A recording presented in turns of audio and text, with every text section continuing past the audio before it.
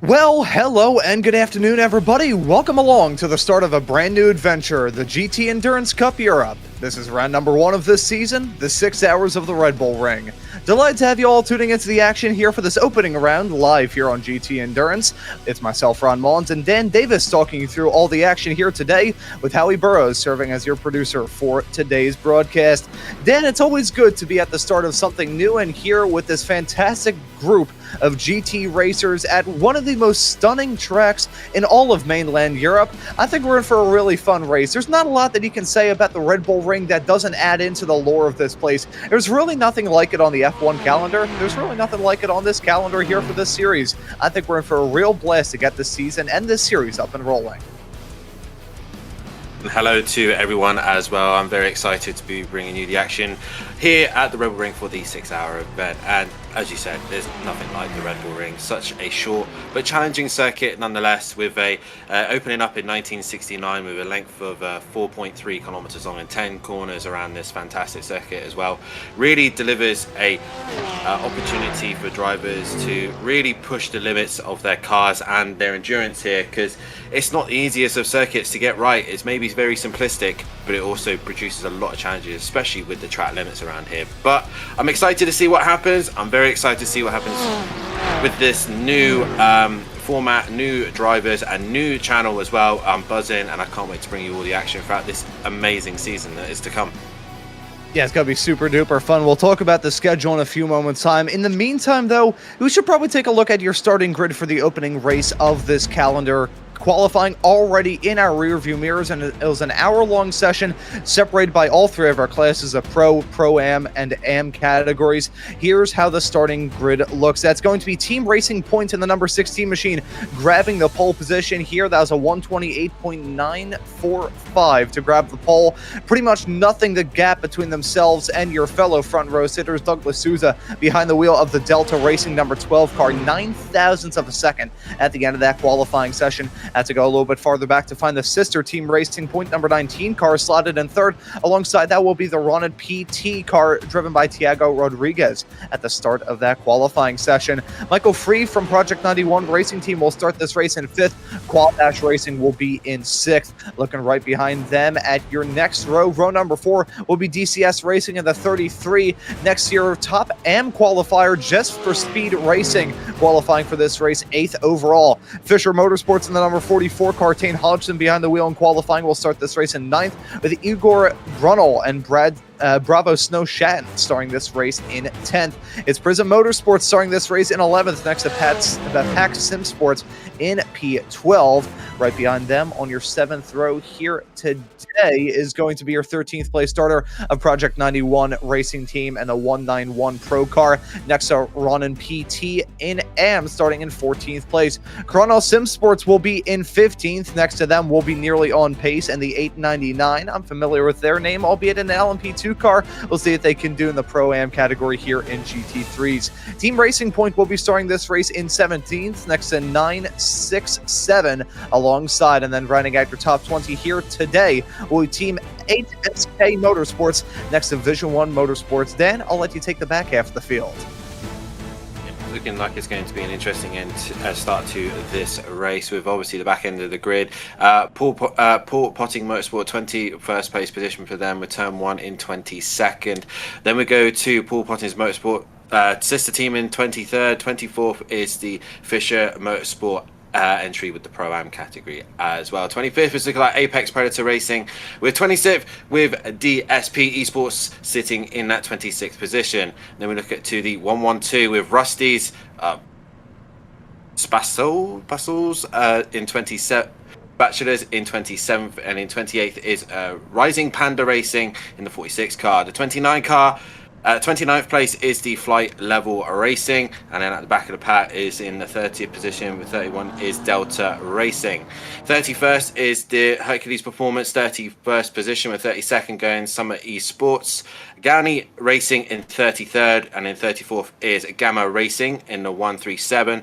Back to the Am car of the 397 of Sahara X GT Motors in that 35th position. 36th is Delta Racing once again in the 32 car for the Pro-Am and Pro-Am drivers. Then you've got Thomas in the 37 car with Tri-State Racing in the number 3. The 38 plays with Gamma Racing in the 235. And then we have the 888 in the 30th, 39th position. And then the 40th with the Delta Racing number 4. And bringing up the back of the pack is the Impact Sim Sport 41st position. I can't get my words out today. But looks like an interesting grid. 41 cars here at the Red Bull Ring, and Ron, this is going to be an exciting race. 6 hours to go. It's not how you start, it's how you finish. Yeah, absolutely. This is going to be a long day for these drivers. Day, night, morning, whatever it may be, these drivers are going to have some fun. Just the first race of 5 here in this opening season here for this championship. Next time out will be the 23 hours of Spa, followed by the 3 hours of Monza, the 3 hours of the Nürburgring, and 3 hours of Portimao to bring this season to a conclusion. Of course, you'll be able to tune into all of the action season long here on GT Endurance here on YouTube. Hit that subscribe button and the notification bell if you haven't done so already, so you never miss out on any of the racing action. Pace lap underway. We're soon to grab a green flag here. Dan, this is a really challenging racetrack. This, despite being a bit on the smaller end at just a tick over 2.5 miles, and with only 10 turns, you wouldn't think that this track was insane, but it does pack a significant punch. It certainly does. Obviously, turn 1 being renamed as the Niki Lauda curve. Obviously, the 3-time world champion. It's a very tricky turn 1. If they don't get that right, then obviously it tends to leave them vulnerable up towards turn 3. Obviously, turn 2 being a slight curve heading up towards the hill. So it's all about traction and making sure you hit your braking points, because any little mistake, any opportunity where others can attack will be shared here at this circuit, and you really have to be pinpoint, and obviously track limits is going to be key as well, something to be keeping an eye on as they all start to get into formation as we're about to get things underway here for the 6 hours of Red Bull Ring. Yeah, formation flying as they head their way through the final 2 turns. Happy to have your company here for the start of a brand new adventure, the 6 hours of the Red Bull Ring. That's going to be a stacked field set to grab the green flag here in a few moments' time. Some drivers starting on pit lane. We'll let you know about those here in a few moments' time. Waiting for that green flag to get this 6-hour race up and rolling as the green flag flies and the drivers are on their way. Stacked up field heading their way down to turn number 1. You mentioned the peril of this turn. Everybody trying to make it through smooth side by side for your race lead. And it's going to be a Lamborghini. Both of them holding on to spots as they wreck farther behind. That's a McLaren spun around, firing off the track. Nobody else piling in, but a smooth start. But they still have most of the lap left to go as they head their way up the hill into 3 for the very first time.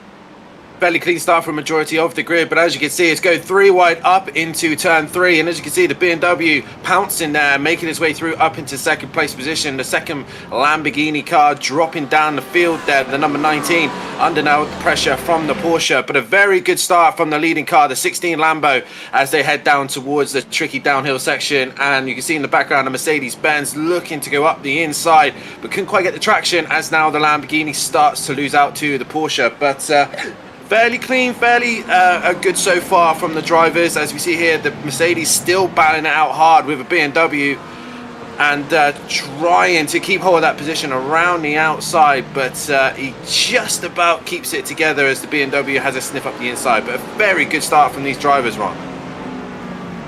And a fantastic start for that Mercedes. That right there is an AM driver running up towards the front. Now, on our on-screen graphics here on this show, you'll be able to tell the classes of cars based off the colors that they appear on screen. All the AM drivers marked off in red. You can see the white drivers with the numbers. Those are marked off as your pro competitors, and the black numbers signal the drivers that are racing in the Pro-Am category. If you want to keep tabs on your class leaders throughout all of that, you can do so there. Keeping an eye on your leader, though, it's Koval behind the wheel of that number 16 Lamborghini Huracan. The Huracan pretty much just has UNC status at the moment here in GT3 racing on iRacing. It's the oldest GT3 car that we have, but it still has some fight. It may be old, but it is still kicking. It is indeed a personal favorite of mine as well. The Lamborghini, a very good all-round car, mid-engine, obviously. A very powerful car and a very agile as well, so a very good GT car. But we know for a fact that the BMW M4 will be hunting it down, a big, good, grunty M4 hunting it down, as he's also got the McLaren and the Porsche. Nice to see 4 different manufacturers up in the top 4 as we now go on board with the BMW. And as you can see there, the Lamborghini just ahead. You can just be able to take a little bit of a tighter line as the M4 just at the minute in kind of no man's land. As we see here, we got the Porsche going up the inside of the Lamborghini, and a job done there for him. And he looks like he's under some more pressure with now the Mercedes and the BMW, who had a phenomenal exit through the final few sections there of sector 2, but now down the inside coming the BMW. There's going to be tight going into the penultimate corner, and the Beamer muscles his way through, and the Mercedes has to conceive and lose that position. Or is he's going to hold it strong on the outside for the Mercedes-Benz, but he's just going to lose out. And now the green Porsche just behind, looking more and more interested in this fight. Yeah, and this is going to get real interesting. As you can see, that was a side-by-side battling between the Quad Dash Racing BMW, the number 94, Tristan Engelstad behind the wheel of that car, and Azanuka Menel behind the wheel of the Just for Speed 127 Mercedes. As we do have the battling right up in front, Team Racing Point and the number 19 starting to squabble here as well, side by side, heading their way off into turn number 3, battling hard and trying to get this spot. They're racing with the DCS, pardon me, Racing Blue, number 33 car, Jonathan Petrie behind the wheel of that Porsche. They will still continue to squabble up side by side, heading their way off into the heavy braking zone of turn number 5. Looks that Porsche may have the upper hand, but contact made, heading through the turn, gang stacked up there and wrecking big time on the exit of the turn. The Porsche gets spun. Engelstad and the Quad Dash Racing number 94 BMW piling in, as the rest of the pack coming up to blows as they're nearly going to end in tears. Still keeping our eye on this as everybody is trying to split the difference. They keep their way smooth in that moment that could have very easily ended in a multi-car pileup. Bit of Dumbo, a lot of the drivers there doing a great job in staying out of trouble there. But we got the 127 of the Just for Speed Mercedes-Benz under some pressure. The AM driver has now been passed by the Corvette, and he has got front end damage by this. No front bumper, so how much of an effect is that going to do? But possibly contact when the Porsche got spun round and concertinaed into the back of him. We're not quite sure where exactly he received this damage, but the Corvette managing to get past the 55 there, heading his way through as John now takes over that 7th place position. But a little bit messy from those guys there as the Porsche and the BMW coming together. Hopefully we'll get a replay fairly soon to see exactly what happened there, but we will see. We will see how much damage this Mercedes is going to be covering towards the end. But so far, so good. Looking for the Lamborghini car out in front. The number 16 starting to put a little bit of a gap on the Delta Racing GTD car. As you can see there, the McLaren actually now onto the back of the BMW. The Ron PT Racing McLaren is trying to put some pressure on the BMW at this stage.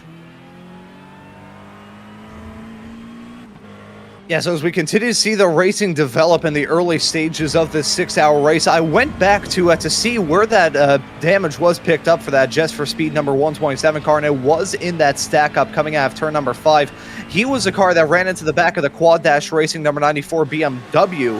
So that's where that front end damage got picked up, and that is pretty significant. Thankfully, the splitter is still there. The bad news is the front bumper is gone, probably picked up by one of the track marshals. Probably listed for sale on eBay now that I think of it. So we're going to try and recap on what has been a somewhat clean but still surprisingly hectic start here in the opening race of this campaign. Let's start off by taking a look at the replays of the start itself and some of the battling that went on the first lap. You can see this was heading their way out of turn number 3 on this little crackle down flat out run at the top half of the circuit. Really a good spot to start to battle some heavy braking zones around here. However, if you misjudge it ever so slightly, it could end in tears. A big lunge there down the inside. I believe that was number 16 that we just saw there. As we're going to take a look at some more replays. We will load up the replay to see that McLaren that spun around in the first turn of the race. It was just a rough start from the get-go, as we will now load up that replay to show you all what the deal was. This was heading through turn number 1 at the start of this race. They nearly fanned out to 4-wide racing. You don't need to be a rocket scientist to know that that is not a good proposition. Heading into turn 1, and there's a contact. I believe that's a Fisher Motorsports Porsche on the inside. Unfortunately for Ronan PT, Antonio Macedo behind the wheel of that number 64 McLaren. That is him getting sent around right off the get-go. Yeah, not the ideal start to this event, but luckily, being the 6 hour, he can work his way back up the orders. We see a couple more replays here. The Porsche going wheel to wheel there, the 94 Quad Dash Racing. And this is coming up to the incident just after the hairpin where the Porsche got turned round. And we can see the Lamborghini to the outside trying to make the job done. Goes for the switchback, and then we see the slightest of contacts, and that is enough. And there, the big damage from the Mercedes-Benz. Had to check up, nowhere to go, and we're pretty sure that BMW also carrying damage, and then it was just a job for everyone to stay out of the way. But the DCS Racing Porsche there just being spun round, the slightest attack sending these cars round, and then it was just a concertina effect. The BMW though and the Porsche having to wait until the coast was clear. An amazing job from everyone else not to make contact, as we got another replay here of the Just for Speed, but we're just seeing the damage of the Mercedes-Benz. And again, I'm not a big expert in the iRacing world. I'm not sure how much of a damage, but from being told that the damage will be hurting quite significantly, and how much. And we see there the Porsche trying to pit in contact there. Yeah, and the BMW being spun around. Delta Racing, the 32 there, being spun around by the Porsche. And I'm not sure what the rules regarding the pit lane, but the Porsche looking like it was wanting to go into pit lane, understeered wide, and then just as they comes to switch back in, that is not the best of angles, but we walk with it. But the Porsche just going into the pit lane, wanting to have a service, and bang, contact with the Beamer. Yeah, unfortunately, there, Frederick, our helicopter camera pilot, he's too big on nature, not too big on race cars. So, we can see that there was a befuddling incident as they headed their way down into pit lane. I'm sure Race Control is probably going to have a couple of looks at that, may get some penalties. And there is live Race Control here in this series. We'll keep you up to date as to any penalties that come across our desk. None at the moment, although for sure there are some incidents under review. But as we get into the conclusion of the first 10 minutes of this race, of this brand new season, we still have some battles of note. This is one right towards the tail end of your top 10. We're following Google right now in that number 23 Mustang. Those Mustangs always have the grunts heading down the straightaways, and here at Austria, I think he may be able to get some moves done here soon, but he's got that always nimble Porsche right up in front.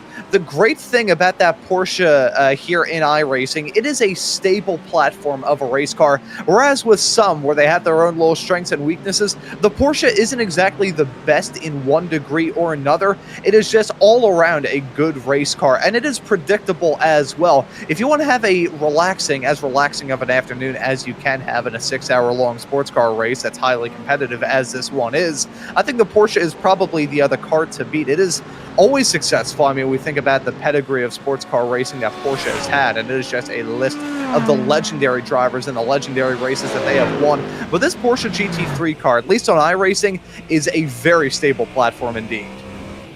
From what my knowledge, in fact, is the Porsche, I think, is the most successful manufacturer. As we see there, it makes a slight mistake on the exit of the final corner. That's allowing Google the opportunity to go up the inside, using that American muscle of the Ford Mustang, heading up toward Niki Lauda curve. And is he going to get the job done? Better on the brakes. He gets in. He just got to make sure he doesn't overcook it ever so slightly. But job done for Google as he moves up in the Bravo Snow Mustang and gets that position. But we go back on board with your race leader, Team Racing Point, in the number 16 Lamborghini. Koval currently trying to pull that gap on the Beamer, but the Beamer has started to bring that gap down as the M4 starting to find the weaknesses in the Lamborghini. But a solid start for your top three, starting to eat the gap out to the McLaren as well, as things start to just settle down a little bit as the drivers now start to get into a little bit of a rhythm. There's a long way to go in this event. Yeah, an interesting point to raise about your top three. Two of them are running in the exact same spot that they started in. It is your front row of Team Racing Point, as well as the Delta Racing number 12 car, Douglas Souza, behind the wheel of that car right now. So they're running in the exact same spot that they started in. Meanwhile, directly behind them, that is not the case. It's Michael Herman Fry behind the wheel of the Project 91 car. He's actually been able to make up 2 spots where he started here in this race, so a good drive for him right now as we ride on board with Douglas Souza in this Delta Racing BMW. Now, I always find it so bizarre talking about that BMW. Despite the fact it has the aerodynamic properties of a brick, it is still so quick heading down the straightaways. It's got a lot of grunt to it, similar in an odd way, I would say, to the Mustang.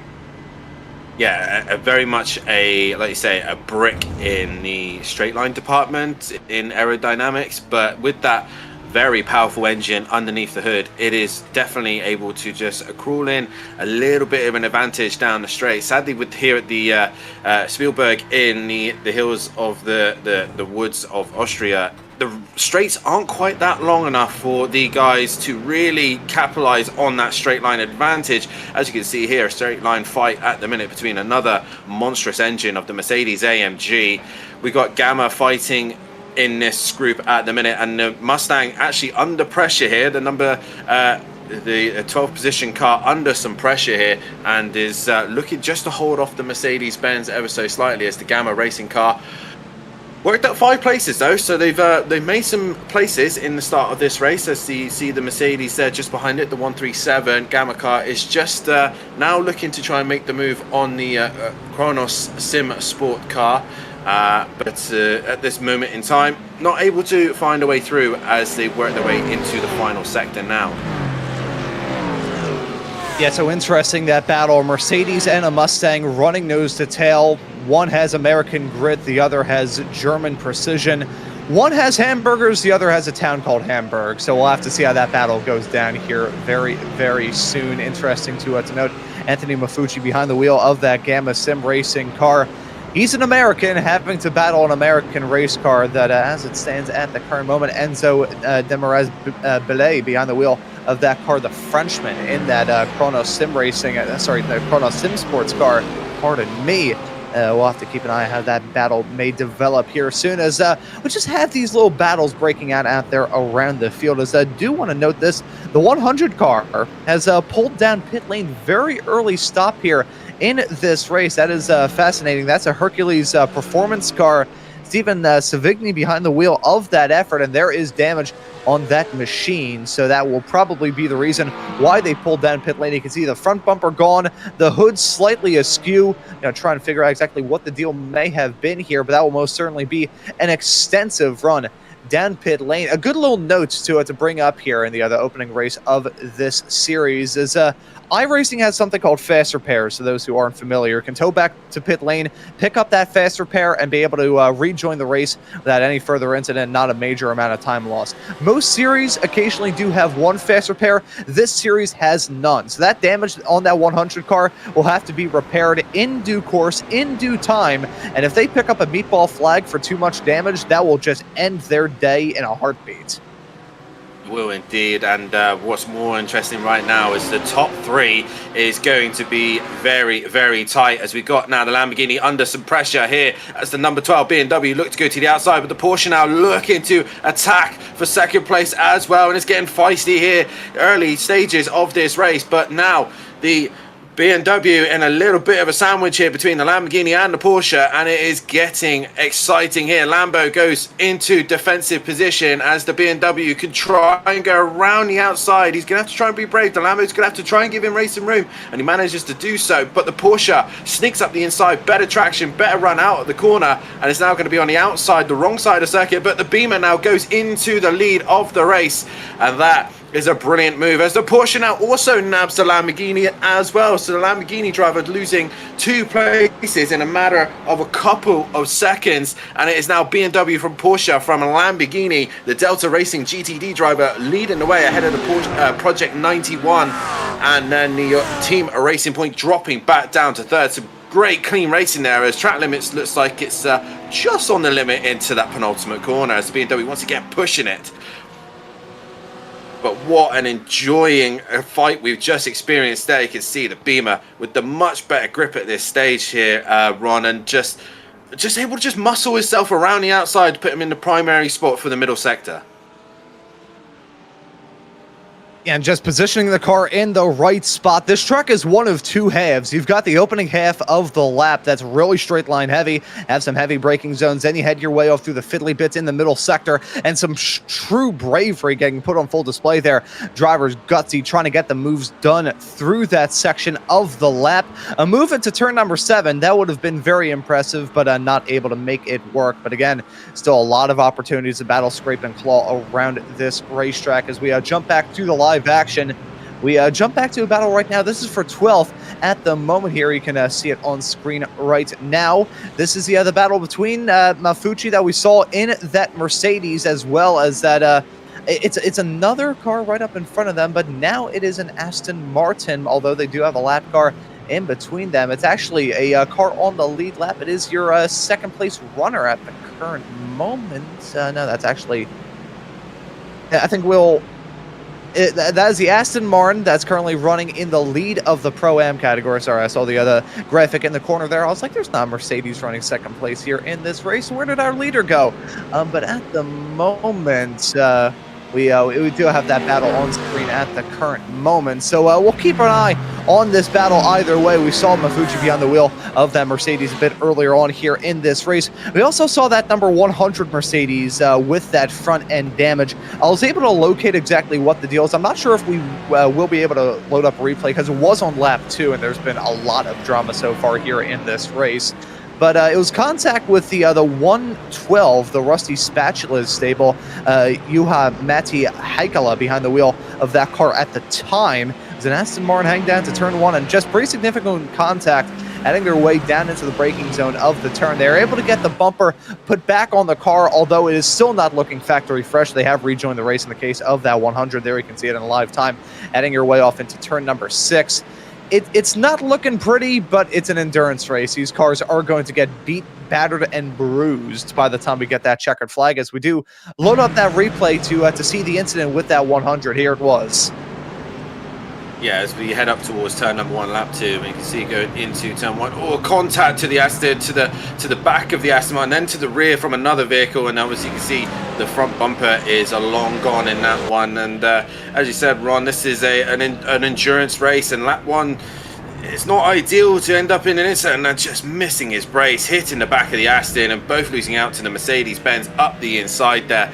But yeah, it's not ideal, but you can still recover from this race. Early pit stop hampers you a little bit, but you can recover. And once again, bang, just multiple contact there, and even the Mercedes just behind them caught up in that instant as well. So he's not going to be too pleased with that one, but he is still out on track, he is still running, and there's any opportunity will arise. As the Mustang now putting some pressure on the Mercedes-Benz again, the Kronos Sim Sports Mustang right on the back bumper, but the Lamborghini once again in that 27 Racing Point car, also looking to have a little bit of a bit of fun time with the guys in front as well. But as you can see, the two Mercedes and Ford just pulling away from that Lamborghini, just outright straight line speed better at this time.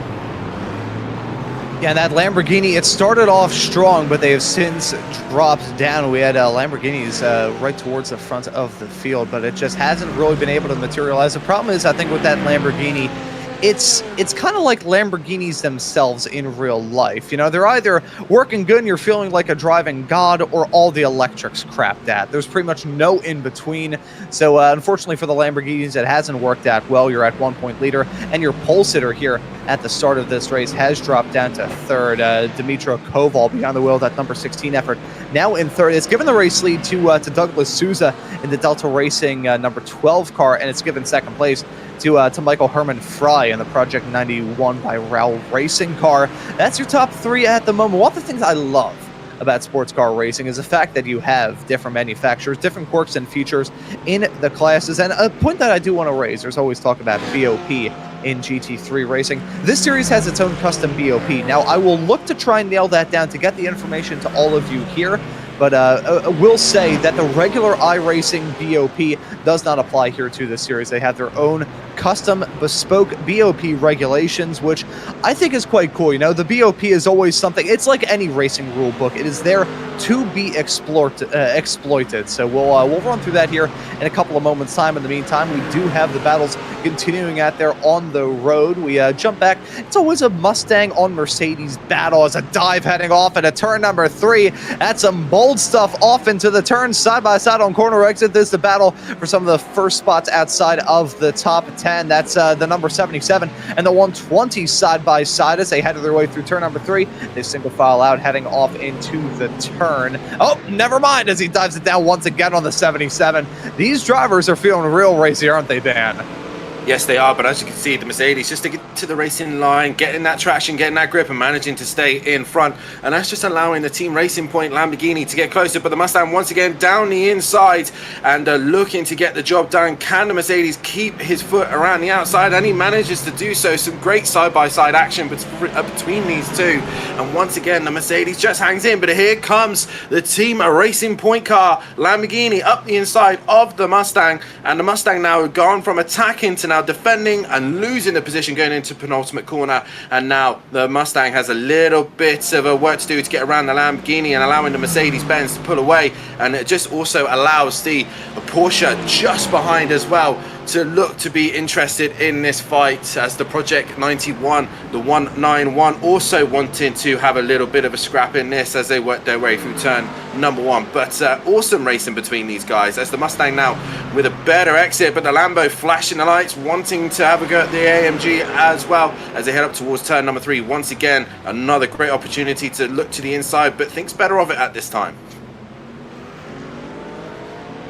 Oh, we got a spinner. We got 2 cars off. Ron, we got 2 cars off in the hairpin there. And Aston Martin, that is the Neron Pace Aston Martin gone round. And the 899, what has happened there? As we should have a replay here. The Mercedes-Benz on the rear of the car just gets a better exit and slight contact, and around he goes and into the wall. Just you can see there, the Mercedes gets going as well. So some possible damage to the Mercedes and the Aston Martin, but that is just a bit unlucky. I believe if we're going into this section now, I believe it was it the leading Pro-Am drivers? It goes into the hairpin there and just nothing to the Aston could do. The slightest contact and around they go. The problem with these cars is the slightest contact and it's so easy to just loop them round, but he has to get going and is now looking to try and work his way forward up the order again. We're just being told that we are going to be looking at a replay for the first penalty of the race today, as we can now switch to that and see what is going on, as we get a drive through for an unsafe gamma after turn 1. We got a drive through for an unsafe rejoin there. That is the 235, and as he comes back onto the back of the grid. He arrives a little bit late, pretty much nice warm tyres as the Gamma Sim Racing goes up towards turn number 1, and you can see that the fresh tyres to turn up a little bit late has helped him ever so slightly, but looking to it gets really congested up here as he goes around the outside and keeps his foot pinned around the outside there, and contact with the BMW, and that is just unsafe rejoin. He was off circuit, he really had no real right to be there. And the BMW is, the BMW comes out the west and all that, Ron. Yeah, and the BMW, it's awkward contact against the wall for the both of them, but that was definitely ill-advised from the 235 Jesse DeHazer behind the wheel of that Gamma Sim Racing car at the time. So that will be a penalty, the first penalty here this season, unsafe rejoin. And of course, we'll keep you up to date about all of that. I will say, going back to that incident, as nearly some Aston Martin violence heading off into turn number 6 there. Never want to see that. But we'll just recap on the point with that nearly on pace car that had that incident hang off through turn number 3. They were your Pro-Am leader, very well spotted there, Dan. So that has blown this battle wide open. We saw this battle with the other 77. That's the Team HSK Motorsports number 77 car, the Mercedes, running in 10th at the moment. Your leaders in the Pro-Am category, and now the fight is on. You can feel the pressure from Team Racing Point, another one of those Lamborghinis right behind, as well as the other Kronos Sim Sports Mustang directly behind them as well. So this is a multifaceted battle that we have now for a class lead that didn't really seem attainable up until a few minutes ago. Yeah, it did, but it seems like the Lamborghini now really pressurizing. This is, like I said, a fight for the Pro-Am lead at the minute. The 77 leading that category at this moment in time, and the Lamborghini and Mustang wanting to take that lead. But again, over time, we just see slowly these gaps will either start to increase or come a bit closer. But at this moment in time, the Mercedes is holding on to that Pro-Am positioning, but with the Racing Point car looking to try and I think he's had a poor run through the middle sector there, because now he's under some immense pressure from the Ford. The 1-2-0 coming into the penultimate corner now. The Mustang really hustling the Ford, and the Lambo going a little bit wide, and I think he's just a little bit compromised on his exit. Even the Mercedes didn't have a great run through the final sector, so it seems to be a little bit of ebbing and flowing between these drivers. One minute the Mercedes seems to have the edge, and the next minute the Lambo has the edge, and the Mustang always there or thereabouts. But a great little scrap. This is a little bit further up on the grid as we head. As we have the two Lamborghinis, the two Racing Point cars going at it, and being teammates, the last thing they want to do is not make contact, and we got a spinner up in turn 3. The PRYSM Motorsport car, the Austrian driver at his home circuit, and probably not the way he would have wanted turn 3 to go. A little bit too much of the car becomes unsettled, and Lucas ends up going round and dropping down the order. But not ideal for the Lamborghini driver there, Ron. Yeah, unfortunately there for the Prism Motorsports entry, I think they just tipped over, heading their way through turn number 3. That's the most awkward turn around the entirety of this racetrack. The issue is it bottlenecks so drastically as you head your way through there that you never really know exactly what that turn is going to give on exit. Side-by-side battling through there is absolutely brutal. As we are seeing as well, we won't take a look at a replay of this, but another penalty coming through. It's for the 397 for a race start procedure violation.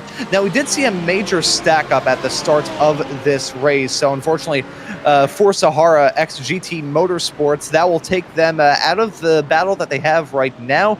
Currently holding on to 39th here, so it's not exactly been a good start for that stable in the 397 car, but just kind of rubbing salt into the wounds there. That is, it was already not ideal. It's even worse. As look at this formation flying taking place, heading off through turn number 1 and 2, side by side battling once more. Got a Lamborghini trying to squabble in all of this. That's a number 27 that we follow right now. That's a Prism Motorsports car. And we saw the other sister car of that, the 307. Actually, that is the sorry, pardon me, that's a 309 car directly behind. There is a Prism Motorsports effort right behind the Team Racing Point number 27. Two Lamborghinis there, similar looking paint schemes. It's also, 10:30 in the morning for me, for crying out loud. I'm running on a hope and a prayer at the current moment. But your current race leaders in the Pro-Am category, feeling some pressure from the pro drivers. One thing that I gotta say brings in a new dynamic is that interclass battling, because they're running the exact same style of cars, just a matter of driver etiquette and drivers assigned to battle. Even when they're running in a different class, this is actually a same class battle. Two pro drivers squabbling up. Prism Motorsports 309 in that Lamborghini, and the Project 91 Racing 191 Porsche currently battling for the final two spots inside of the in-class top 10. And it looks like that Lamborghini, that plucky looking Lamborghini, that just looks like an insect compared to some of the bigger GT3 cars here, able to get that spot. May look like an insect, but it definitely looks very fast. As we see there, the Mercedes-Benz in the background diving into pit lane. But while these guys have been too busy squabbling in the last couple of corners, it has allowed the two Pro-Am drivers just to pull away, and we can see that the Mercedes is just defending from the Racing Point car as he tries to get the switch underneath, try and get a good exit. But once again, that AMG with its straight line advantage and powerful AMG engine, and managing to get a better exit and a better run up towards turn 3, and the Racing Point Lamborghini not really able to do anything. And again, while these two start to squabble, the pack will start to get a little bit closer once again. As you see there, the pro Lamborghini driver just behind of the PRYSM Motorsport Pro car just gets a little bit closer once again in the braking zone. It's really like it's becoming a very much a yo-yo effect between these guys in the kind of top 10 brackets, really fighting it out hard just to keep onto these positions. I see the Mercedes just getting a little bit loose on exit there.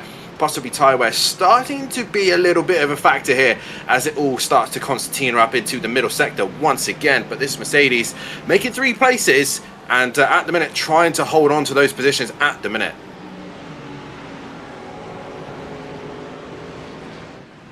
And so continuing to battle are these drivers, and continuing to follow the battle is us here in the broadcast booth. Keeping an eye on all of the fights throughout the field as these drivers still look to get the track position. We are halfway through the first hour of this race, first hour of this season. I want to thank you all for tuning into the action. There have been no shortage of battles, as we may have one start to get intense once more. Lamborghini closing up, trying to look for it around the outside, heading off into turn number 1. Not able to get that spot, but it has been an odd race so far. I think it's very fair to say for the Lamborghinis, especially the Lamborghinis coming out of that number 27 stable. Team Racing Point, whether it be in this battle here in the Pro-Am category or their battle when they were at one point holding on, well, they're still holding on to 2 spots inside of the top 5 1-point leaders in that class, as well as a big sideways snap heading out of turn number 3, able to hold on to it, just barely avoids firing off the side of the racetrack. It's actually stacked up the field farther behind. This may get a little bit physical as they head their way into to turn number 5, side by side and battling as much as they can. Looks like they will keep it single file for now, but that is a mistake there once again. Seeing the mistakes start to pile up there for the 309 machine. After that spin, you always have to be in a groove here in these races, but after that spin, that 309 car, I don't know, it just seems like there's a misfire at the moment.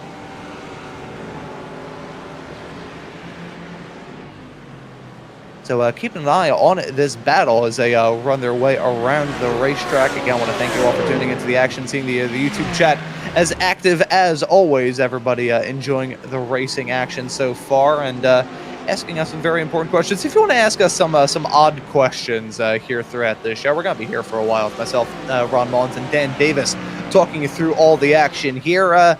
Feel free to ask us. We'll answer them according to exactly how we feel, but you can ask us regardless. It's just a matter of us answering the questions. That is up to be determined. Battle for the final 2 spots inside of the top 10 continuing to heat up. That's Mercedes and the Lamborghini. Still pretty much nose to tail as they had their way up the hill into turn number 3 side by side. Team HSK Motorsports and Project 91 in their own little fight right there. As keep an eye on that car as they had their way out of the turn. That's actually Team HSK. I'll get that right eventually between now and the end of the show. But the Mercedes battling hard right now with that 309 Lamborghini, as now that's the Project 91 Porsche trying to get involved in the battle there. Will he be able to jump into that spot? Only time will tell, but it's certainly getting froggy in this fight. Talk about the men behind the wheel of these cars right now. Lucas Hunbrecker behind the wheel of the Prism Motorsports 309 Lamborghini. Thomas Solaris behind the wheel of the Team HSK Motorsports, number 77 in that Mercedes, with Raul Hernando behind the wheel of the Project 91 191 car. So we'll keep an eye on the names, the faces, and the stars of this series as we get this brand new challenge up and rolling, and keep an eye on these battles as they still intensify. Now getting up to the end of the final, the first hour of this race. It has been a fun one so far. It has indeed, and as we head up towards turn number 1, Niki Lauda curve, it's still very congested at the minute. Obviously, these drivers need to start thinking about the long game rather than the short game. Obviously, the last thing you want at this time is contact and damage. As you see the Mustang in the slipstreams as he's reaching up to 4th gear, coming up to 5th gear now, read it, up to 140 mile an hour, heading towards turn number 3. Just a little bit late on the brakes there, as he'll just kind of yo-yo effect in. As we see there, the Lamborghini gets a great exit, as did the Porsche, and they're right on the back bumper of the BMW just ahead of them, and sorry, the Mercedes just ahead of them, and they're now putting pressure on the 77, leading Pro-Am driver in the Porsche down the inside, and gets that done beautifully there as the Mercedes looks to cut back, and it does so. They go side by side once again, coming towards the middle sector of the track. And once again, AMG just on the wrong side of the circuit as the Porsche driver gets ahead, the Project 91, and a good move there from him. Now let's see if the Lamborghini can do the same thing, but this AMG at the minute seems to be a mobile chicane at the minute for the drivers, and really testing how much they can push at this stage. But a great move from the Porsche there, Ron. Yeah, fantastic maneuver to jump into that spot for that Project 91 racing team car. Project 91, one of many of the teams at this pack that I've gotten the opportunity to cover on several occasions in various different series in my somewhat long tenure of doing these broadcasts. It gets to the point where you do start to recognize some names and faces. I remember iRacing team names better than I remember my niece and nephew's names, which was not a great sense of pride, but you always have to appreciate the honesty. Side-by-side battling, heading off into turn number 3, though. That was HSK Motorsports feeling the pressure from Team Racing Point directly behind. Gamma Sim Racing coming down pit lane here in the 233. And now I am keeping my eye on some stuff coming down, as we do have a couple more penalties. I believe we saw the 397 pick up that drive-through for the race start procedure violation. 235 had a drive-through for causing a collision. That was the lap 3, turn 3 Shamazel that we saw there. We will load up a replay to show you all what exactly took place there if you're just tuning into this broadcast right about now. It was an ugly incident, but thankfully did not bring out a full course yellow or a full-on safety car. We'll talk about those procedures when they come around. But it's again the odd sections around this racetrack where things can stack up so easily. We'll get that replay loaded up here in a few moments' time. Just a little spritz of WD-40. We'll get that all rocking and rolling. Here it was. You can already see that car with the missing front bumper there at the time. But it's turn 3 once again, man. Turn 3, I would say, is the biggest trouble spot around the entirety of this racetrack. It's just such a bad bottleneck effect as we keep an eye on that 235. Already had that incident on the first lap of the race. And then heading into the turn, the stack up in the... Yeah, there's a contact, and around he goes. Thankfully, did not result in a full spin, but it has been a scrappy start to this race for that Gamma Sim Racing 235 car. Yeah, that's a little bit here as he heads up towards turn 3. Just goes a little bit deep down the inside and gives the fellow Mercedes driver a little bit of a shoulder barge as he comes up towards the hill. And it's not exactly what you want from the start of this race, but yeah, the other Mercedes driver just losing a position there. But again, it's just they need to take their time. It's an early start of the race. You need to just work their way slowly into the event, try and figure out who's in what position and kind of go from there, as the Lamborghini Racing Point car currently sat 12th overall in second in that Pro-Am class on the back of the Mercedes-Benz, and is by now I think he's starting to get a photographic memory of that Mercedes-Benz because he's been stuck behind him for a while. But it's important because this is the fight for the top 4 in the Pro-Am class, with the 77, 27, 120 and the 11 car, the Ferrari, just now onto the back of this group as well. And we have the Am driver in that Mustang as well.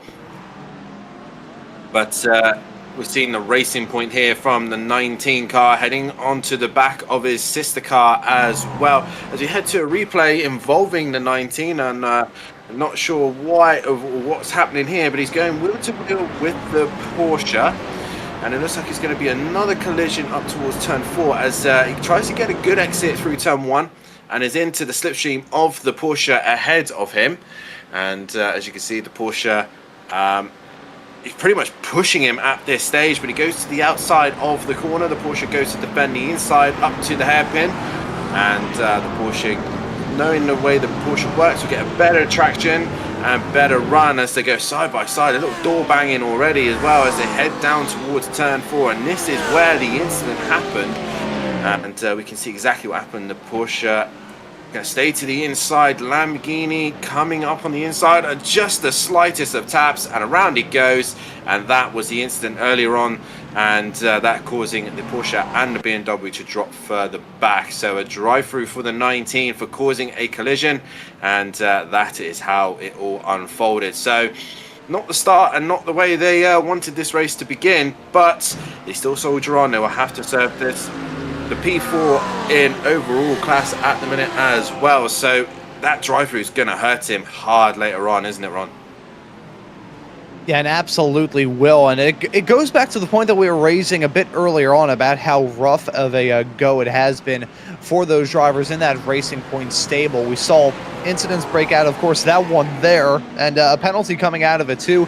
That is going to be a real tough go of things. So once that penalty does come around, it'll knock out at least one of the Lamborghinis from your top battle, and that will not be good news to your pole sitters either. The number 16, talked about them a bit earlier on, Dimitro Koval behind the wheel of that other Team Racing Point car, not going to have their rear gunner, so that is going to change the battle once more. As along with that penalty for the 19, there's the penalty as well for the Gamma Sim Racing 137 car. It has been, we talked about how bad of a go it has been for the Racing Point stable, but even worse for the Gamma Sim Racing car, as we see heading down into turn number 3. This was a contact with the NOP car, sent it around. Anthony Mafucci was in that 137 car at the time, and I believe it's a double whammy, because not only does he pick up the penalty, I believe he also missed a front bumper and all that as well. So front bumper's gone, and he picked up a penalty in return. That's a double-edged sword. Yeah, it is, and it's just a little mistake, just getting on the power too early, and just the slightest of taps, and that is it. You not only do you suffer with damage, but also you get a penalty to add on top of it. And the Aston Martin, obviously leading the Pro-Am class at that time, dropping down the order, which really in the end affects his race massively and in his class overall. But we are on board back with this, or we just switched back now to the 27 Lamborghini. We were just on board with the sister teammate who was the pole sitter. We're now back with the 27, and he's in second place in Pro-Am, but really trying to hustle the back of the AMG. Got a great run through 1, heading up towards 3 now, goes to the outside, and the AMG defending the inside brilliantly there, but the Lamborghini unable to get the run and traction out of turn 3. It's such a tricky corner, turn 3. It offers you opportunities to just send it down the inside, but it's very easy to then become under attack in the exit of the corner. As we see here, we head down to the tricky turn 4, the braking zone downhill, and then a tricky exit as well. It really, I think with the track, Ron, the track offers so many opportunities to just send it up the inside and hope and pray that it's going to stick. But you really do have to think of the exits of these corners.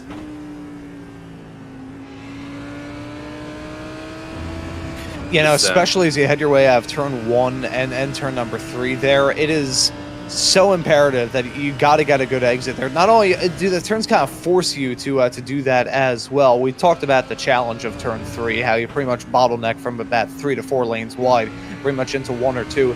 Feels like you're going from a highway onto an alleyway, just like that, with the snap of a finger. And turn 1 as well, that little protuberance on the outside of the track just always keeps these drivers on their toes. It's an awkward turn as well. You can see with that killer outside curb there. If you get a glimpse of that, you got a small little whiff of that outside curb, even in these GT cars, it'll hurt you. In an open wheeler, forget about it. I remember the 2016 Austrian Grand Prix when it was just an endless stream of drivers who either had suspension failures or crashes because of those bad curbs there. I remember Daniil Kvyat had a pretty bad snap through there. Nico Rosberg had a bad suspension failure. Max Verstappen had a suspension failure as well. And for any of you asking, no, Max Verstappen is not in this split. As we take a look at the replay here, this is a Just for Speed number 127 car. Manel behind the wheel of it. It's been a pretty rocky go for that Just for Speed stable. I believe they were the ones that had the missing front bumper a bit earlier on, as a falling anvil coming down right on top of their head. As the Aston Martin directly in front. That's painful, as the Mercedes has to now sit and wait as the Aston Connor here just on his own in the Paul Booten Motorsport car just goes a little bit wide, gets on the curb, the rear end snaps, and there's nothing he can do, and he's a passenger at that point, and the Mercedes-Benz hits the front end, the rear bumper comes off the Aston, and that has now caused a full course yellow as a few cars make a few positions there, but the Mercedes-Benz still not got going here as we now get our first full course yellow of the day, and the Just for Speed car just not having the start to their season that they probably would have wanted here on. Just an unlucky incident that was. And that is an absolute shame, but an incident hang down the start-finish straightaway has brought out the yellow for the first time. Now, we heard that it was a full course yellow. There is a difference between full course yellow and safety car procedures. This is a safety car, so the pace car will be deployed here very, very soon. The lights are on, and soon that car will join the track. If we ever have a full course yellow, there is a distinction here in this series. The gaps are kept the same. It's kind of like a virtual safety car in the Formula One realm, when drivers just have to reduce their speed. They have to sit on the pit limiter, and the pits will remain open during that. But here, things are different. There is a pit window. The pits are closed at the current moment. The safety car will be rejoining. Lap cars will be able to get waved around the pace car. So this is entirely different. So the first safety car of this brand new season with this full course yellow, with the safety car out for the first time here, just shy of the halfway mark. We're going to step aside here on GT Endurance as that pace car finally pulls out of pit lane. You're watching the opening race of this season, the 6 hours of the Red Bull Ring. We'll be back after this. Racing isn't easy, but experiencing it is. iRacing puts you in the driver's seat with the industry's leading sim racing game. Drive on laser scan replicas of the greatest racing circuits from around the world. Go head to head against other drivers chosen by skill-based matchmaking to ensure competitive racing at every level. Compete across all your favorite series in officially licensed cars engineered to deliver the most accurate driving experience possible.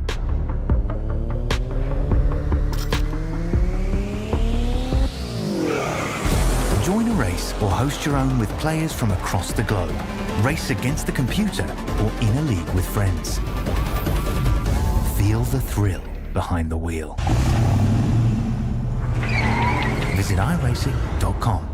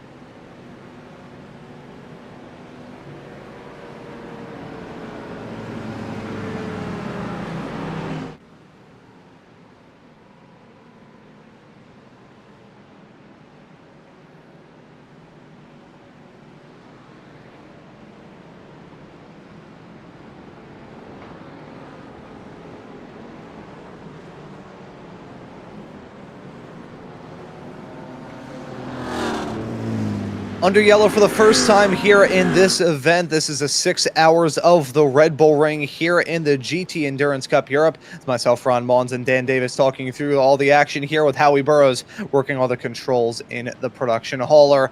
Under yellow for the first time, obviously, and it was for an incident heading down the start-finish straightaway. A stack up there. Driver stopped. It puts us under full safety car procedures. We'll take a look at that here in a couple of moments' time before the pit stops and pit box opens here this go around. It was a pretty sketchy incident as they headed their way down the start-finish straightaway. We'll talk you through all of the action as it was some bad stacking up. It was really all started with just an incident heading out of the final turn. You can see as we were following the other Mercedes there. You keep an eye on that Paul Button Motorsports. There's an orange Aston Martin right at the tail end of this. They clip the curb too much on the inside there, get sideways on the exit over the curb, and the Mercedes having nothing to do but pile into that accident. And thankfully here, Dan, nobody else piled into that, which considering the nature of that incident, I am stunned that wasn't a several car pileup. I mean, what was kind of handy in that stage is the Mercedes and the Aston kind of in no man's land at the minute. You see the other AMG there just narrowly avoiding the incident, but the accident happened towards the inside of the circuit, and obviously the way this the clockwise circuit naturally tends to do is push you to the outside of the track. As you see again, the Aston has a snap, and they've just not had luck on their side. Just for speed has just not. They were near the top end of the running, and they've just not had the luck on their side, and this just tops it off, which then gives us this full-blown safety car. Pit window has opened by those things, and all drivers are in. This is a great opportunity to get those stops done, do the driver change, do a swap, have a little bit of a break, get those early stops in, and allows also some of the guys who's had a bad start to this race an opportunity to work their way back up. As we see there, I think the Racing Point Lamborghini missing his box by a country mile and having to back up, as the Mercedes AMG there as well is gone back out. So a little bit of confusion here as all cars come in pit lane, and they all start to work their way out. That's the 777. Yeah, that's the leading Pro-Am driver. A mistake of some form in pit lane. Obviously, I'm not a big iRacing knowledge guy myself, but he's obviously come in, stopped, and he must have missed the box and has had to go back around again. That's going to hurt him quite badly here, Ron, as a lot of cars get reserviced and has to join the back of the snake. That's a big mistake from the 77. Yeah, that is absolutely massive. So they're going to have to come down pit lane here whenever they can. The problem is, I'm waiting to see whether or not the pit lane is closed fully once everybody exits out here. If that is the case, they are in a world of trouble. But an easy mistake to make, to be sure, in the herd of cars coming down pit lane. The problem was, as you said, you can't back up here on pit lane on iRacing. You will get hit with a disqualification. That's not something that race control will clear either. So if that is the case, if something like that were to go down, your race is over effective immediately. So that is a crushing mistake for that 77. As you said, they were running super well in that Pro-Am battle, but now going to get sent right down. Did see some drivers come down pit lane as well, along with Team Racing Point, who are now running 1-2, one driver in the Pro category and another in Pro-Am. That's how it works with the pit stops. First round of stops now underway, well, now done and dusted, I should probably say, for most of your runners. I'm going to comb my way through the field to see if we did have any driver swaps. Now, there are drive time rules here in this series I'll run through very quickly.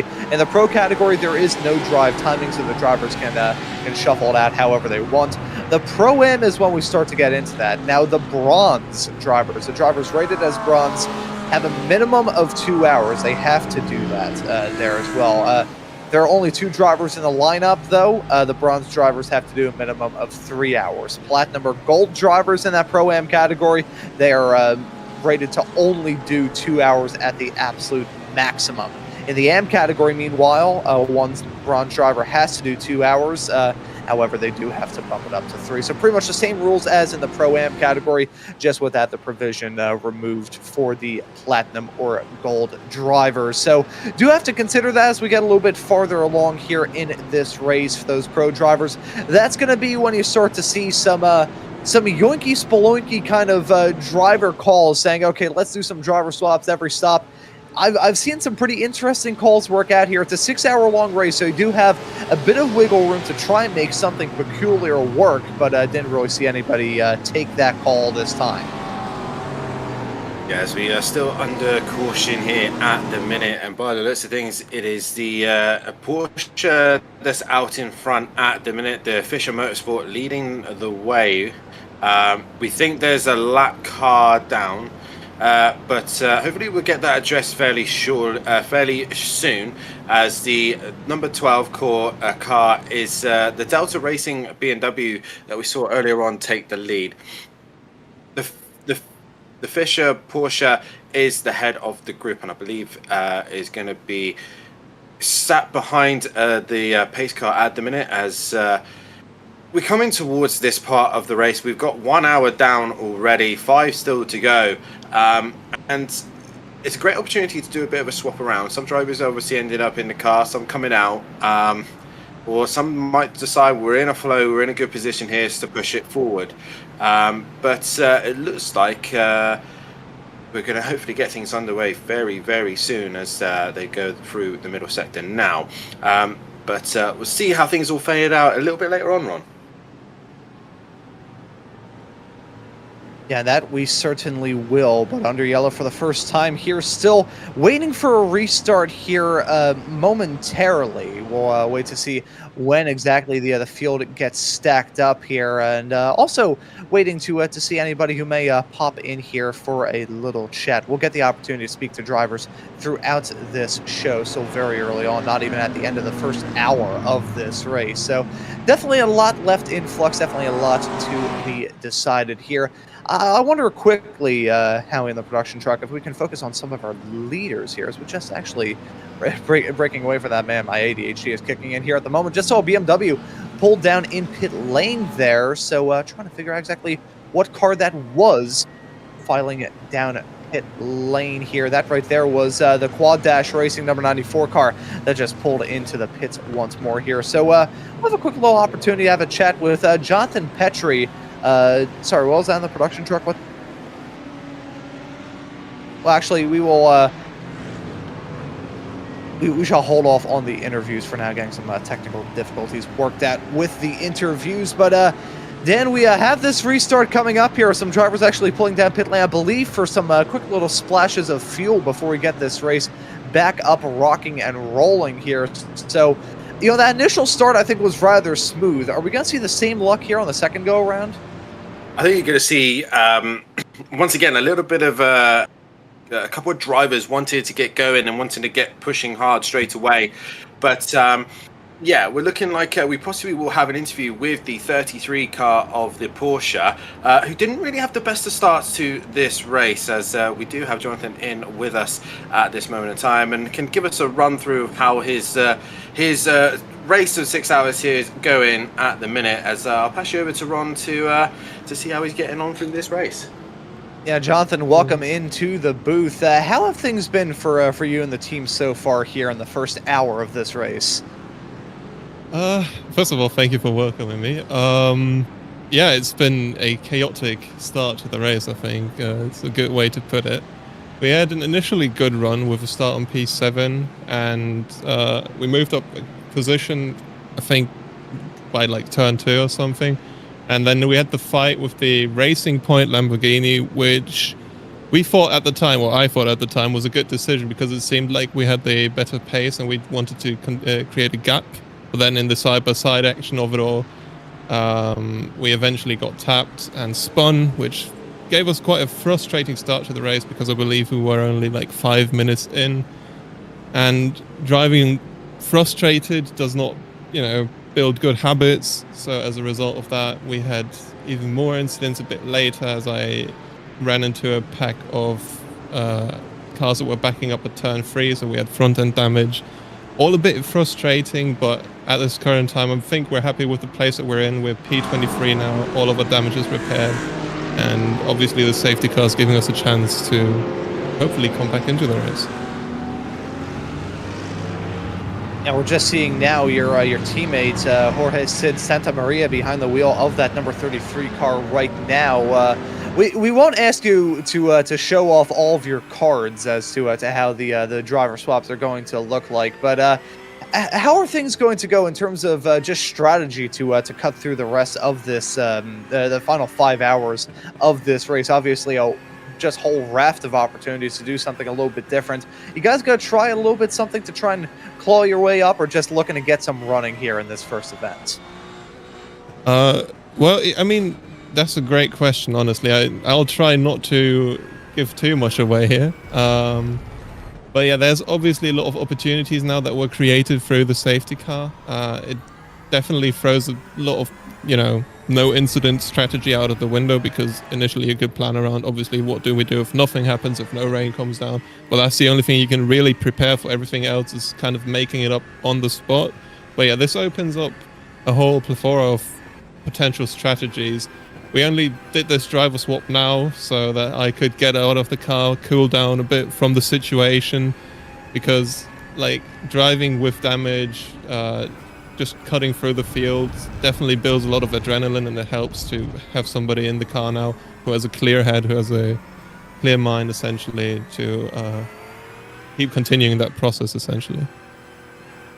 And I'll be restarting in the mid-pack with a slightly more refreshed car and a more refreshed driver. Are we going to be seeing you out there on the racetrack again a little bit later on here?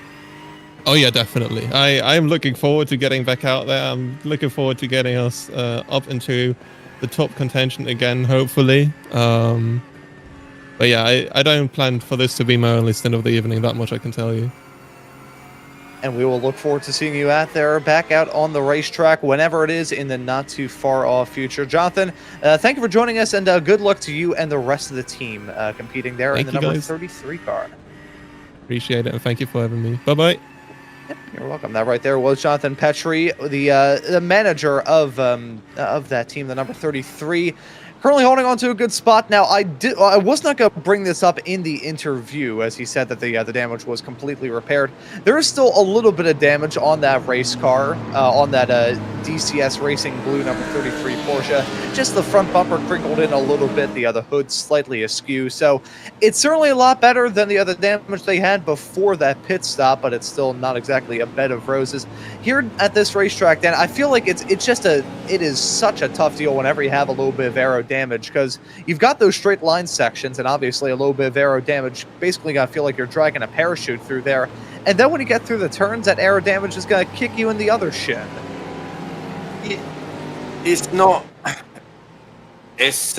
not really the damage that's the issue. It's more the fact that a circuit like this, if you were at somewhere like Monza, the damage wouldn't be so significant because you got long straights, heavy braking, and you'd have good exit, and that's what you primarily focus on.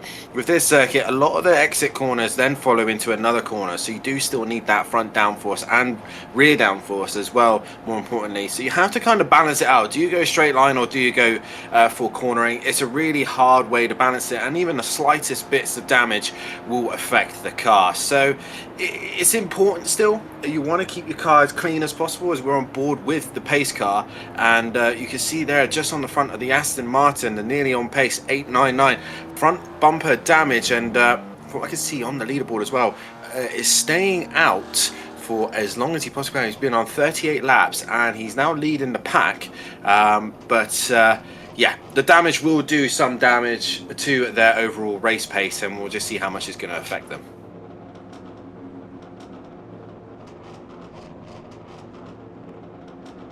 As we are hearing as well that we will be getting the race restarted after one more lap under yellow. So not this time around, but next time. And once we get that restarted, it's going to be wild. We were hedging our bets whether or not this restart was going to be hectic or not. Only time will tell. Also, people in the YouTube chat seem to be wanting some more Yoinky Spelunky. So there you go.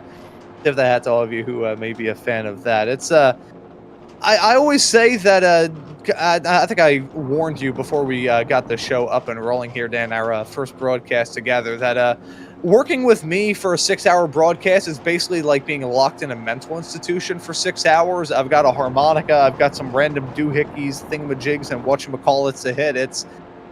It is. I mean, Howie on the production truck, who's worked with me probably more than very few people. I think there's maybe 2 or 3 people that have worked with me on more shows, and those are people that I'm business associates with. So it is basically like being in a phone booth with just like an angry mosquito. I'm not really sure the best way I can sum it up. As the NOP car actually pulling down pit lane there in the 889, so that'll fully get us settled down here. So we'll get a good picture as to how this field is going to get restarted on a restart that could get wild. It could get wild indeed, and obviously with the Aston Martin now coming into pit lane and nearly on pace, Aston, that now clears up the top 7, being primarily pro drivers, as you can see, the white being pro drivers, Pro-Am being in black, and Am being in red. And one driver in particular we want to have a look at is the number 4 Am driver. The Delta Racing car has just stayed out of trouble, mind its own business, and has worked its way out 8 places. So one of the winners in that one, just behind them as well, is the Tri-State Racing Pro-Am group as well. They've made 13 places as well with this race in the first hour, and the restart looking like we are going to go racing. Lights are out on the safety car, so guys now frantically trying to get temperature and pace back into those cars ready to go. But it is definitely an entertaining commentary box with Ron here, and I'm very much looking forward to hearing his harmonica and all of his Ronisms that he's got in mind. And if I start being a bit more braver with trying to pronounce names, you might hear me say some really odd names that make no sense, but my dyslexic brain will read them really weirdly. So I apologize to any of the drivers if I butcher your name that badly.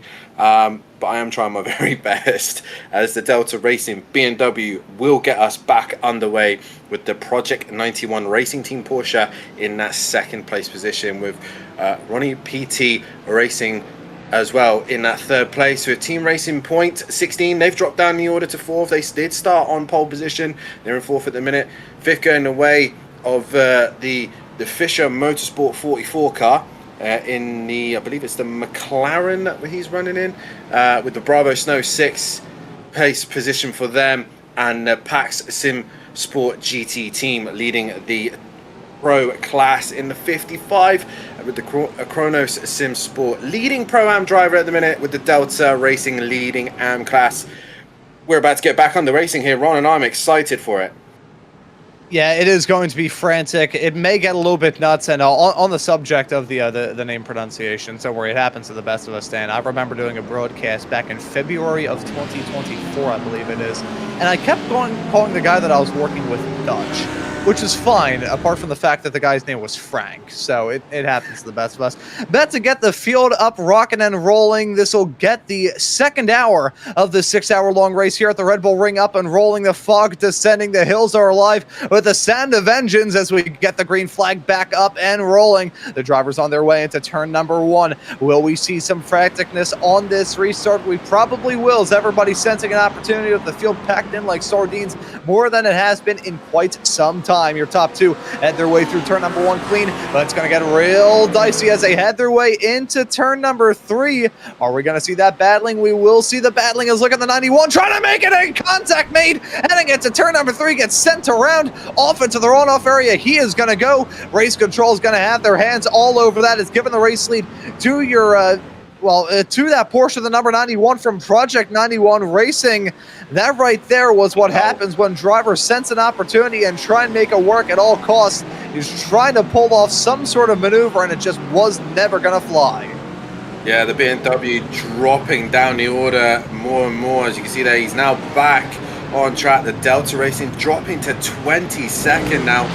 Nothing they did wrong. They were on the inside of the circuit. They made their one move. They made their defensive position, but the 91 Porsche could not make his mind up which way he wanted to go. He went left, he went right, he went back to the left, and it just got messy up towards turn 3. There's also further back the other Project as we see the other Project 91 car also spinning around, but as you can see, we come up to turn 3 and bang there, just as he wants to switch back over to the outside of the circuit, the BMW gets yeeted across the curb, and yeah, there was not very much the BMW could do at that time. You can see the Porsche looking to the left, looking to the right, and the BMW not really changing. No, just so much movement from the Porsche, and just the tightest and tiniest of glances pushes the BMW off. A little bit unnecessary, I think, there, Ron, from the Porsche driver. Yeah, I'm not sure what he was trying to cook there, but whatever it was, he ended up burning down the kitchen. And you can just see that Delta Racing car just fire off into the runoff area. As I believe the 191, another Project 91 Racing Team car, had a different incident. That was all of their own doing. That was heading out of turn number 1. Francis Sikorsky behind the wheel of that car from Poland. Unfortunately for him, he loops it around, heading his way out of the turn as NOP also had their own little excursion here. Was heading off through turn number 6. A sideways snap ends off in the runoff area. Hop, skip, and a jump through there, not bringing anybody with them, as we did see that something may have gone down with Team Racing Point. This was heading off through the final few turns, heading onto that start-finish straightaway right at bat. Now you can see a Mercedes directly behind them. Now the moves into turn number 1, it is a very fine line. One small little mistake and you are done for. Mercedes goes for the dive, heading off into the turn on the Team Racing Point number 27 car. There's a contact being made, and everybody else stacking up in tow. 3, 4, 5, 6 drivers involved in that. Make that 7 as the BMW clipped the back of that Team Racing Point car as they were stopped. Drivers scattering around about as nervous as a cat in a room full of rocking chairs. That's the problem with turn 1. That is so easy to have happen. Aside to all of that as well, it's 2 of the Team Racing Point Lamborghinis are involved in that one, and all it took was the gentlest of touches there just to hit the front end. The rear end of the Lamborghini, and it just ended in absolute carnage. But the Team Racing Point, a leading Lamborghini, the number 16 car, is now on the hunt and the pressure to now work his way up into second place position after all the chaos of the restart. And usually, Ron, what tends to trigger another safety car is safety car restarts, and I'm amazed we haven't gone into another safety car, especially with the amount of damage and contact made in turn 1. But we are now back underway racing. I'm pretty sure that Project 91. So will be under investigation for the contact with the BMW. So we could be possibly looking at here at the net race lead between the McLaren and the Lamborghini, and the Fisher Motorsport Porsche just behind as well. It's really turned into a bit of a dramatic restart to this race. Yeah, we were expecting some drama, and drama we got. That 91, though, I think those maneuvers, that is going to be looked on very, very poorly by race control. It was just unnecessary maneuvers. It's not even like the boxer who swings one arm and punches you with the other. He swung both arms and then, pulled out a knife and stabbed your at one point leader. So that's going to take them out of the running, at least for now. They'll be on the back foot in the 91, certainly going to get a penalty. As we have heard, a penalty being issued towards the number 23. That's the Bravo Snow car. Igor Google behind the wheel of that car. He has a 60-second penalty for entering a closed pit. So that is going to hurt him dearly there, as well, lots of incidents there during that yellow flag period. Some of them issued out by iRacing, others by race control. The yellow flag periods are always very precise. One small little mistake and you are done for. But as we continue to bounce around and find these battles, that's a number 3 Tri-State racing car looking to bounce back, currently holding on to the second place spot at the moment in your Pro-Am category, feeling some pressure as trying to apply some pressure themselves, not able to make it all work as they head their way off through turn number 4 there. I do want to bring up one little point talking about your top 2 as well. Well, your presumptive top 2, once we do have the what we assume will be a pretty severe penalty issued out towards the number 91. I mean, I don't see that any other way. That was just peculiar movements heading down into the turn. It was going to end in disaster, and disaster it did end in. We still have that battling on screen. I want to talk about your top 2, the Team Racing Point Lamborghini bouncing back after dropping down. Nearly fell out of the podium spots not too long ago. Was feeling some pressure from the Ronin PT number 48 car in that I still call it brand new McLaren 720S. It replaced the MP412C that was running here in iRacing from 2012 all the way up until 2024 when they finally replaced it, and I believe season 4 of that year. That car lived a long life towards the end of its tenure here on iRacing. I am convinced that those MP412Cs were pretty much just made out of compressed rust. However, they still held their own, those McLaren, so super duper quick. As we do have a dive heading off into turn number 3. Mustang on BMW, grunt against grunt as the BMW gonna try and get a 2-for-1 deal, clipping the coupon, heading their way out of the turn. This is bravery stuff that we're seeing right now. It is bravery stuff as I believe that's the Delta racing car does get ahead, and a great move from them, managing to get 2-for-1 deal at his local supermarket by taking those 2 cars. You see a flash of lights from another BMW. It's a BMW Mustang Royale at the minute, with an Aston just trying to sneak onto the back of him, but The Delta Racing car there, just being patient, took his time as the Tri-State Racing car, I was going to say, it's been on a roll here, moved up 13 positions. Now obviously losing a couple more places, but Simmet Esports Racing car as well, just ahead of them now, also making up a few places. They're now up to 10 positions from the start of this race run. So this early start of the race has shown a flux of change of positions. Only really the Racing Point car looking like the car that has made kind of stayed roughly where it has been from the beginning, but we have still got a long way to go in this race, and these guys are driving frantic, they're driving aggressive, they are driving like it's the last lap of the Abu Dhabi 2021 finale, as they're all pushing as hard as they can, as the McLaren they're moving to one side, looking like it's being lapped by the pack. And yeah, it's about to get absolutely mullered by the sea of BMWs and Mustangs as they head up to turn number 3. But we got a replay coming in of a little incident as we see a lot of the cars rejoining. There's a lot of crashing into turn 1 that we had earlier on.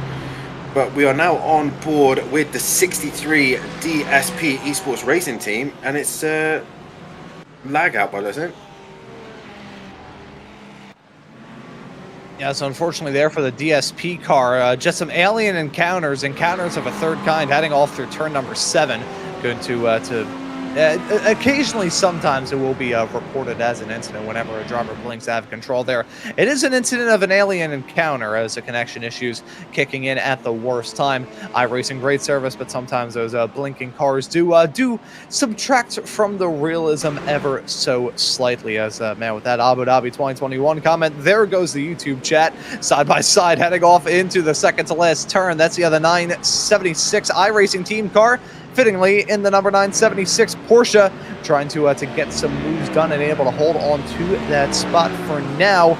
Everybody is feeling renewed in their sense of battling here, as that's actually just outside of your top 15. The Delta Racing number 12 car that restarted this race up at the front, right in front of them. Doesn't look like there's any like catastrophic amount of damage on that car either, which frankly is a Christmas miracle, as they will start to go side by side with the DCS Racing blue number 33 Porsche directly up in front. There you can see the glimpse of that battle as a DCS car actually going for the dive, heading off into turn number 3 despite a little bit of damage on that car. We spoke with the team manager just a few moments ago, having some new blood in that car, been able to bring some new level of aggression as well. Yeah, that Delta Racing BMW, though, is on a resurgence drive here, wanting to come back through the pack.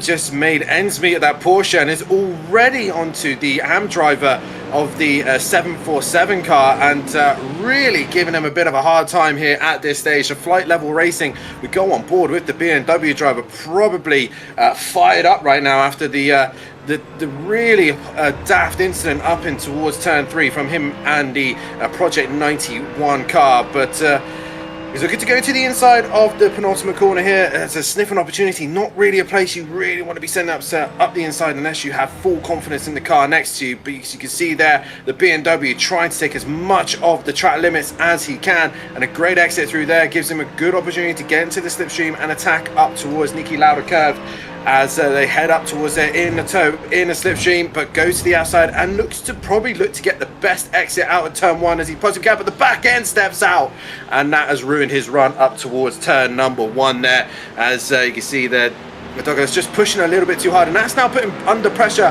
from the Porsche driver, the Renault and Fresh 33 Porsche, back down the inside and looking to take that position back from the Delta Racing BMW and up the inside. But once again, you'll see the traction from the BMW on the outside of the circuit on the racing line and tend to out-drag the Porsche. But they're staying side by side at this moment in time, and the Porsche is still looking like it wants to make the move, but thinks better of it as the BMW goes into turn 4 and keeps holding the position. Yeah, so clearly everybody on this restart just felt that the time was right to start to battle. Now, one point that we haven't actually raised so far here in this broadcast, I do want to bring up, it's actually the track conditions. You can see the fog is starting to get a little bit thicker here. Now, I'm looking at the iRacing weather forecast. Now, iRacing obviously at the forefront of realistic simulations. Even the iRacing weather predictions are usually about as inaccurate as they are in real life. So this could potentially age like milk, but very high humidity, no chance of rain at the current moment, 97% humidity currently, and you can see it through the sky. These drivers basically driving around a big bowl of soup at the moment. And it's not a warm bowl of soup either. I would say it is clammy at best. 65 degrees Fahrenheit for the ambient temperature and 68 degrees Fahrenheit for the track temp. So these drivers are having to really play smart about it. Not only are the track temperatures a little bit low, because of how humid it is, the track is rather greasy. So they're pretty much having to slip around this racetrack like a slug. I'm loving these Ronisms, they're brilliant. I've never known anyone to drive in a bowl of soup, so that's something new to me. But I get the analogy there, very, very, but it's a very foggy day out there here in Austria, and as mean as it is, the fog is something that you would think it's not really anything, you wouldn't have to worry about it too much, but even the guys who are currently racing in the 24 hours of the Nürburgring, the fog does make significant amount of effect, especially in the lower eye levels of your car. You just miss braking points, you misjudge positionings, and as we've seen earlier on, you just miss seeing cars in front of you, and as you go too far in the braking, that is it, you're going to end someone's race. As we're coming through now a little bit of a lull of the second hours. We've got a tight fight here between a few of the cars. We're currently on the board with the Turn car in second in at the minute, and the 101 car driving in the BMW, and again, another car that's just minded its own business, stayed in third place, hasn't made the gains that everyone else has, but he's got that menacing looking number 12 car of the Delta Racing GTD in that 8th place. We could have another incident here where we have a little bit of a lag out, as we are seeing here, as we see the Ferrari.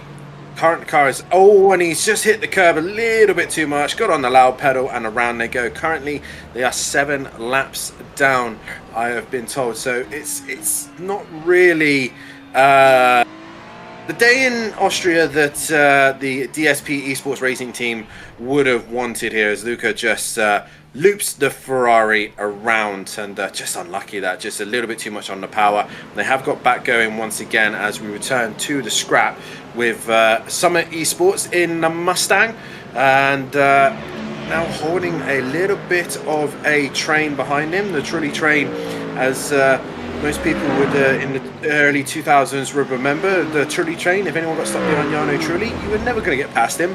And right now it's the same for the Summit Esports Racing team, and so far,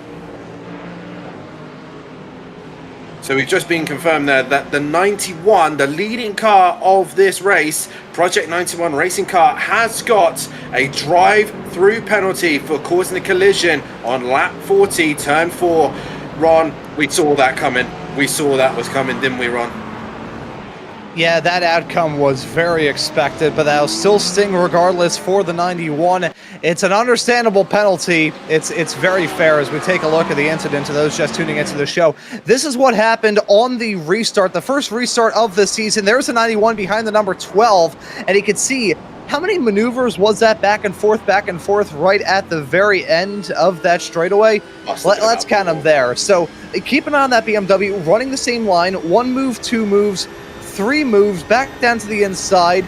It's a 4th move to the outside, 5th move to the inside, back on the outside. That's 6 maneuvers in the span of about 15 seconds. Not only does it look stupid, it's a recipe for disaster. I think that right there is a mix of driver aggression and driver fatigue, because we do have to consider Michael Fry behind the wheel of that car started that race in that Project 91, number 91 Porsche. Douglas Souza was still behind the wheel of that car, but that was calm, collected stuff from there. And as you said at the time, Dan, he just got yeeted out of the way. Yeah, the Delta racing car just had nowhere, just did what we expect to do in sim racing. You just stay on the racing line and you focus on making sure you hit your braking points. If you see the Lamborghini making a quick look to the inside, this is a fight for P5 at the minute with the Prism Lamborghini at the minute, the 309, onto the back of the Corvette of the Back Sim Sport.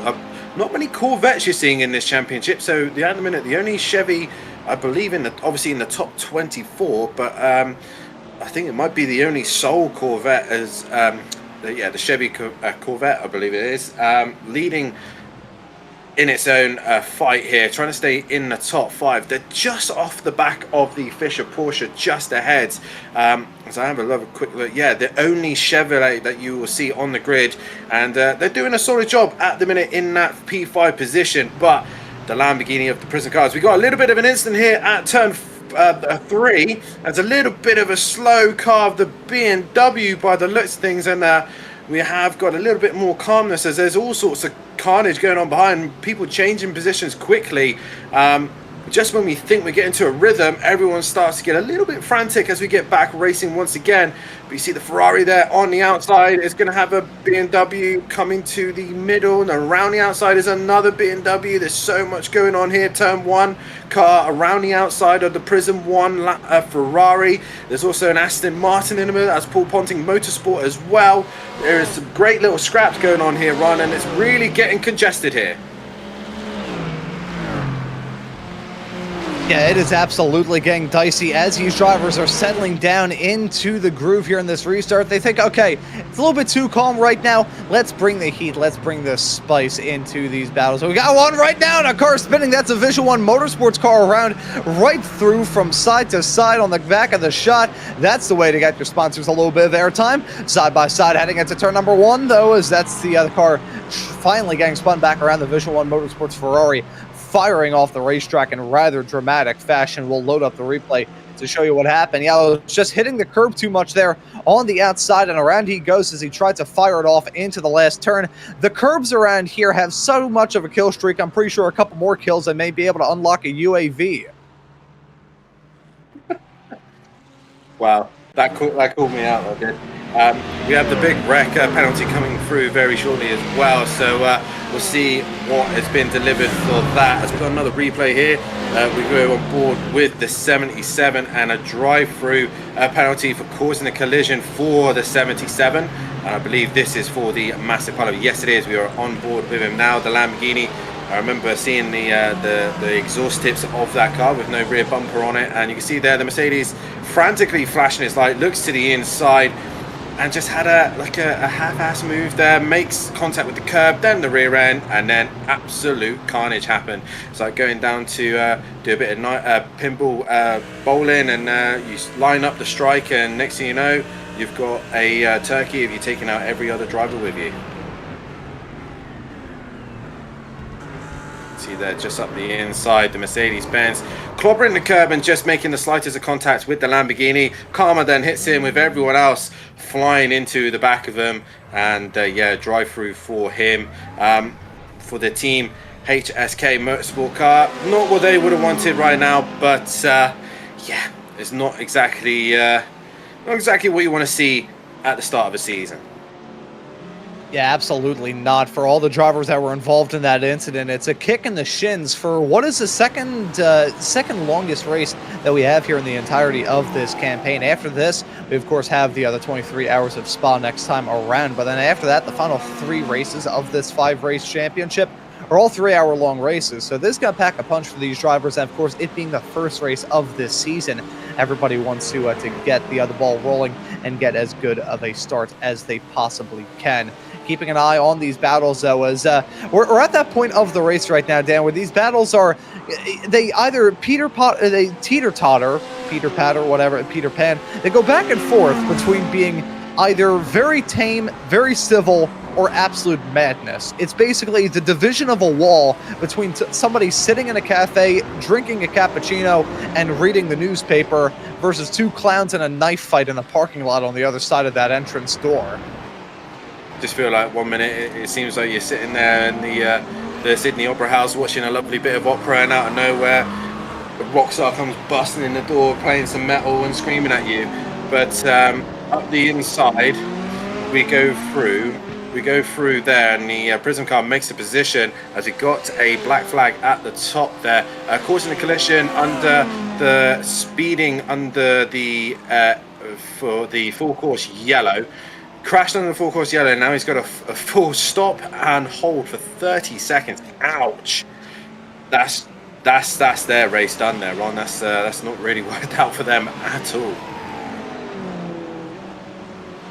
Yeah, no, that's pretty much that's not even kicking a man when he's down. That's basically shooting a corpse. That's unfortunate for the 127. They've had a pretty rough go of things here in this event. I think the entirety of that team has had a rough go of things, but I think it's just getting even worse. The thing is about endurance races, you have the time to bounce back. You know, it's a 6-hour long race. The amount of things that can go down in 6 hours, unbelievable. One thing I will say, having done probably getting close to 1,000 broadcasts as the Lamborghini gets abducted by a UFO there. Having done the amount of broadcasts that I have done, the YouTube chat is always a plethora of very useful knowledge for us broadcasters, either with stuff going on that we can't see as we're focused on bringing the action, or even some drivers giving their own little perspectives in the YouTube chat, or even just little fun facts that get brought up here on these shows. Somebody may have the information of exactly how many people are born in a 6-hour time span, but it is a lot. You know, many lives can begin in 6 hours. Many races can either be born, be reborn, or, you know, just get shot several times. Unfortunately for that 127, I believe the pistols have been brought out, but for some more, they still have the time to bounce back. I think there is a path forward where a little bit of chicanery would certainly have to be afoot, but hey, I've seen stranger things. I'm not even talking about the show on Netflix. Team HSK has come back down pit lane right now, the number 77, still looking to get out of first gear after that penalty that we saw for them. Whenever we see those drivers with the drive-throughs talking about, you know, trying to do something different to bounce back, that's exactly what I was talking about with that 77, saying, okay, look, we're on the back foot, may as well do something different, throw something at the walls, see what sticks. Whether it works out, whether they're a hero or a zero come time for the end of this race, we'll have to find out. Yeah, we will indeed, as we see a little bit of action here between the two Porsches, the 191 and the iRacing Porsche, as well as they are going at it. The 967. Can't read for some reason. But we see there the Porsche just holding up the 919. The AM driver trying to hold up the pro driver, and obviously they still want to have the pride of saying they beat a pro driver, as the 91 now looking to go up the inside, and job done for him. So they're now moving forward. The Mercedes also thinks I'm going to have a bit of the action, as he was a bit squirrely on the exit, and he gets a nice little toe from the Porsche ahead as we now look back towards the front, as the Prism Lamborghini is now onto the back of the 44 Porsche of the Aces Fishers Motorsport. The 44 just trying to hold in there. I believe the 91 leading car did serve his drive-through, and in the end dropped out back into that third place position, so didn't actually lose a heck of a lot out of that incident. And unlike the Delta GT racing car, which is now currently, I believe, in that 8th place position, so a penalty I feel they're on, probably, especially the BMW squad, will probably feel like it wasn't really justified.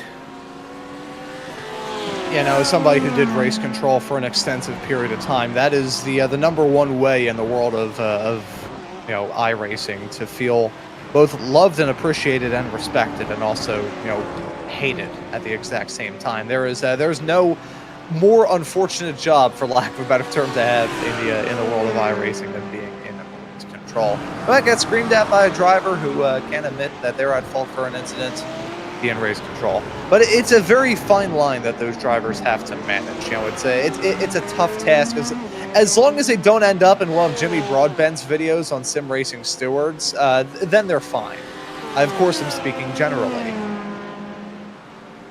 Yeah, if you end up in one of those videos, you do know that you've done something quite significant to end up in that scenario.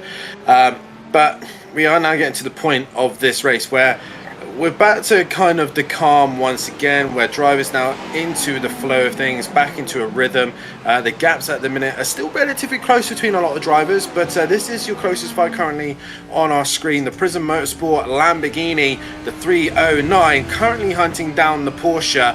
And as you can see, the longer it takes for the car behind to get past, the more and more the car in front learns where you're strong and where you're weak. So right now the Porsche is doing everything right so far. Obviously the gap to the leaders is extending, so he's just obviously losing a little bit of time, just possibly looking in the rear view mirror a little bit more, but we're still 4.5 hours still left to go of this race. Anything can still happen, and obviously we've seen with the safety car things can get concertinaed back up and opportunities can come through as the Lamborghini tries to get a little bit closer as they go to the hell of turn 3.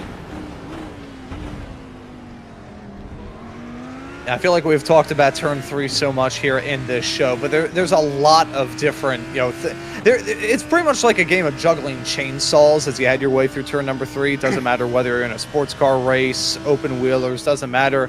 It is just such an odd bottleneck. One thing, brand new episode of Ron Mullins Complains. One thing that I always I'm a little bit icked out by a lot of newer racetrack designs, especially with Circuit of the Americas in Austin, Texas, where there's some tracks where it feels like the turns are willfully designed to cause incidents and cause chaos. That's pretty much what turn 1 is at COTA, kind of what turn 3 is here, although this racetrack was redesigned many years before COTA was even a thought. Circuit of the Americas on the land that it is now was still a garbage landfill before this track was reopened back in the 90s. We talk about the history of this place. It stretches back for pretty much forever and a day before it picked up the new name of the Red Bull Ring back in the 2010s and was brought back from abandonment and destruction. The track had already been partially demolished when this track was brought back into form. Before then, it had been known as the A1 Ring, has hosted Formula One races pretty much ever since it opened back in the 70s. But before then, it was the Österreich Ring. The runoff down to turn number 1 actually leads into the old layout that they have considered bringing back over the years. The old layout was not the safest track in the world.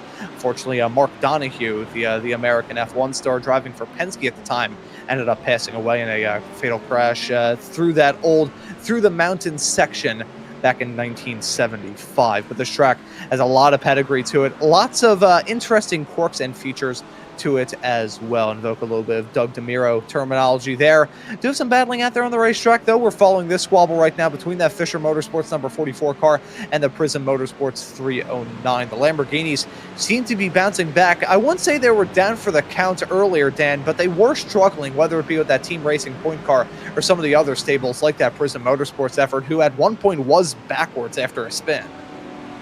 It seemed like the Lamborghinis at the start of this race tended to look like they're on the back foot, but we still have 2 Lamborghinis in the top 10, and we are currently aboard the Prism Motorsport 1. We're seeing a little bit down the order, the Delta Racing trio of BMWs that are close together. They've kind of swapped positions around a little bit. We now have the leading Delta BMW should be in the front of this group as we see it diving into the pit system number 12.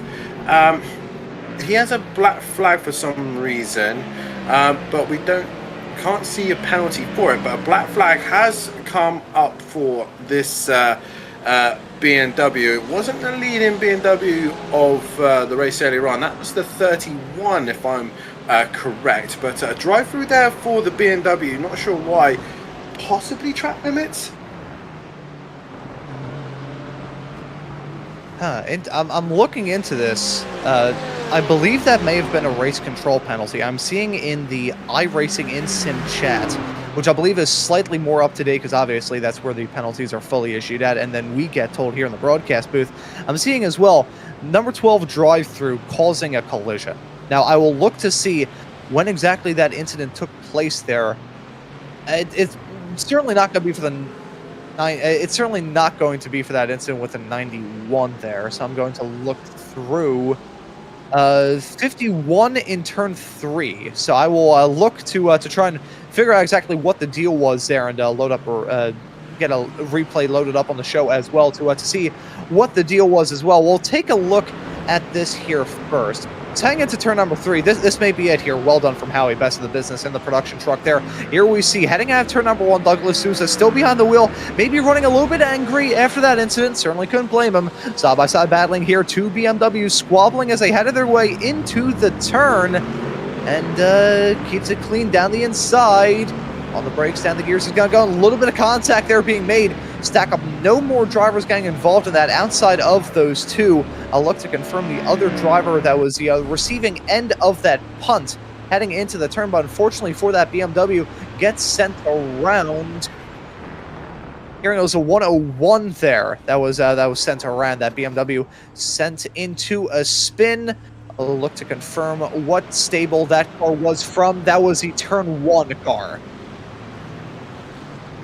Yeah, a little bit unlucky there for the turn 1 car, and again with that drive through then served, it really doesn't really put him ahead of the 12 Delta Racing car. So once again, a little bit lost out there as the penalty allows the other driver just to somewhat get away with it, but still a smack on the wrist for the 12 car there. We're currently on board with the 120 car, the Mustang of Kronos Sim Sports, onto the back of his fellow Mustang driver of the Summit Esports Racing team, and they're all congested up behind the DCS Racing Porsche that was earlier on in this lead fight group. He's now worked his way back up into 9th place position, 8th in class. Only car ahead of him that's not in his class is the Delta Racing number 4 car, but the Porsche has done well to recover. The safety car obviously helping them out a lot there as well, but these two Mustangs now onto the back of the Porsche, was onto the back of the Porsche as it starts to eke out a little bit of a gap. And again, we're just into a state of drivers just trying to get into a flow here. As we see the 2, 3, 5, they've got a penalty coming their way, the Gamma Sim Racing team, as they are now into the pit lane to serve a penalty by the looks of things. As they drive through the pit lane now, we are going to find out exactly what exactly happened to them, but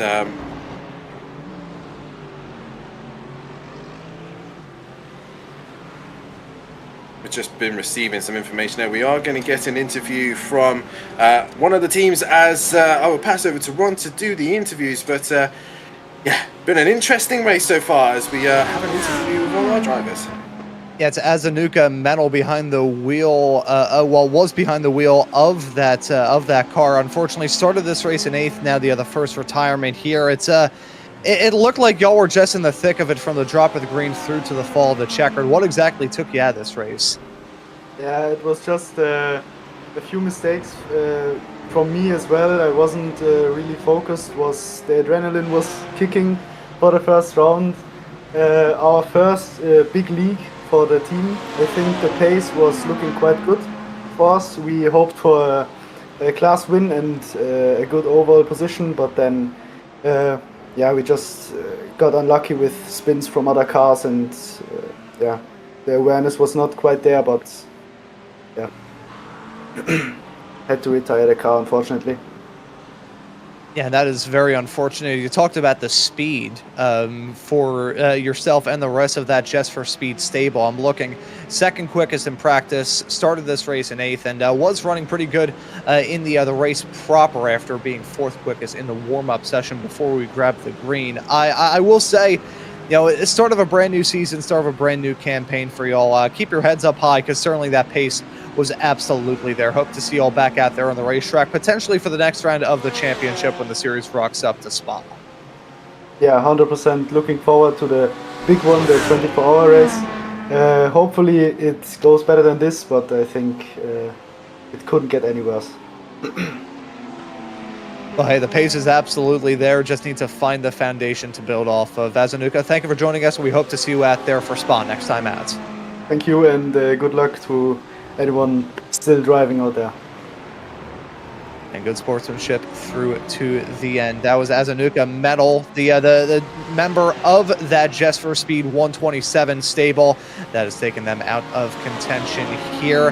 As we are hearing as well some penalties coming through over the past couple of moments. A 325 had a drive-through penalty for causing a collision, as well as a number 32 for causing a collision as well. So I believe we'll look to figure out exactly what all the deal was here, Dan. It was pretty rough going at certain points on this restart.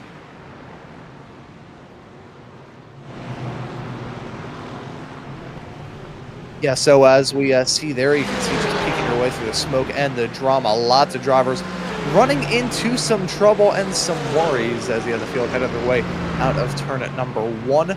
Delta Racing and the car has come down pit lane here, and they were, as I just said a few moments ago, one of them receiving a penalty for causing a collision. I will look to see. I'm seeing that the other 41. It's being marked on lap 41, turn 1, according to race control. That's right on board now with this 32 car. You can see the other field breaking apart like a bunch of pool balls there. That was the contact.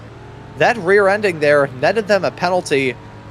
I'll be honest, folks, and say that them getting a penalty for that, I think I can understand the reasoning, but it is a bit like hanging a guy for shoplifting. But again, I'm not in race control, I'm just here in the broadcast booth. I believe it was the Gamma Sim Racing car, the 235, that had the incident there as well. You can see that shimmy with that BMW heading out of the turn. They had an incident through here a bit earlier on, been a very aggressive run in this race so far and trying to cover it off there. Contact made heading out of the turn. Very minor contact. Could have had some major consequences there for Jesse DeHazer behind the wheel of that Gamma Sim Racing car. They have been very, very aggressive so far here in this race. As looking at the wheel, yeah, it was just contact hanging through there. I think some potentially harsh penalties from race control, tough calls there for those drivers involved. But certainly the 235 has been very aggressive throughout this race. Not entirely sure.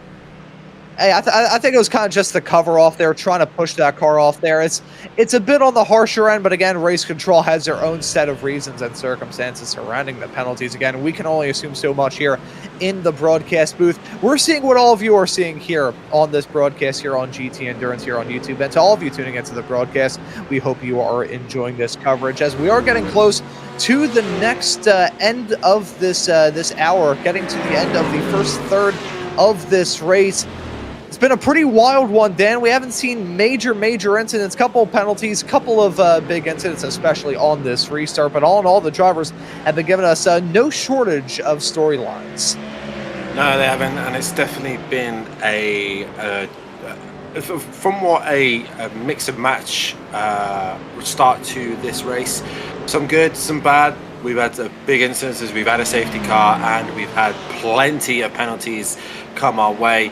But we are now into the 4 hours and 11 minutes still left to go in this race. Still yet to play for, but at the minute the Team Racing Point Red car, the number 16, leading the way currently at the minute ahead of the Ronin PT McLaren. And then we have the Project 91 Porsche in that third place position. Leading the Pro-Am class now is currently the car we're looking at this moment in time, the Mustang, the 35 Summit Esports car, and leading the AM class currently is the number 4 Delta racing car. So it's a good little scrap here as the Mercedes-Benz is looking up the inside of the other Mustang, and the Porsche goes, I'll have that position as well. Open the door wide open and through they go. So it's a great fight in here we've had in the early stages of this race run, and we still got many to come. And a whole lot of racing left here from this event. Whole lot of racing from this series. A reminder, folks, this is just race 1 of a 5-race campaign. Next time out, the series is going to be rocking up to Spa for a 23-hour-long race. And then after that, we'll have 3-hour races to run us through to the end of the campaign at Monza, Nürburgring, and Portimao. If you never want to miss out on any of the racing action here from this series, happy to hit that subscribe button and the notification bell so you never miss out on the action. Quickly, before we get towards the end of the hour, we're continuing to hear about penalties coming through the 235. Drive-through for causing a collision again? Was that what we... this is hanging into turn number 5. So this is another moment here was wondering exactly what the deal was here. The 235, yet another penalty taking place here, and here it is, heading your way out of turn number 3 on the top end of the racetrack, about to head your way into the braking zone of turn 4 right about now. Side-by-side battling, Jesse DeHazer still behind the wheel of that 235 car. I said that he's been aggressive so far here in this race. Crowds that Mercedes down to the bottom lane, gets shuffled down a bit, and then heading out of the turn. Just looks like simple bump directing, then tries to go for the move, heading into turn number 6, that is, and tries to go for it. I gotta say, Jesse DeHazer so far here in this race has been overly aggressive. I think it's a 6-hour-long race. Granted, it's not as long as a 23-hour-long race. Simple math will do that, but a lot can happen in 6 hours, and you're not going to help out your chances going for moves like that. Moves into that turn, they can be done well, but it takes 2 to tango. It's a 888, the receiving end of this incident as we ride on board with the 235. Just because the window is there doesn't mean you should jump into it, because you're basically jumping into the open end of an active volcano. An active volcano that you don't really want to be dipping your toes into by the sounds of things. But we got another replay here of an incident here, but I think that's the same Mercedes-Benz now making contact with the Delta Racing. But I'm pretty sure this will be under investigation. The Delta Racing car, the BMW, looking to go up the inside, better on the brakes, and there's just the slightest of contacts, and around the BMW goes. But yeah, that's it's probably something that will be under investigation. We're not sure if that's going to be penalized just yet. It just certainly does feel like it needs to be, as we go back on board currently with a BMW right now. That is the Delta Racing LMGT car, and it is back on the rear bumper of the Gamma Sim Racing, and Jesse really needs to just rein it in a little bit. It looks a bit he looks a bit frantic out there, really pushing the limits here, as the BMW now back onto the rear bumper of the Mercedes. It's just a bit sloppy driving there from the Mercedes-Benz, and hopefully a little bit of calming down will kind of ease the pressure. But obviously when you then start getting told you're getting drive-throughs, penalties for accidents and incidents, you end up driving a little bit more angry, a little bit more desperate, and I think at this stage the Mercedes driver is just pushing his luck at the minute.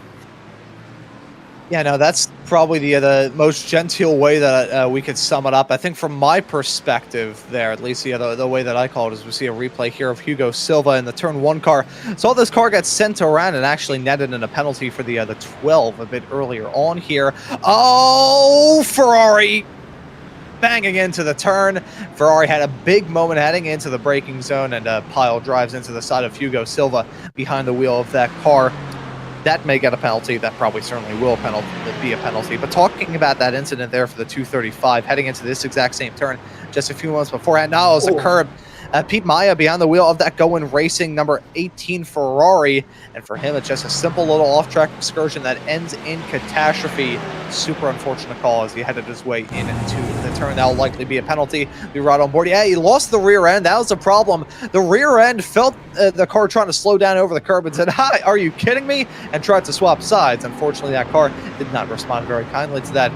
In the Heracles, we are told, Heracles number 100 car, Stevenson Vinny beyond the wheel of it gets sent around, and thankfully with contact there with the barrier. True heart in the mouth stuff there. But to wrap up on the points, we still continue to take a look at these replays at the 235 that I was originally going to make. The problem is it's a lack of general situational awareness and severe over-aggression that has resulted in incident after incident after incident so far here in that race. The 30 incident limit here for these drivers, 30 incident points, that's a penalty. That is not a full-on disqualification, but just because of the fact that you don't get disqualified for incidents doesn't mean you want to try and rack them up as much as you can. They are not trophies. They are not gold medals. You want to try and avoid them at all costs. Unfortunately, there has just been a consistent problem. I hope that I don't see any more things like that, but there's more to being a racer than being over-aggressive. I was taught this lesson very early on in my broadcasting days. There's more to being self-aware than consciously shooting yourself himself in the foot and saying that, yeah, I meant to do that. Unfortunately for him and that team, there's more to being a hard racer than being overly aggressive and putting yourself in really bad situations. I hope they can clean it up, but I haven't really seen too much out of that team to make me believe quite yet. As we jump to the action again right now, this is a 191 car, the Project 91 stable, currently holding on to the final spot inside of the top 10. The top 10 made up of 4 Porsches. Although this field is jumbled up with lots of different cars, one thing remains a constant, and that is the Porsches being quick. They're all definitely starting to find their feet a little bit. As you see the pro drivers working their way to the front. As they said, 4 Porsches to the front, and we are now currently on board with a Paul Botting Motorsport, and looking to go up the inside of the Porsche and gets a better exit, better drive, and through goes the Aston Martin.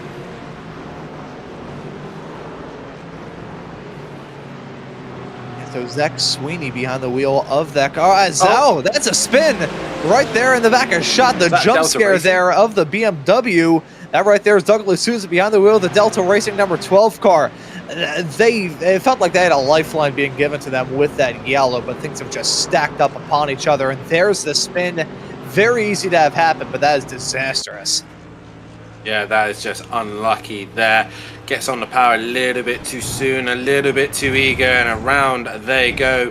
Number 12 was in 12th place, and around they go, which drops them down the order. I think they're still 12th in class, but they will drop down the order quite significantly there as we go back on board with the Summit Racing car, the 315, I believe we're on board with 35. Sorry, we are on board with right now. Currently leading the Pro-Am class at this moment in time, 11th overall, and is now on to the back of a lapped car. That is a Mercedes-Benz ahead of him. It's the Porsche. That is the next car in front. This is a tight fight. This is the battle for the Pro-Am class at the minute. 1 and 2 currently in those positions. The Apex Predator racing car trying to hunt them down as we look to the pit lane. We see a couple of pitters at the minute. The one and only Corvette in pit lane at this time. As we go back on board with the Gamma racing car, the 135 at the 137, and is about to be hunted down by the Porsche of the Project 91 racing car as they head up towards turn 3. The seems to be ever entertaining turn 3 as everyone just seems to be in a little bit of a concertina fight. Mercedes sandwich with a Mustang in the middle, as the cars are just now wanting to just find a little bit of space, a little bit of room, and start to get into that rhythm. And as I believe by the listening, it must be this fog must be thickening up, because for me it looks like it's getting a little bit darker out there, Ron. Yeah, it is looking like that. The fog is very thick at the moment here. Yeah, I was going to make an old internet reference, but I'm not actually going to do that, talking about the thick fog. But right now, I'm seeing temperatures remaining about the same. The reason why it is getting darker is we're pushing about 8 p.m. in sim time. So we are getting a little bit closer to sunset. We can't see it. It is just gray. It's like living in the state of Ohio. The skies are nothing but gray. But as we see as well as the sun starts to set, we're going to see this moment here with Going Racing. This was a moment heading down into turn number 3. You can see running right behind that 101 turn 1 racing BMW right up in front.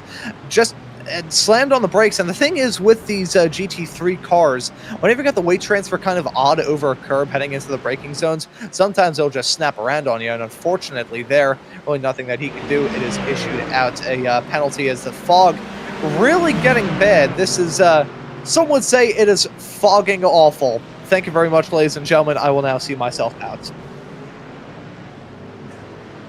Yeah, that wasn't... yeah, that made me feel a bit ill inside when you said that one, but we go on board now. I mean, this fog is making me feel a bit foggy at the minute, but we go on board with the Delta Racing BMW, and this is an interesting fight. We've got a 3-way fight between the AM class, and it's the first, second, and third for the BMW, the Aston Martin, and the Porsche, as we've now got a yellow flag. Not sure why, but we are still We are still racing at the minute, but we're just trying to get confirmation from race control exactly what is happening. From what I can hear, there's a possible car stopped in the final corner as they all come into the final sector now. As we go on board with the leading car at the minute, which is still your pole sitter, the Team Racing Point Red team, the number 16 Lambo. We're still not sure what this yellow flag is for. We'll hopefully be able to see shortly what is going on, but as of right now, it is still the Lamborghini leading the way in this event.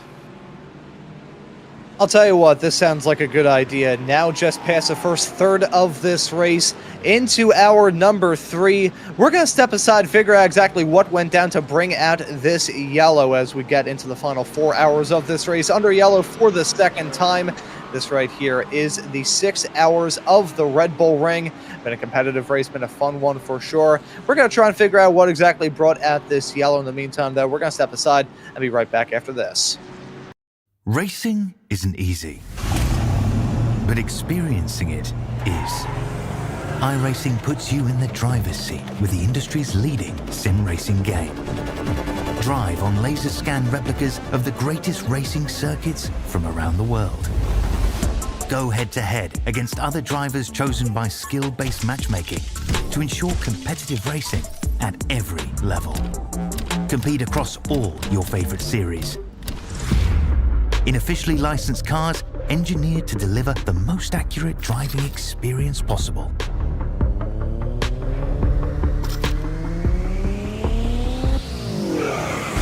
Join a race or host your own with players from across the globe. Race against the computer or in a league with friends. Feel the thrill behind the wheel. Visit iRacing.com.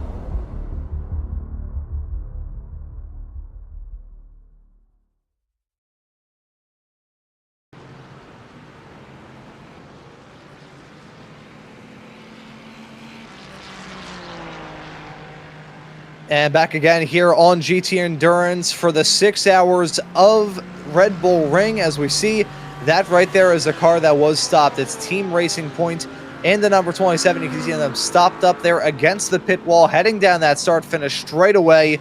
This has brought out the second yellow flag of this race. This is full safety car procedures. Yellow flag has been deployed. Everybody gonna get packed behind that BMW so we can get this race up and rolling in due course. There you can see, that's exactly what did it. Yeah, that is unlucky. And what made it worse is they've just straight up reversed, or obviously the momentum has rolled them back into the wall. As you see there, the McLaren, a really bad rejoin, and just straight up takes out the Lamborghini, and around he goes. As there we are, we're on board with the Ronin PT car. As you see, it just makes a mistake in the final corner, goes round himself, car comes to a stop, and obviously eager and desperate to get back on. Classic mistake there, and bang, rips the rear end of the Lamborghini, the Racing Point Lamborghini, losing out there. And you can probably tell already by the AM driver that he probably already knows that he is in big trouble. But that's what's brought us out the yellow flag, as everyone starts to bunch back up once again. Safety car out as well, and this gives us a lovely opportunity. It seems like every hour we come to, there seems to be a safety car. So so far, everyone's just seemed to want to split this racing up as it is hour by hour.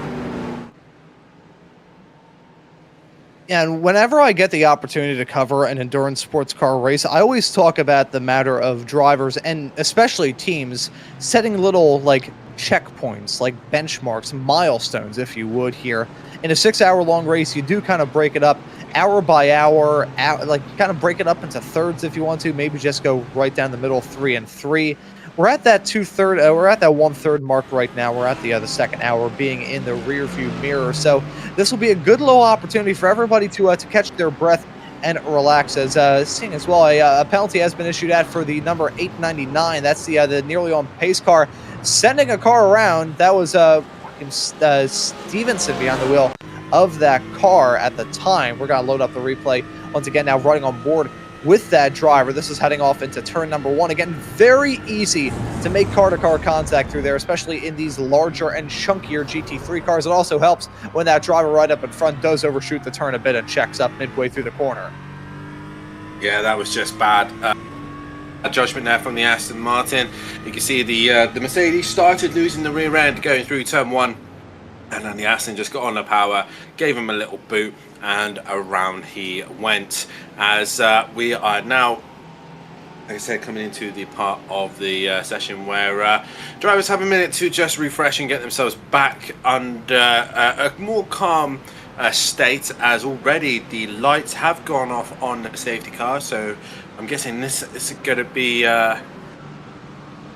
they're going to wave the field around by the looks of things. There's the lights. So we might be under safety car precautions for a while here now, but that obviously gives us an opportunity to have a look at our grid order. At the minute, it is the Team Racing Point leading the way with the Project 91 in second.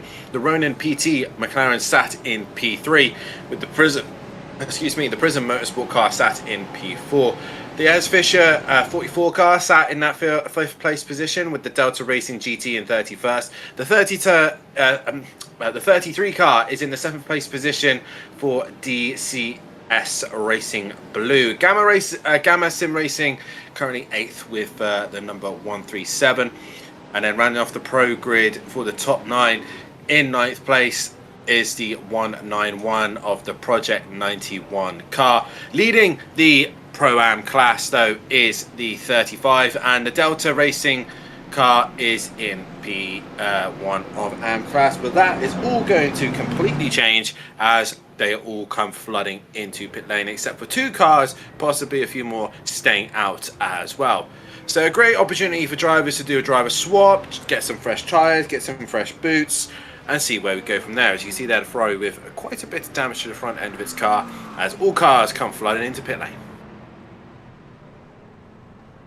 And everybody up on the jacks. You brought up a good point talking about the driver swap. Some of these racers still behind the wheel from when they took the green flag. And of course, with those driver time rules in the Pro-Am and the Am categories, drivers may have to pull off some swaps here soon. You can see some drivers getting out of their cars and swapping around. That's a pretty bad blink out there. You'll see the drivers be a little bit hesitant on pit exit there. The pit exit is closed whenever the field is heading their way around, but thankfully it is open right now.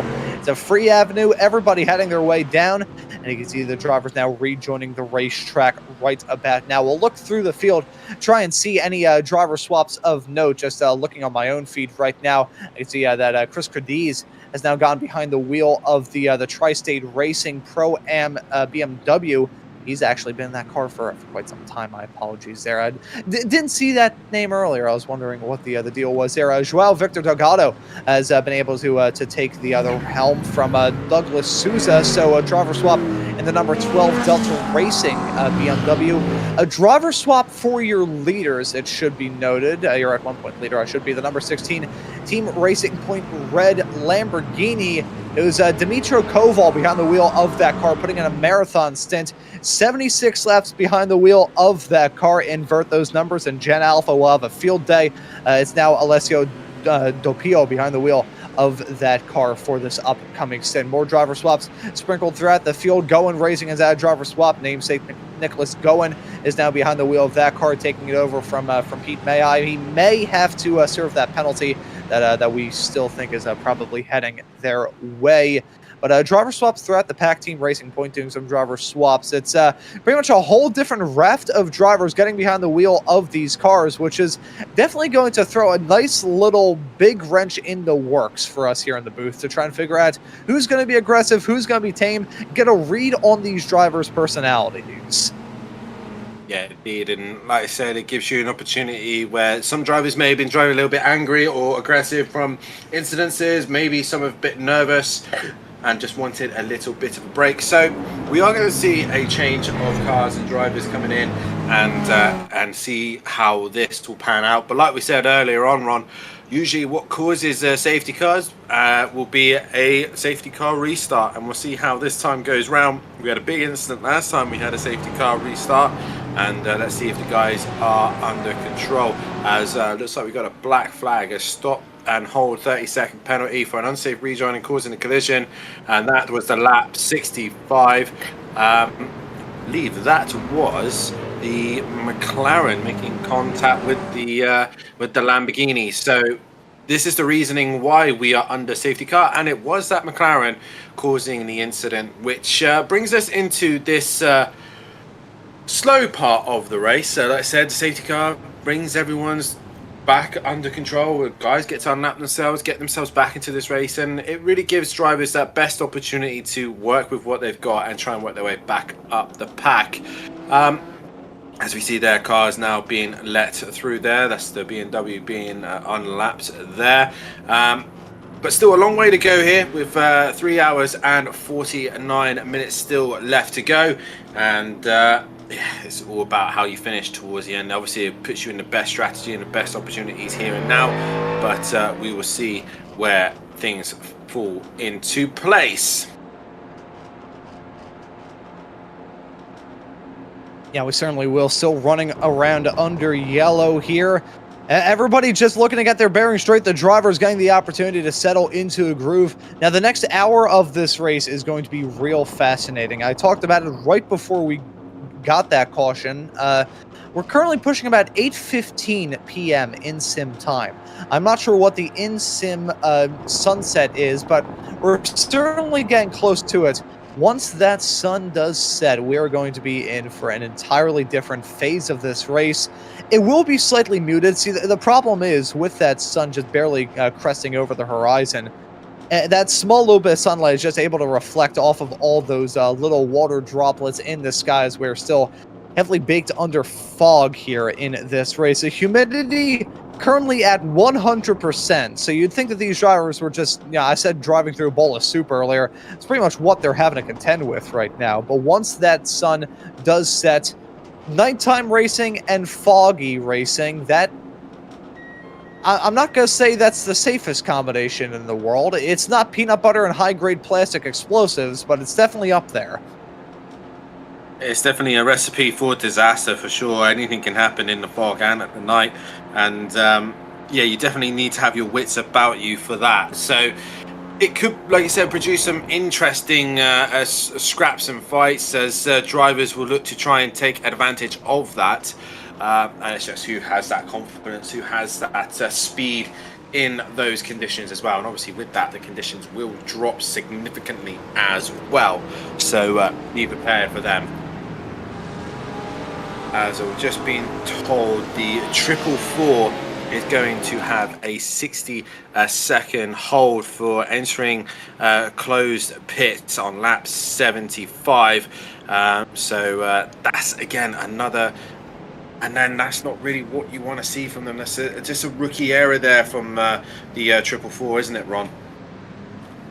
Yeah, that is deeply unfortunate for that stable. I believe it's Florian Paul behind the wheel of that car at the current moment, although it should be noted that Dennis Castillo Sims was in the car at the time of that pit entry. So either way, for Apex Predators Racing and that 444 Mercedes, that is going to wreak havoc on their chances. They're going to have to crawl their way back from the cellar. We've seen it be done before, but we'll have to see if it can be done once again. I believe once we get this restart going, we're going to have a chat with Zach Sweeney, who I believe just got out of that car.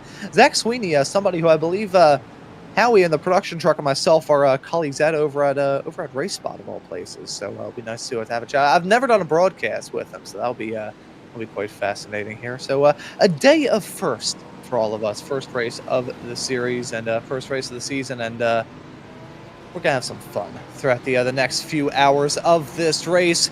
We're getting into that middle third of this race. I always love it when we get into this portion of sports car races, because it's just the time where we can kick back, relax, let our hair down and have some fun. Dan, we were talking before we got the broadcast up and rolling, in fact, about some potential crowd work here. Do you want to break that out? I remember it was a pizza topping related discussion, if my memory serves me correctly.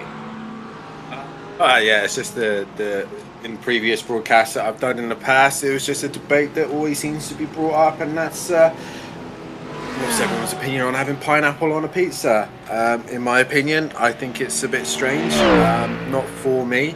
Pineapple on pizza just seems a bit odd. But I don't know. I need someone to try and convince me otherwise. It's just a sweet fruit on top of a savoury hot pizza. I don't see it. Don't like it. See, my thing is the sauce. Like the tomato sauce that you get on a usual pizza.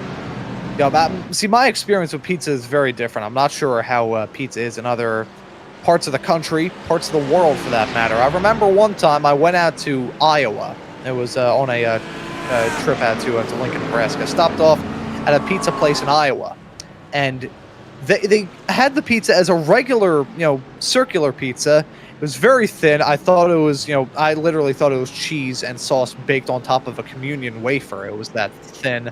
However, when I had that pizza, they cut it into squares. It was a circular pizza pie that they cut up into squares.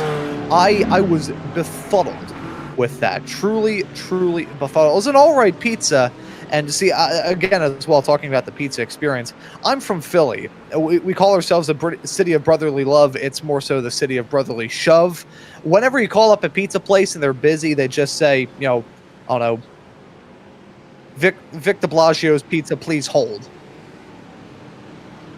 Howie is desperate for me to cut off this bit. I was just going to say, out there in the Midwest, they actually ask if you can hold there whenever you call up a pizza place, as if it's a pizza emergency. But let's chop up the discussion talking about pizza emergencies. We have a driver looking to have a chat with us, and that is Alyssa Lindahl joining us now. Alyssa, welcome in. I believe we're hearing that you're part of the Turn 101 stable. Is that correct?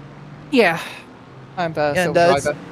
It's been a pretty odd start to this race for us. All the incidents heading through that last stint of the race. So how are things looking for you and the team? Well, up until those last two incidents, we were sitting, I'd say, quite comfortably P2. First instance I had with 12 dropped us to, I think, third or fourth. Had a bit of toe damage from it, so wasn't handling too well in the medium speed corners, the left-hand corners, so turn 6, 7, and 8. And then the big incident, which led to us pit the second time, was with the lap down 18. I think he tried to take too much curb and just speared into my right rear. That caused us to actually have a bit more damage.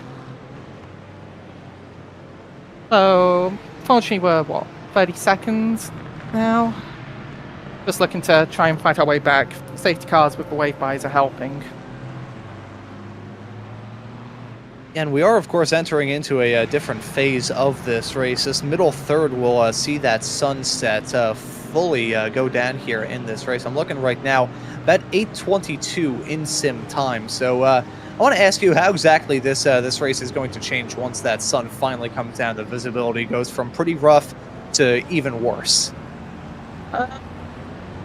In terms of visibility, is going to be hard if you're in a pack by yourself, just trying to keep track of your brake zones. But pace-wise, it's going to be about the same. Track temp's not going to change much, and the grip's going to be okay. But yeah, it should be okay. Thus, hopefully some of the aggression calms down, because some of the moves have been a bit too aggressive, in my opinion, for how early we are into the race, and I think it just needs to enter a calm down phase. Yeah, certainly true. We did see the other racing get wild there. I'm hoping as well that we start to settle down, but it is an endurance race. I can never count those chickens before they hatch. But we'll let you go back to your team here before we get this restart up and rolling. Thank you very much for joining us here, Alyssa, and we wish you good luck for the rest of the race. Thank you. And that right there was Alyssa Lindahl, part of the Turn 1 stable. A quick little wrap up on the shtick that I was doing, because I didn't get to the punchline. Out there in the Midwest, they actually treat you with some level of decency, even if the pizzas are a lot different than we have here in the city of Philadelphia. Looking as well, we also may have the opportunity to have a chat with PAX Sim Sports, John Javicki. So I'll tell you this here, Dan. Do you want to have a chat with this PAX Sim Sport driver of John Javicki that we have now here in the booth? Yeah, we can do. John, it's been an interesting. Hello, my friend. It's been an interesting start to this season. Obviously, bringing yourself into this championship, the first round here at Red Bull Ring. Just tell us how's the moral feeling in the car? How's everyone feeling going into this event, and how the race has unfolded? Oh, I mean, to be honest with you, we were just kind of told each other, hey, we're just going to go out and have fun and do the best we can. Weren't quite sure about the BOP, but I'll leave it at that so I don't go to jail. But it seems like we have still have a little bit decent pace, and but no, it's been fun. I know there was a lot of. I think we started P12 maybe, and there was some lap 1 carnage, and we kind of scooted by and missed all of it. And I think after 4 or 5 laps, we were up in the P6, and I mean really have just kept it clean. And we did have a good strategy call right before this yellow. We saw that car was off to the side for a couple laps, and so we were like, well, we might as well jump in and do our pit stop. And sure enough, I think we came out and they threw the safety car. So been good. A perfect timing then for yourself to get that job done. In the Corvette, by the looks of things, the only Corvette of the group, which is interesting to see. How is the car feeling in general? And obviously it's worked to your favour because it's put you to the front of the pack. Were you a bit shocked to see that you were the only Corvette? Yeah, not quite. I mean, I'm a Corvette specialist, as I would call myself, but. It's my favorite car. It's my favorite racing team is Pratt & Miller, and so I just absolutely love it. It's not for everybody, it's an acquired taste, right? But it seems to, it's never like the fastest car. It's never the slowest. I just like how it feels. It does have like a sharp turn in. It's agile, and again seems to have some. I do like the gear ratios in it too. It's just that V8. It's nice and linear. So, but no, it took some convincing for the others to go with the Corvette. Well, but there's the things. It has worked to your favor very well. You are leading the pack. We are going to let you get back to your team. Sounds good. As we were about to go racing, you are leading the pack, but best of luck for the rest of the event, and hopefully we'll see you back in the car very soon. Sounds good. Thank you, guys. And that is John Javecki in his Corvette as we're about to get things back underway. They are leading the way, and they managed to nail that pit stop, and now they just need to nail the restart as the fog gets thicker here in Austria. But the Corvette, the singular Corvette on its own, leads the way as we head up towards turn number 1 in the hands of William Westbrook in the car, as now they try to extend the gap. The 55 doing the best they can, and like I said, just managing to just nail the strategy so far, seeing the car in the wall, thinking that's the prime time to get in, get a service, and get things back underway as we get back under racing here, as we've got the 444 as well, the Pro-Am car up into second place position. Really been doing a great job in, again, just staying out of trouble and making sure that they gain the positions when needed, as the Corvette now starts to eke a little bit of a lead here. Yeah, and so fantastic start for that Corvette team, the one and only Corvette here in this event, looking to try and pull off something just all by their lonesome in that category, trying to get the win. There's still a long way left to go here in this race, but if they can pull it off, it'll be a Christmas miracle. A couple other cars that we don't even have participating in this event, the Acura, nobody running in it, the Audi, nobody running in it. As a change for second, Tiago Rodriguez behind the wheel, that number 48 McLaren, able to jump in front of the 444 Mercedes of Florian Paul. We saw them have that infraction during the yellow flag period, so they do have to come down pit lane to serve that, I believe. So that will send them right down towards the back of the pack. We're hearing as well, they have not been assigned the black flag. They've been told about the penalty, but race control hasn't gone around to actually divvying out itself. For those tuning into this series, not aware of the yellow flag procedures, you can't come down and serve a drive-through penalty, because that would basically be null and void under yellow. You have to do it under green flag conditions and green flag conditions alone. Nice little pass there from the 91, looking to bounce back as they're wrecking, heading out of the final turn. That's a Ferrari Yeah, around. Oh, sorry, that's the Aston Aston Martin, pardon Martin. me, NOP. Yeah, and there's a slow BMW as well that's come to a stop. Is that another safety car going to be triggered as we are on board with the 899, the near on pace car, as we're on board with Martin. He comes through into the final corner here.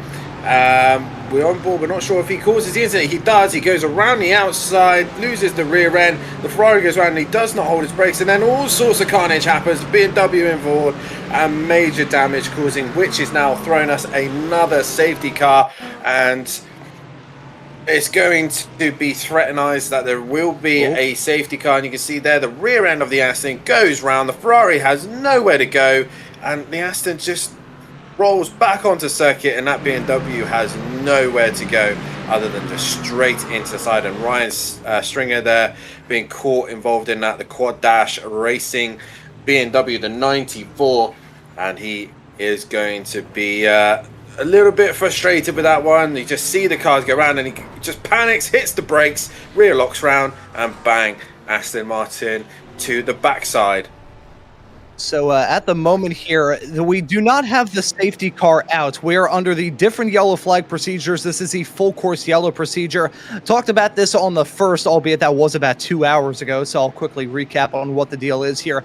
Under these full course yellow procedures, the gaps remain the same. I mean, they just got the race up and rolling. They're not going to be the largest gaps in the world, so the field pretty much kind of packed in. The drivers must reduce their speed and remain on the pit limiter. The pits will stay open during this. This is not marked as a yellow flag period in iRacing. That pace car is still down in pit lane. The lights are not on it. Everybody just having to trundle their way around this racetrack as we wait to get that incident cleared. This is the first full course yellow procedure that we have here in this race. We're receiving word that it is ending in a couple of seconds. Time of the field will be deployed here very, very soon, and we'll be back to racing. 3, 2, 1, and we are back to green flag running. Fantastic jump from the 444 Apex Predators, already able to get the move done back on Dennis Blocker in the number 91 Project Racing car. So a Swaparoo up in the front and a Swaparoo right in front as well. Your top two squabbling heading into turn number 1, and that'll be the Ronan McLaren jumping into the race lead.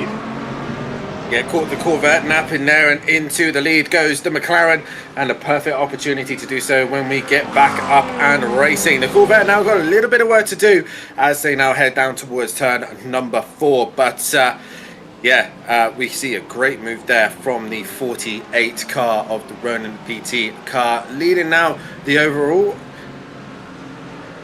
as we are going through into the left-hander. Guy is leading at this moment in time, but Corvette now just has to try and work his way back onto the rear end of that McLaren, although he's got a little bit of pressure by the looks of things of the Mercedes and the Porsche just behind them.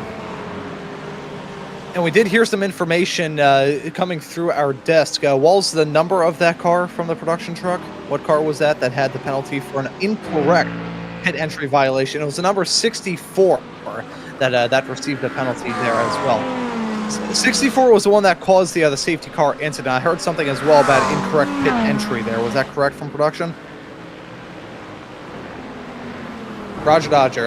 Inconclusive. Will remain to be determined. I will say as well, the 444 finally did receive that black flag for entering a closed pit lane. The 899, we saw the NOP car, was the one that kind of started off that schmozzle as they headed their way all through the final turn. They've received a penalty for causing a collision as well. Drive through in the case of the 899. Stop and hold for 60 seconds for the 444. So although they got off to a fantastic restart once we grabbed that green flag, unfortunately Florian Paul is going to be able to sit down there. It's not even something he did. He wasn't the one entering the closed pit, so he's just going to be sat there in the timeout chair, not feeling any responsibility because it's not the thing that he did that gave that team a yellow. But either way, doesn't matter what the deal is, we'll be seeing the drivers come down pit lane to serve those penalties very, very soon. You know, Dan, I'm kind of surprised that we haven't had such a green-yellow cycle. Of course, we're in that right now. Had that original safety car period, and then the incident hanging out of the final turn that put us under the first full course yellow of this race. But all in all, these drivers, I think, have been quite tame and tempered in their approach that they've taken throughout this race. would say from what I've experienced, they're definitely giving it everything they got. For my awards, we see that the Aston Martin getting a little bit loose there, and that allows a lot of the cars to, I'm not sure, I caught that last minute, so I was reading something on the other screen, I don't know if he had contact. The Rising Panda car, it looks like he comes into the middle sector. Yeah, he just carries way too much speed and loses the rear end. A great drifting video there for him. You'll want to keep that in his montage. But a little bit of a slide there. We're on board with the Canadian of Seth, a Gamma Racing driver. And this is our first drive-through for Innocent Limits. So he's obviously gone too... So he's gone off for too many contacts, and this happens in iRacing. It's done automatically by our stewards, and yeah. Yeah, so to those unfamiliar with the iRacing incident point system that we have here in Sim, the incident points are divvied out as such. Every single time you go off the circuit, you pick up 1 incident point. If you lose control of your car, that's 2 incident points. If you make contact with another car, the iRacing's automatic system will try and divvy out the incident points as well as it can, but it can be up to 4 incident points for any given car contact. Once these drivers hit 30 incident points, they automatically pick up a penalty. Now, I will look to confirm whether or not it is every 30 or whether there's some extra discretion after that. I believe it is every single 30 incident points, so, 30, 60, 90, 120. If a driver hits 120 incident points here at the end of this race, they should be gifted 1 million jelly beans and told not to come back. Oh, as that was a big off-track moment heading into the final turn. Who is that coming in for the RKO? It's DCS Racing Blue. Yeah, that was Evan Davies there, just... looks like he just dropped the rear all on his own there, possibly ran the curve a little bit too much. Out he comes, and you just see he's just a little bit all over the shot, and then the rear end goes round. More dramatic from our view there. You just see him just skate off behind, but yeah, that's not going to do the tyres any justice whatsoever. Probably a lovely little bit of a flat spot there for him, but comes into the penultimate corner there, takes the inside curve, runs it out wide. Just, you can see there, just the rear end just goes, nope, not interested, don't want to hang out here no more, and I want to go hang out with the fans in the crowd. But we see here, once again, Rising Panda, again, a bit of a view. We've not seen much of Rising Panda, and now it's become our main broadcaster focal point at the minute, as he's going wheel to wheel with a Mustang by the looks of things. I think it's the Kronos Sim Sport car that's dropped down the order a bit and is now under pressure from the Aston Martin. Down the inside goes the Rising Panda, and instead of drifting his way through, he manages to keep it all facing the right way and gain a position from that. Good recovery drive there from the Aston driver. Yeah, and those Aston Martins, one thing that you can say for sure is that they are scrappy here in this race. They've been able to put on some good recovery drives. They have been in the thick of it, and they've been surprisingly quick as well. The Aston Martin, still one of the newest. In fact, I believe it is still the newest GT3 car that we have here in the sim. Just taking a look at the entry list heading into this race, we did have 5 of them. 5 of that brand new Aston Martin Vantage GT3 Evo. Real good looking race car there as well. I would say it is James Bond-esque, but then, my brain cell puts 2 together and gets 5. We ride on board now with the driver, the number 46. This is Maxime Lenard, heading his way off into turn number 1 right now. Got a little scrabble going on right up in front, nothing too major. This is a Rising Panda Racing number 46 car. We saw the Rising Panda car have that Tokyo Drift moment all through the infield. It was fire heat for us to tune into the broadcast and see that, but unfortunately, his tires were feeling on fire and feeling a heat as he went for that slide, heading his way off through the turn. Yeah, and he's probably on a little bit of a recovery drive. We are on board with the 91 car, the Project 91 Porsche at the minute, going through the middle sector, looking back towards the Team Racing Points number 16, the leading car for most of this race. Obviously now dropping down the order with the McLaren now leading this one, but the Lamborghini once again in another strong position, keeping himself in that top end of the fight.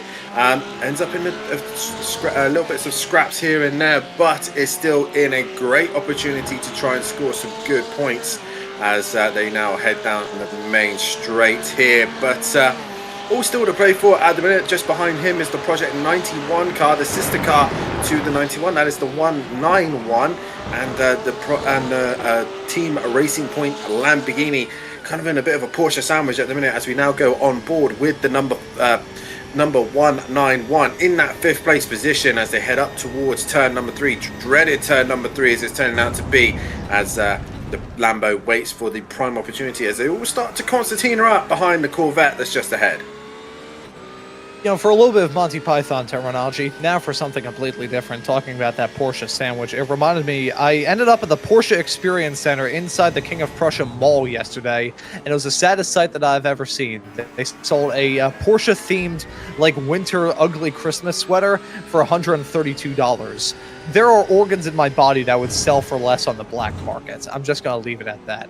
We're running on board with your 5th place runner at the moment here in that pro category, 5th place overall. The pro drivers holding on to all of the spots inside of the top 7. As you can see, Sim It Esports in that Mustang, the number 35, your 8th place runner at the moment, your leader in the Pro-Am category, and Delta Racing, the number 4 car that we said almost had a driver swap. They had a driver swap last pit stop, your current leaders in the AM category. As we catch up on the replays, it's been a hectic stage of this race. Lots of stuff going around, drivers blinking in and out pretty poorly. Hearing that the 100 has now received a penalty for causing a collision. It was on lap 83 at turn number 10, so I'll look to try and figure out exactly what the deal was there. So here's the 32, heading into turn number 1. Looking good, looking clean, looking fine, looking all right. I'm waiting for the other shoe to drop here. As this is still running fine at the moment, heading into turn number 1.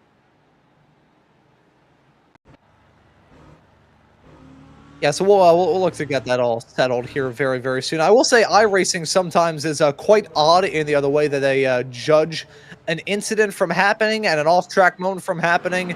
There have been some racetracks that I've driven around where drivers have just inexplicably gone off track 50,000 times while just heading off through the racing line on the exact same course. So, you know, iRacing, it is a very good software, but sometimes it is a little bit goofy, and we'll look to try and pin down exactly what the deal was there. In the meantime, we still have some battling Porsche, Lamborghinis, everybody's squabbling right now. Second tries the charm. This is heading right towards the tail end of the lap. There's the 100. There's the Heracles Performance, number 100 car, Ricardo Santos, now behind the wheel of it, has that BMW right up in front. And trying to take a wider approach heading into the turn there. You can see the smoke and the stuff going on through there. He was the one that kind of acted like a pool ball in that, sent one car off into another. Yeah, it looked like the Mercedes-Benz the BMW M4 went to check up from the incident of the spinning Aston Martin behind him. Mercedes right on the back bumper and just sees that last minute and hits the Beamer, and that's what causes the BMW to go side on to the Aston Martin. So the Mercedes gets away with that, obviously now getting a penalty to his name, which won't help him at all. While we were looking at all the replays there, we have had a change position for 3rd place in this race. We've now got the Team Racing Point back up in the top 3 once again, getting past one of the Project 91 Racing Porsches. They're now having their own inter-team battle at the moment, but the Lamborghini is trying his best now to get back on that Corvette that played such a brilliant strategy earlier on. And yeah, we're going to see how the Lamborghini did get past the Porsche, as our broadcaster does a brilliant job of finding that and goes through turn number 1, and you can see the Lambo already with the much better exit, much better drive in the slipstream of the 91 Porsche, and is looking to go up the inside of turn number 3. And this is where the kill zone's been, and this is the first time, I think, most of the evening we've noticed the car actually go through turn number 3 without any serious incidents or contact made, and that's how the Lamborghini got himself back up into the top 3. And already we look to the Lambo taking the 2nd place position back, as we just obviously get to the end of that move, and I'm pretty sure it's due to the fact that the Corvette probably had a poor run out of the final corner. But it is turning into a absolute stellar drive from the Lamborghini. Every time it gets knocked back down, it gets back up and works its way back to the front. The number 16 on a drive, on a move here to try and catch that McLaren. But they have got a back marker between them. Ron, this Lambo is looking strong here today. Yeah, it's very rare that we get to talk about the Lamborghinis being this competitive here on iRacing. I said that they're the oldest GT3 car that we have right now, but hey, I guess sometimes having a very old car that's been around the block before, it is super predictable. And clearly for that Team Racing Point stable, they've been able to have a handle on that race car really ever since we got the green flag and got the ball rolling here in this race. New driver behind the wheel of that Team Racing Point car, Alessio Doppio behind the wheel of that car, able to hit the ground running in this stint, getting that move done for second on that Corvette, heading downtown into turn number 1.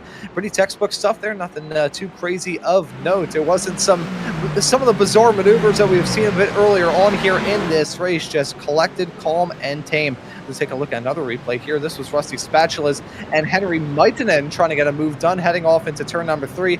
Now, you hit the nail on the head a bit earlier on, Dan, talking about turn 3 being a real choke point for everybody trying to get a move done there. More often than not, it has ended in incidents, but these drivers, I think, have now finally been able to get that move working well.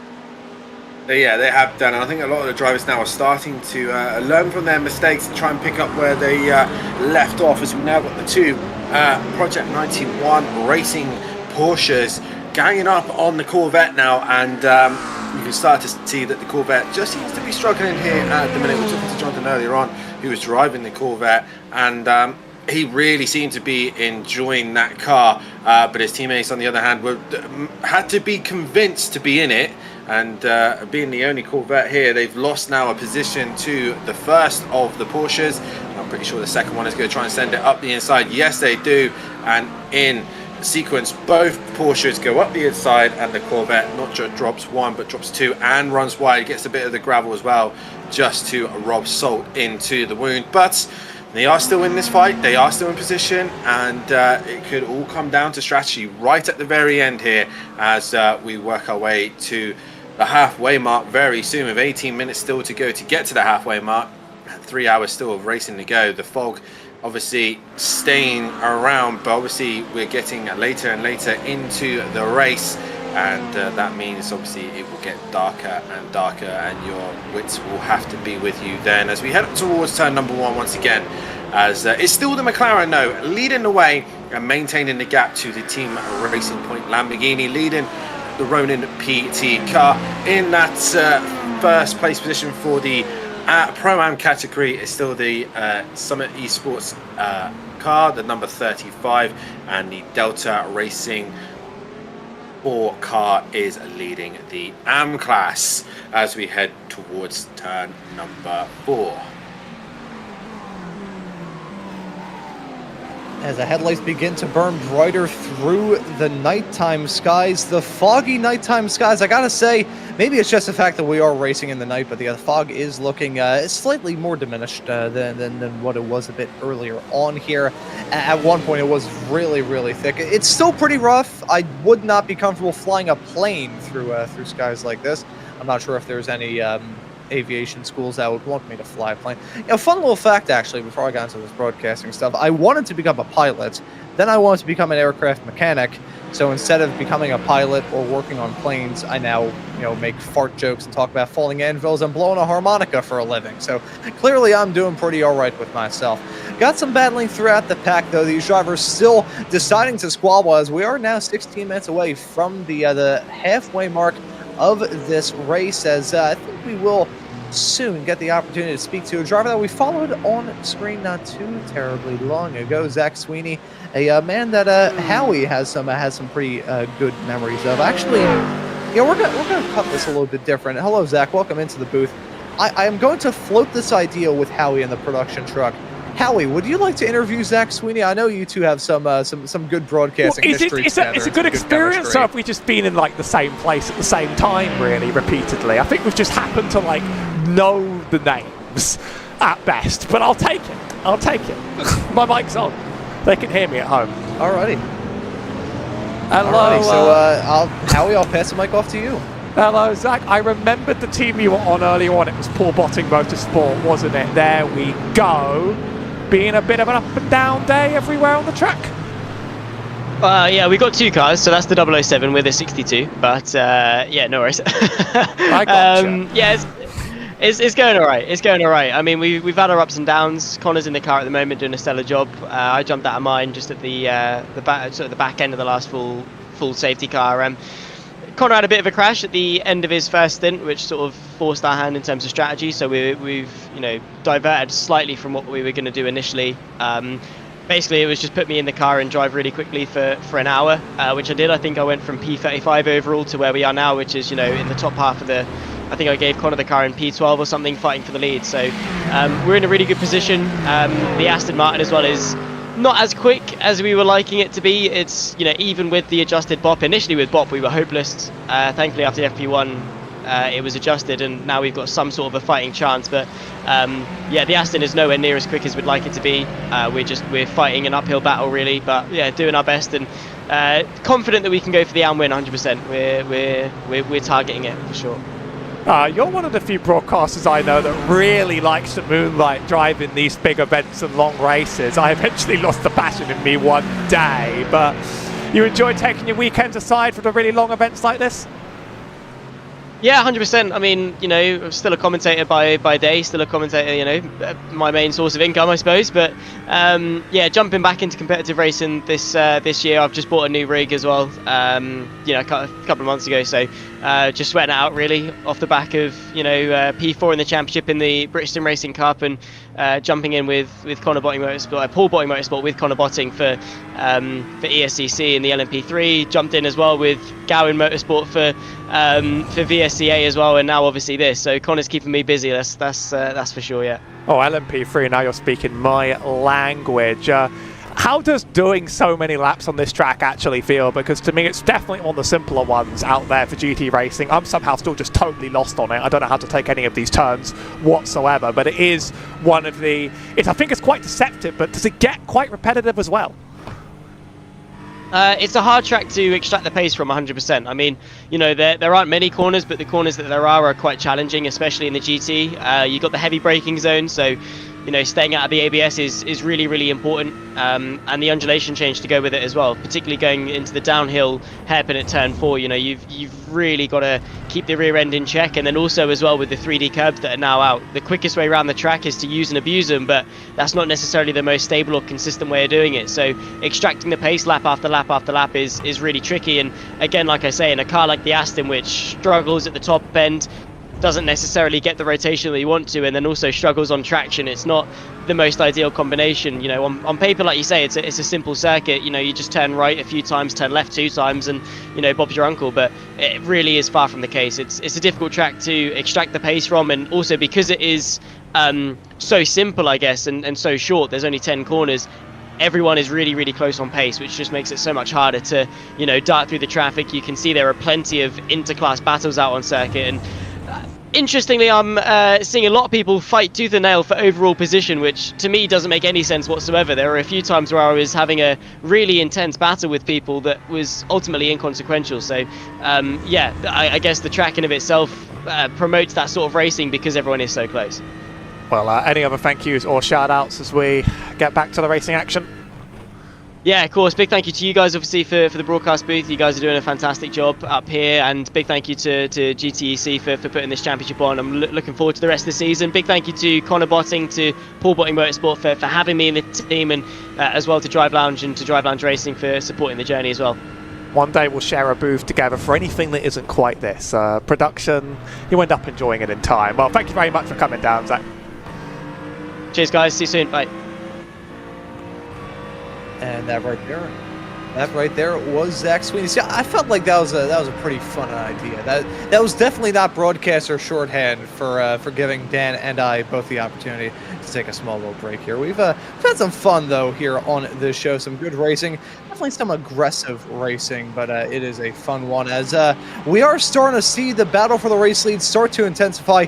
Here's how it stands right now. Ronan PT is your current race leader. That number 48 McLaren been super quick throughout this race, consistently running in the top 5, top 10 throughout most of this race.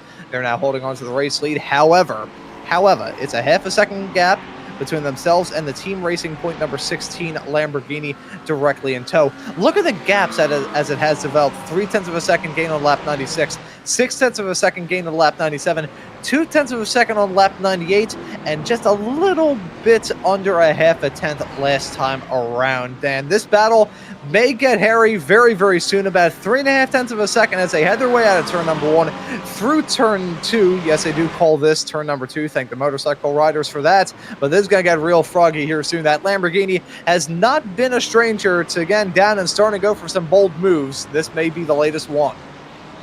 Yeah, the Lamborghini seems to have pushed its way through the downforce. I was just going to quickly say it's nice to hear some British terms there. Bob's your uncle. That's a nice one. A nice one to hear again.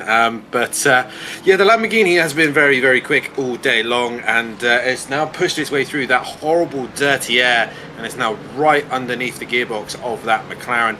Now the problem it's going to have now, especially in these conditions, with it being a bit kind of foggy, gloomy, horrible conditions, the closer he gets, the more and more his reference points are going to disappear. So he is pushing hard. He is now onto the back of the McLaren, but the McLaren has the advantage of free air. He knows exactly what's ahead of him, and he can just take his time as it's beautifully lit in this Lamborghini as we head into the final corner now. And as you can see, the conditions here are just starting to get a little bit darker, a little bit more gloomy as we head up towards the Niki Lauda curve. And now it's all about concentration. We're now coming up to the halfway stage of this race. They've all got themselves into these scenarios and positions. The McLaren's had an awful run through turn 1. That has given a slight opportunity to the Lamborghini, but we've seen how patient the Team Racing Point Lamborghini has been. He's got close to cars. Oh, he had a thought for a moment there, but he's been very patient, has the guys in these cars, as they've really just been taking their time and making the right play at the right time. And they're in that scenario again. They know this is a 3-hour race. They're only now at the halfway stage, and right now it is all still to play for, as there's a good fight at the moment between these two. Yeah, the fight is certainly on, and you could tell the impulse thoughts nearly won there as he headed his way into turn number 3. He looked for it very briefly, but he did certainly look for it. Now I gotta wonder when the opportunity may arise. See, here's the thing.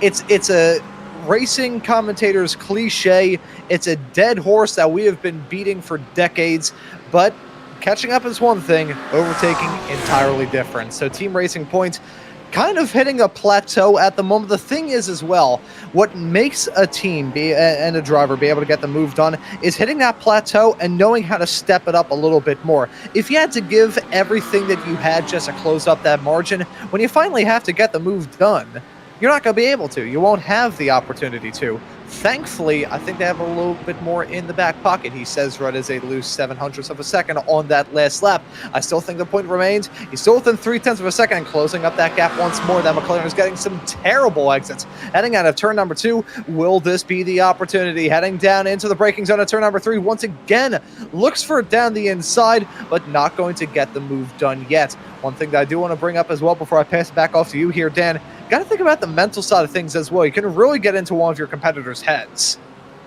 Yeah, I mean, a lot of the things that, well, when I used to do a bit of sim racing on the ACC games, you end up getting to look into your reviews a little bit more. Just being that present there is enough to just put them off ever so slightly. You may not be able to just have the raw out speed and pace to just get past. So in this case, the Racing Point Lamborghini is probably just sitting there thinking, right, okay, I can't find a way through.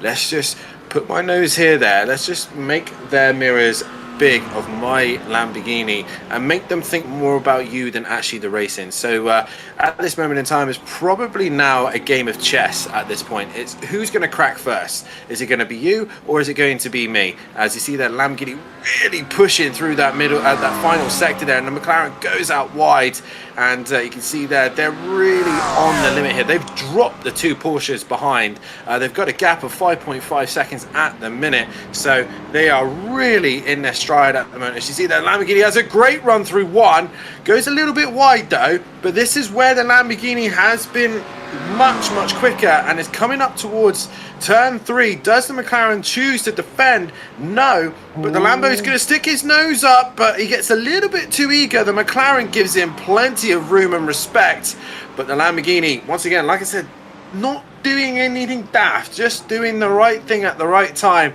Yes, he's not got past, but they have got that buffer back to the Porsches. Yeah, and so able to get that move attempted there. That's Mosi's been able to draw alongside, heading off into turn number 3, but it just was not enough. It's not what he needed, but he could tell this is starting to get a little bit frantic. I talked about that plateauing that goes on when these drivers hit that flat line, think, okay, I don't really have the pace to contend for this. I need to rethink my strategy. What separates the drivers that can't get the move done versus the ones that can, it's again that mental side of things. I always talk about the mentality of a racer as somebody who's been doing this broadcasting stuff now for the better part of 3 years, and before that had spent a decade of his own in karts. I know the mental side of a racer rather well. I used to play mental games with my buddies whenever we were driving. We would always try and get into each other's heads. It's just basic human nature. Whenever something gets competitive, you try and find any way in the book to try and beat them. And when it comes to sim racing, you can play that mental game very, very well. I would say racing in the night helps that game be able to get played just a bit easier, because not only will they see you down the inside, they're going to see that beaming white headlight down the inside too, and they're going to feel the pressure. They're going to feel nervous, about as nervous as a cat in a room full of rocking chairs. They're going to get scared. Seeing that headlight peak down the inside, even if it isn't the biggest peak in the world, even if they don't draw alongside, that still can spook a driver quite a lot. I want to give a hell of a lot of credit to your current race leaders. Ronin PT, that 48 team, currently being driven at the moment by Tiago Feria Rodriguez. He has been able to master this pressure so far. He's been able to cope with it brilliantly. Call him Tag Heuer. He hasn't cracked under pressure. Yeah, indeed, and Toyga's done a great job in doing that. So now it could be ended up where it goes from the Lamborghini driver, I'm going to try and pronounce the name, I'm going to probably get it out, as Acello, is currently trying to put the pressure on the McLaren. Now, with this pressure being applied, the McLaren, I think, now has got to that stage where it's like, okay, I know how you work, I know how you drive, I've now got you trumped a little bit. Now he's going to probably try and control the pace a little bit and get the Porsches back involved. You can just see them in the background there.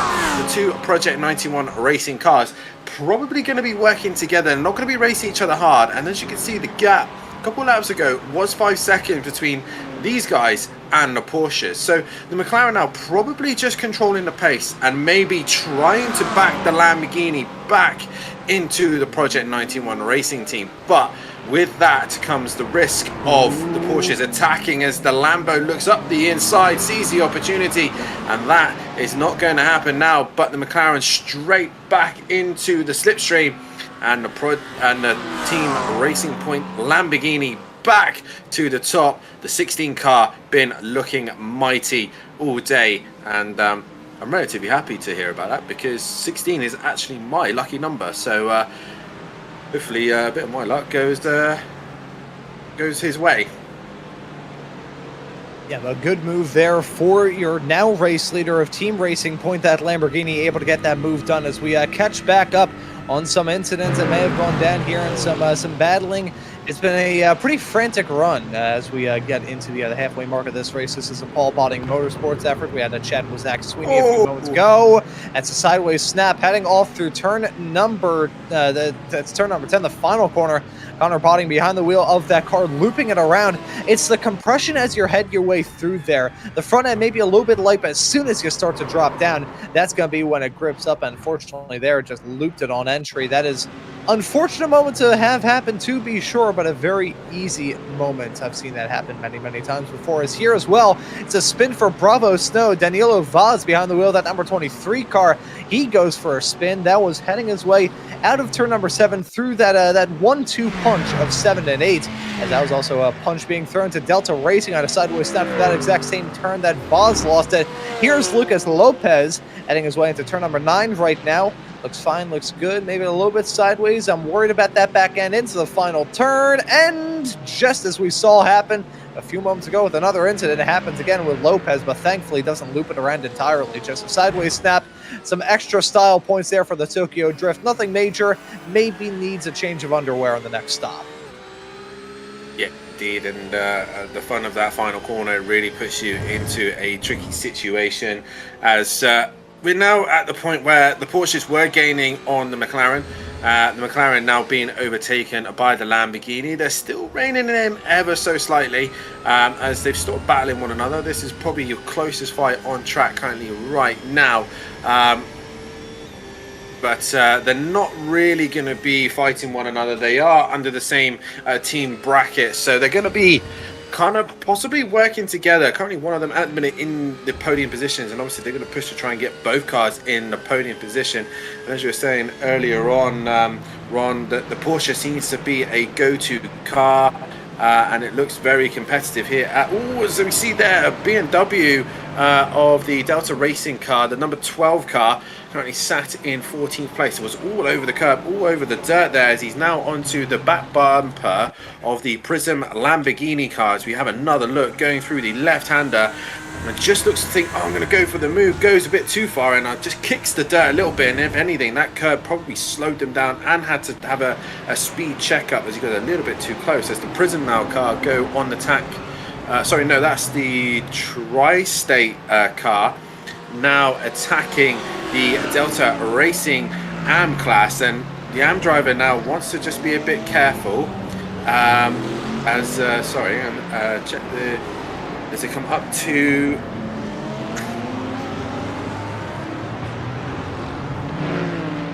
So right now, Tri-State is the kind of the Pied Piper of this field. The actual cars that are on the lead lap, that Porsche that we see right up in front is actually one lap down. I'll look to identify that Porsche right up in front. But either way, it is a battle of note, as is your current third place runner of those Pro-Am competitors as it stands right now. Whenever we get lost in these interclass battles, I was talking about this earlier on, kind of the dynamic that I love seeing in endurance sports car races, or just races period. One of the leagues that I cover runs the exact same cars, but different classes of drivers in that exact same car. So you have drivers that are running for the overall win that are a bit more experienced, a bit more of a pedigree in the world of sim racing, and then other drivers around them, kind of a different bracket of racers, all very talented in their own right, but different backgrounds, different ratings, different skill levels, different levels of expertise. I always love it when we have that extra dynamic. You've got pro drivers battling with Pro-Am drivers, Am drivers battling with Pro-Ams, even have some pro drivers that are battling with Am racers. You love to see it indeed as we follow right now. Speaking of the Am drivers, this is Delta Racing Joao Fonseca behind the wheel of this car right now, your leader at the moment in the Am category, still holding on to a very good spot as it stands at the moment here overall inside of the top 10. A good race for them. They're looking just to keep that momentum rolling and keep that car right within grasp. They were starting to chase each other's tails a bit as they headed their way out of turn number one, but thankfully avoided any sort of major incident taking place there. Whenever we see those really erratic maneuvers, I get flashbacks to that moment with the number 91. But thankfully, the 35 and the 4 Simit Esports and Delta Racing actually go side by side on the exit of 5 through into turn number 6 right now. That's not a section you usually see drivers go for a move in, but Delta Racing trying to risk it for the biscuit, go for it around the outside, and they take 10th. Nice stuff there from Fonseca. Yeah, very good job. Very good move there from the BMW driver. Makes the job done and up into another position and extending the gap between him and the rest of their class. And looking very good at the minute to put themselves in the top 10 overall as you now go to the Porsche car of 967, the iRacing team. And we're heading up towards the penultimate corner. He's got a bit of a train behind him. He's got the 101 BMW. But the BMW coming into the final corner now, looking to try and make a move and see if they can make a move on that Porsche. But at the minute, no chances are available for them as he's now under pressure as I head up towards turn number 1. Little look up the inside there from the 100. No way through.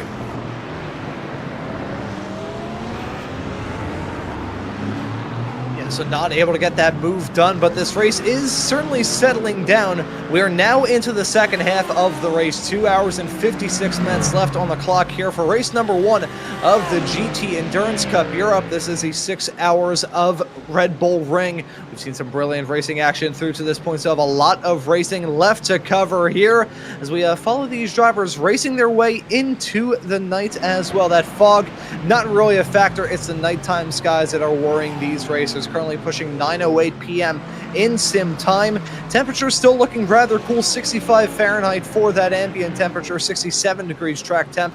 Gen Alpha's going to have a field day with that one, but this is pretty much the only benefit that these drivers have racing in the night is the fact they're not experiencing too bad of a temperature fall off because of how bad the fog was earlier on and how low the ambient temperatures have been. For a little bit of information about the iRacing weather system, this is just about as low as you can go temperature-wise, both for the track temp and the ambient temperature. You pretty much go as low as the mid-60s, nothing more, nothing less. There you can see it in Celsius right there, 19C for both ambient and track temperature. Now the track temperatures I've seen get high as nearly 160 degrees Fahrenheit. I don't even want to know what that was in Celsius. But right now we're basically at the bottom. We are as low as you can go with the temperatures. So these drivers having a different dynamic that they have to worry about here solely because of nighttime racing. It's just different from the mental side of things, having the headlights on, the visibility being a little bit lower. There is a change psychologically for these drivers whenever that nighttime period does come around. Yeah, indeed. I think with the moment at this stage, coming up to that, well, we've just gone past the halfway point. It's a chance for the drivers to have a moment just to recover, just to sort themselves out. And it's been a long race so far, and we're still long racing is still to go. 3 hours is still a lot of opportunities ahead of them. And at this moment in time, we can see that you can start seeing a fatigue in some of the drivers. Mistakes are happening, and you can see as well that people are just starting to find their grooves as pit stops also starting to come into effect as well as we head into the final and penultimate corners. That right there is the team racing point number 19. The sister car to your current race leader, Antonello Busiono, behind the wheel of that effort, trying to get a move done there on the Delta Racing machine. That's heading into turn number 1. He'll jump his way up into 10th overall. Nice little move there. That was you're still am leader at the moment, but not able to withstand that pressure just then, as we still continue to keep tabs on these battles throughout the pack following your runner right now. Actually, I'm going to correct myself. That's for 15th overall. That is 10th of your AM racers, though. So a little bit confused there by the graphics. I thought that was overall position. That is actually position in a class. That was a move for 15th overall. Delta Racing 12. I was like, that looks like the 12 car, and it turns out it is the 12 car. So still a all right spot for them. Probably wishing for a little bit more, but there was some stuff that went down. We saw the penalty that number 19 picked up a little bit earlier on here in this race. Still looking to recover from that. In the meantime, however, we're going to step aside here on our coverage, ride on board with some of these drivers, enjoy the sights and sounds of the Red Bull Ring here in the night here, watching the opening race of the 2026 GT Endurance Cup Europe Championship here, the 6 hours of the Red Bull Ring. Let's listen in.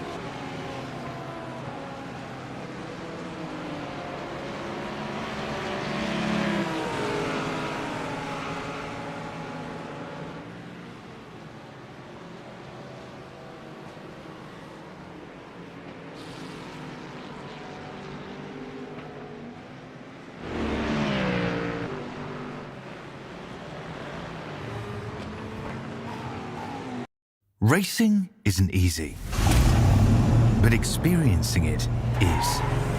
iRacing puts you in the driver's seat with the industry's leading sim racing game. Drive on laser scan replicas of the greatest racing circuits from around the world. Go head-to-head against other drivers chosen by skill-based matchmaking to ensure competitive racing at every level. Compete across all your favorite series. In officially licensed cars, engineered to deliver the most accurate driving experience possible.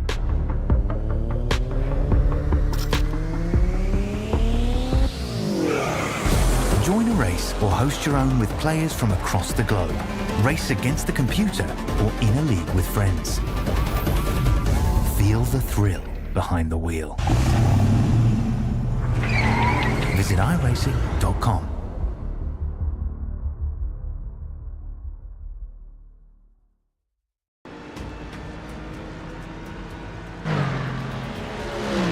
And welcome back, folks, once again to our continual coverage of the 6 hours of the Red Bull Ring here for the opening round of the GT Endurance Cup. It's myself, Ron Mullins, and Dan Davis talking you through all of the action here with Howie Burrows working on the cameras and the graphics in the virtual production hauler. The nighttime is fully underway, and pit stops are here upon us now. First time that we've had a green flag pit cycle here in the entirety of this race. Lots of heavy hitters coming down pit lane, including your current M-Class leaders of Delta Racing. Yeah, this is the first opportunity where people can start to see where their strategies are falling into place regarding fuel and tyres situation. As you can see, the nighttime now starting to really hit home here at Austria for the Red Bull Ring event that we are running here for the 6 hours. And like I said, past the halfway stage, we are pretty much halfway through this next hour as well. And pit stops now coming into effect, and it's nice to have a full green flag session into a stint, and we'll see how long that will last. But we are looking to the inside of this turn 4, as we've just been told we've got a couple of incidences to have a look at while we were off air momentarily. Obviously, you guys probably would have seen it on the broadcast, but heading into the final corner here, we're on board with the Delta Racing 12 car. As he's chasing down the Mercedes, gets on the loud pedal a little bit too hard and hits the front end of that car relatively hard as well. Back to the Bravo Snow car, the 23 Mustang, as we head up towards turn number 1. Currently sat in the 14th place position, probably clobbers the inside curve, back end comes round, and also big contact with the wall, lifting the car off the ground. So couple little bit of incidences for the guys as we've just been off air momentarily there, but a lot of pit stops coming in, and I thought for a second there, it might be my eyes deceive me. Yeah, I think it is my eyes. For a second I thought it was rain, but obviously not. No. Yeah, pit stops are happening thick and fast here, but we see the leading car, also the Racing Point 16, is in pit, has been in pit lane. And it's back to the McLaren leading the way as the Delta Racing 31 car is up to second place as well. So things are happening thick and fast here, Ron. Things are starting to fall into place as the real first opportunity of pit stop advantages are coming into effect now. And so the pit stops now chugging along. More drivers coming down pit lane. The team that assumed the lead in the AM category themselves, Paul Botting Motorsports, has now come down pit lane as well. Delta Racing 32 down in pit lane as well. Team Racing Point number 19. You're at 1 point. You're a 1 point leader. Down pit lane here as well. It's been a pretty wild race, all things considered, here in this season opening campaign. Everybody has been rather tame, outside of a couple of moments where they did slightly lose their head. Some racers have been in the thick of it. Others have had it, I wouldn't say easy, but definitely easier than some others. It's Delta Racing 31 now down in pit lane from second here in this race as we see a battle. Paul Botting Motorsports getting a move done on the Fisher Motorsports number 44. That was some pretty simple stuff heading downtown into turn number 1. So pit stops continuing here, just waiting for one more stop. I can see that low visual cue that I think you're referencing there, Dan. It looked like rain as the field was heading their way out of there. Now, I said this a bit earlier on in the show, to those who may not be aware, no weather radar, no rain on the weather radar as it stands right now. Everything looking smooth and clean all the way through to the end. But again, this is iRacing, the premier motorsports simulator. They always try and remain true to real life, and even the weather forecasts remain true to real life because they're just about as inaccurate in sim as they are in person. That is true, but it's not looking like we are going to have rain anyway. But the fun part we're in at this moment of time is with the pit stops all happening, we don't have a clear sight of who is where at this current stage regarding stops. Cars are coming in left, right, and centre, but we are looking through, and we've got a bit of a squab going on here between the 2, 3, 5. He's in a fight at the minute. He's got a couple of cars around him. We've got the Aston Martin in front and the Porsche behind. A great little scrap going on here as they go into the final corner. The iRacing car looking to try and capitalise, but the AMG Gamma Sim racing car looking to try and get on the tabs with the Aston Martin ahead, but can't do so, and is now going into the defensive position with the Porsche right up his back bumper. And look at this little gaggle of cars heading their way up the hill into turn number 3 right about now. Is anybody going to try and get a move done as they head their way into 3 is the real question. We've seen this end in tears before. Side-by-side racing can be done through here, but sometimes it ends in tears. It gets put on full display. Contact made on the exit of the turn. Gamma Sim Racing, who've been in the trenches really ever since we grabbed the green flag, sending the Rusty Spatula's machine, the 112 Mika Takila behind the wheel of that car. Let's see what happened as they headed their way into the turn. Yeah, it's just overcooked it big time, and unfortunately there, it's the lightest of touches, but it's still enough of a touch. The problem is with that bottleneck, you're aiming for an apex that is about 10 feet closer than it actually is. Yeah, it's not. Let's say it's not the easiest of corners to get right, as you see they go on the attack. You think you have an opportunity to, then you both break at the same time, and just naturally the corner will just pinch it in, and the Aston Martin goes round, drops the order, and that is it. It's just not gone their way. We've got a few other spins as well. This is your was net race leader, the number 16 car of the Team Racing Point Lamborghini. And he's heading into the left-hander there, and just the rear end steps out. A rare mistake there from the leading car, dropping them down the order. But yeah, not what you want to see. Also the Delta Racing 12 car, currently 12th in class, 23rd overall, and into the left-hander he comes. Rear end steps out, pushes him wide, and he goes all the way around once he hits the gravel trap as well. Tries to make sure he makes a safe rejoin.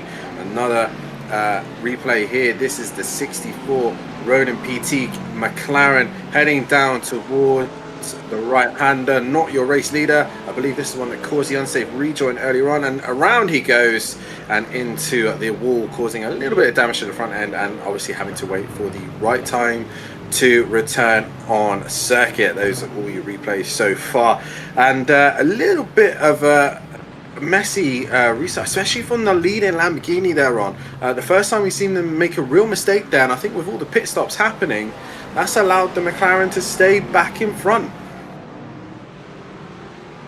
Yeah, and so that is a big mistake. Thankfully for them, it is it's not the worst in the world. We have seen some mistakes that are definitely a lot bigger, but the problem is, thinking again about the driver mentality side of things, specifically talking about the driver mindset in terms of remaining with it here in one of these races. It's a 6-hour-long race. Obviously, you have the driver swaps, but you still have to maintain that same level of focus. And it's tough to focus on the exact same thing for 2 hours in a row. For these drivers, they're having to do that every single time they get in the car. They cannot let their mind wander. We talked about this racetrack a bit earlier on in the show, but just gotta talk about it again.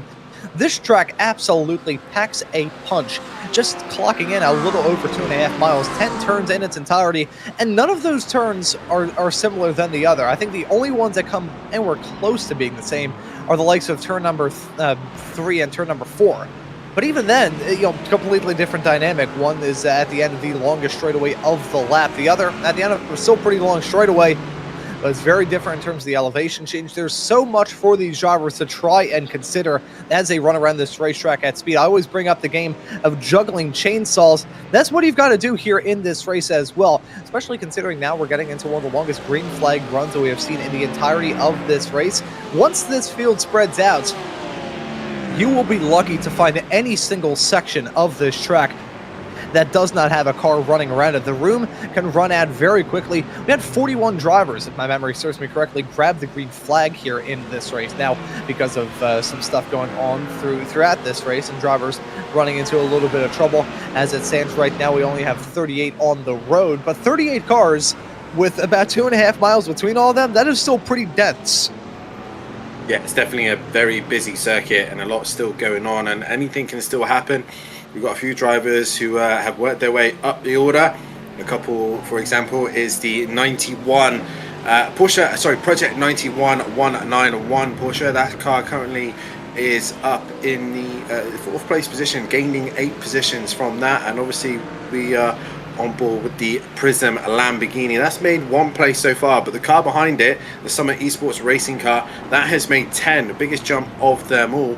As we now go on board, back with this fight between the McLaren and the Lamborghini once again. Round 2 for Ronin PT versus the Team Racing Point duo, and it seems like deja vu for here as the Lamborghini goes back up the inside, gets past the McLaren, and had to repass it after a very, very odd mistake from him, and now looks to try and hunt down the Porsche ahead from the Project 91 stable. That Corvette though still in a good position, sat in P6, the 55 car making the right strategy call at the right time, but now the 16 car once again looking to hunt the 91 down and gain that position back. Yeah, in case of deja vu up at the front of the field. I feel like I've been in this place before as they try and battle for third. That will eventually shake out to be a race lead once some more drivers come down pit lane, which we do expect very, very soon. Keep an eye on a battle that we just saw flare up there, heading down to turn number 3. That was Rising Panda Racing in that Aston Martin number 46, able to jump in front of your current 10th place runner in the pro category, that being Gamma Sim Racing. A reminder to those tuning into this series, if you're curious about how we mark off our different classes here on our graphics, the drivers marked off with the white numbers on the timing tower are your pro drivers. Those with the black numbers, black number blocks, I should say, actual numbers are white. Those are your Pro-Am drivers, and the red drivers are your AM competitors. So just want to touch on that because there have been some people asking us here throughout this show to make that clarification. Rising Panda Racing able to jump in front of Gamma Sim Racing, so able to clip the coupon on this lap, get a 2-for-1 deal, and I'll have to see if they can make up some more spots here, currently running just outside of the top 10. Maybe got to try and close up that gap to themselves and one of the next competitors in your pro category. That's the Prism Motorsports 309 car, running right behind your leader at the moment in the Pro-Am class. That's Fisher Motorsports in the 84. Now that Fisher Motorsports stable, they've had a pretty intriguing race in their own right, but they've been running fairly smooth, and certainly keep our eyes on them as we go through it, because they're in a very good spot right now. They are in a very, very good spot at this moment in time, and with this group of cars anyway, we seem to be all congested up a little bit as well. So any opportunity will arise if one of these drivers makes a mistake. Who is leading this group? Looks like a Mustang at the front of the group. So we're on board with the 84, which is the Porsche leading class at the minute, as the Prism car goes down the inside of the Rising Panda racing car. As we see there, an AMG as well, going a little bit slow. So as I said, a little bit of action happening here as the Prism car gets past the Panda, and the Panda driver now having to sit on the back of the Lamborghini ahead of him, but straight away the Gamma Sim Racing Mercedes-Benz is looking to make a way through. We have got a Mercedes-Benz in the middle of this group that is a lap down, which was the one that was going slow a little bit earlier on, but the Rising Panda now looking to come back at the Lamborghini, wants to try and stick to him because his fight is with the Porsche ahead of him, the 84, and at the minute he's just stuck in this lull where he can't quite get close to them at the minute, as the Porsche looks like he's actually attacking another Porsche just ahead. It's really getting congested here in this group of cars. A couple of lap cars in between them all as well. And I believe they head up towards the hairpin now. The Prism racing car now under pressure from the Rising Panda, and there's all sorts of cars everywhere. Some trying to lap. They're all over the shot. The Rising Panda losing out. There's all sorts of carnage going on here now, Ron. Yeah, and Prism Motorsports nearly got sent around. They briefly made it 3 wide as they headed their way out of turn number 3. These drivers, they're not even playing with fire. They're doing jumping jacks in front of a firing squad getting ready to shoot.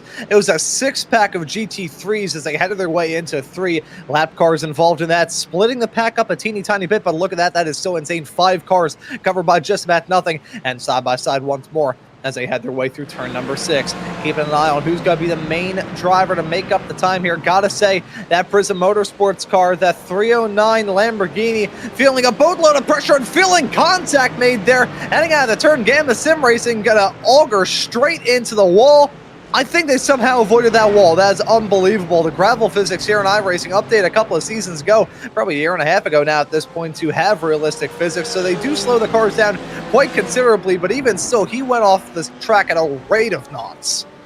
He did indeed, and we have got all sorts of pushing and shoving going on. We are right into the prime area of battling starting to happen, as our broadcaster is just struggling to give us all the action. There's so much action going on at the minute, as we got the team at Racing Point's 19 car under some pressure from the Delta Racing GT BMW that's looking to work its way back forward again. And again, this team of Racing Point Lamborghini, the 19 car, just not had the luck, has been dropping down the order.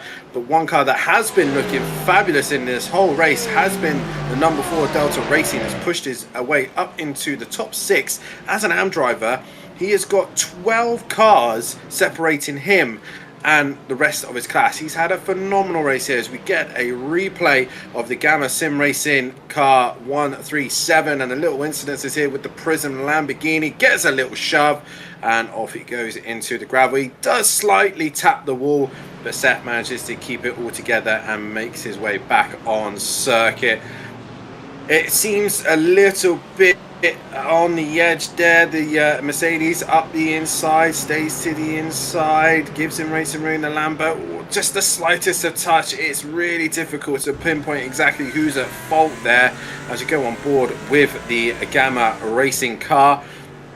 Up the inside, the doors open, the Lamborghini gives him Racing Room and respect, and I think it's just one of those bottleneck effects where the AMG and the Lamborghini just come together, and the AMG just comes off worse with that one. The Rising Panda, though, is rising up to the challenge as it's on the back bumper of the Porsche, and this is a fight for overall lead of the Pro-Am class. So the Panda does rise to the occasion and now leads this Pro-Am class heading up towards turn 3.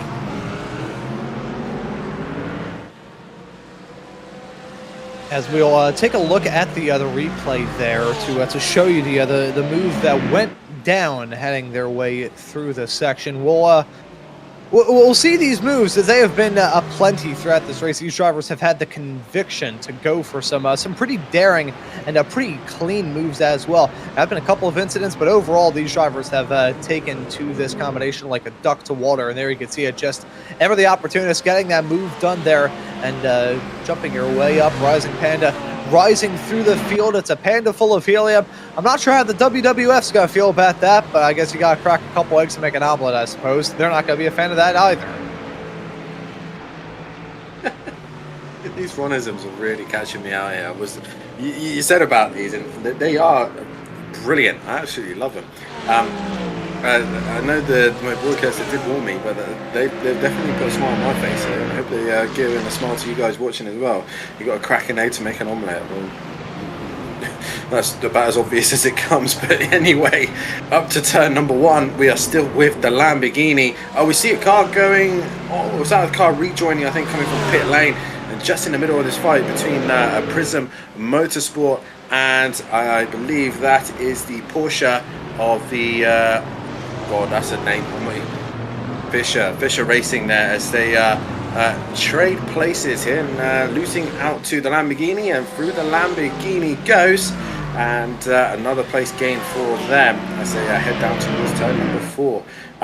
Still a way to go here, as a little bit calmer as we get a replay here by those, and that is Fisher, Paul Botting Motorsport. This is a little incident that happened earlier on, the 007 James Bond, and around he goes, and Patrick manages to keep it away from the far end of the gravel trap and hopefully return safely to the circuit. He manages to do so, and yeah, got a bit of dirt on his tyres now as we return back to the scrap between these two drivers, the Fisher and the Prism cars at the minute, and the Rising Panda is rising to the occasion and running away from this gaggle of cars.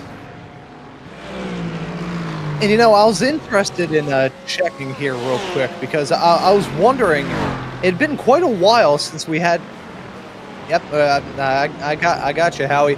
Black flag for Rising Panda Racing. I was going to touch on that here in a few moments' time. I was going to say that Race Control has been probably been taking a nap as of recent here, and they still are deep in summer. They're probably approaching REM sleep at this point. That black flag was for incident point violation, so going over that 30x limit. I was interested though, because I was wondering, man, it's been a while since we heard anything from Race Control. I wonder how they're doing. It settled down into a pretty good, smooth ride here in this race. I want to specify here, this was from nearly 2 hours ago, but I want to read out the other incident that we were told. It was not a penalty, it was a warning towards car number 91 for nefarious tactics. Now, I appreciate the 1930s radio terminology, but we were hearing as well that it was gear shift spamming on pit lane. Now, Dan, I know you're I haven't done too many iRacing broadcasts. I'm not sure if there's a feature in other sims, but here in iRacing, if you just spam back and forth, go second, third, second, third, second, third, whatever gears you want to do, just do that. The car will just rev a little bit as you're going between gears. It'll spike up that throttle, and you'll be able to bypass the pit lane speed limiter just by a little bit. You'll get like a mile an hour or two at most before iRacing hits you with a penalty, but I just figured I would draw a claim to that, because I didn't even know that they still had that. I thought they patched that a couple of years ago, but I guess the more you know, I suppose. So actually, Howie bringing up a good point. Nefarious tactics is an actual term iRacing uses in the iRacing sporting code. See, I have not read the iRacing sporting code because I do not read. And you're a commentator. As we see the two Mustangs go wheel to wheel. That's a cheeky little tactic there. I mean, obviously, very new to iRacing, so there are other ways in other games that I've learned to bypass the pit lane, as we see there as well. The Ferrari getting involved in this scrap, and the Ferrari's a lap down, and he's really giving these Mustangs a bit of a hard time. I know I think he's just come out of the pits, but these Mustangs are in a little bit of a lapped fight with a car that's looking a bit racy, as we now move over to the Summit Esports Racing team, we're on to the Delta. I was looking on the onboard Delta. I can't even talk. Live timings, and for some reason it was telling me a different driver. But we are on the Delta Racing squad, and they have got the team Racing Point just ahead of them, and they've had a great little race here, the AM drivers. They've got quite a significant gap back to their next competitor in their class. And right now it's just Private staying in the top 10. And they're really using that chance to their best opportunities, as we are back on board with the McLaren this time. The Ronin PT car leading in the third place overall at the moment. And it's now on the back of the Porsche. And they've got a lapped car ahead of them, and that's going to hold the Porsche up momentarily as the BMW does move to one side. That is the 101 of the turn one racing group, as they just allow this fight to come through. And the last thing they want to do, I think it's Alyssa in the car as well, so the last thing she wants to do is get involved in this scrap, so she lets those two go and they continue their fight. But the McLaren at this stage run looking racy once again, and is really giving the Porsche a bit of a headache. Yeah, so being a thorn in his side as the battling is still not over, we see squabbling for second. Project 91, after that penalty a bit earlier, able to bounce back in a big way, holding on to P3 at the moment, but Ronan PT, now your second place runner in that McLaren. I'm trying to remember, what was the other line that I said in reference to the old McLaren MP412C towards the end of its time on iRacing? I'm pretty sure they're made out of compressed rust. That one I'm adding into the record books. That was quite good. That car was very odd. I remember learning a fun fact about that car in the, I think, final broadcast I ever did when it was still in circulation. It wasn't exactly a popular car towards the end for obvious reasons. It was quite outdated.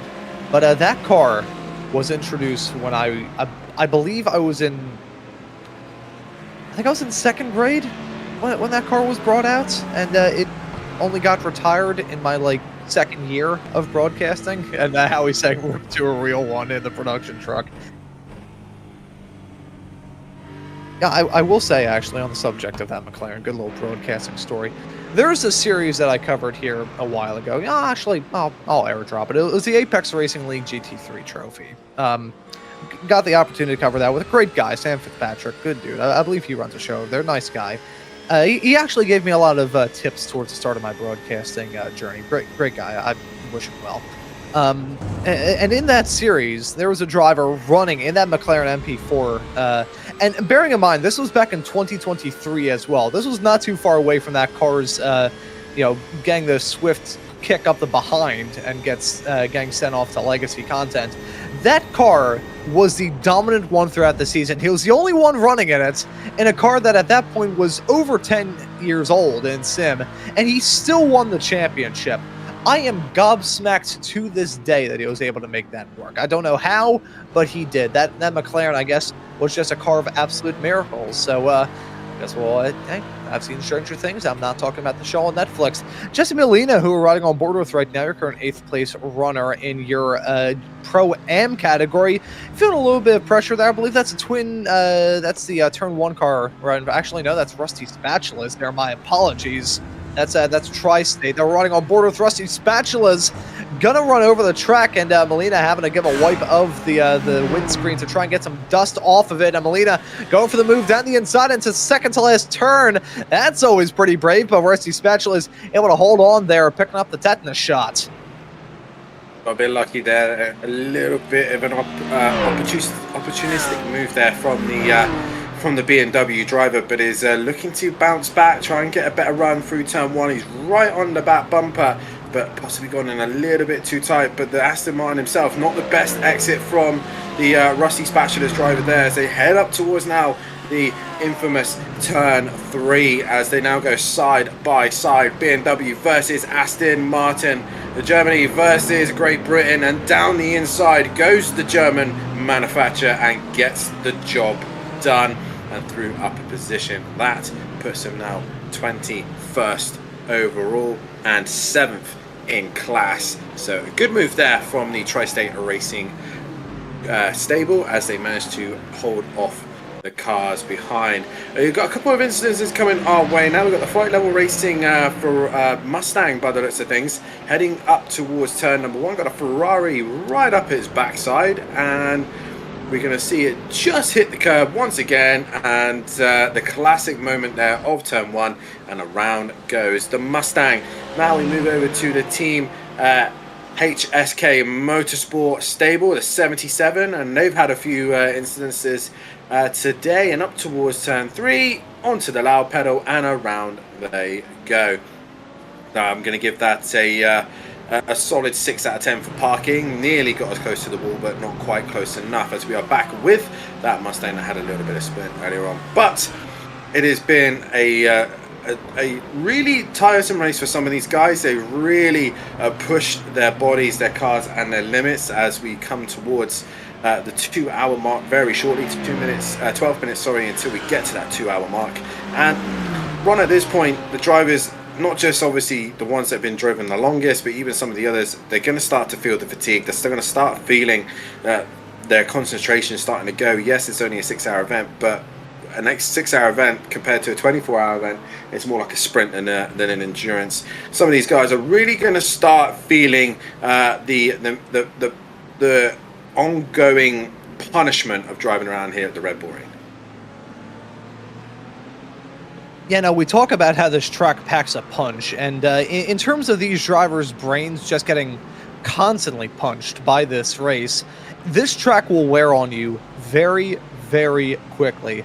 What is the longest break time-wise that these drivers have around the racetrack? I would say it is that straightaway between turns number 1 and 2. Let me see if we can pull a little thought experiment here. I'll pick a driver and we'll go from here. Let's ride on board with the number 18 Going Racing Ferrari if we can, and ride down this back straightaway here to show you exactly how short of a ride it is.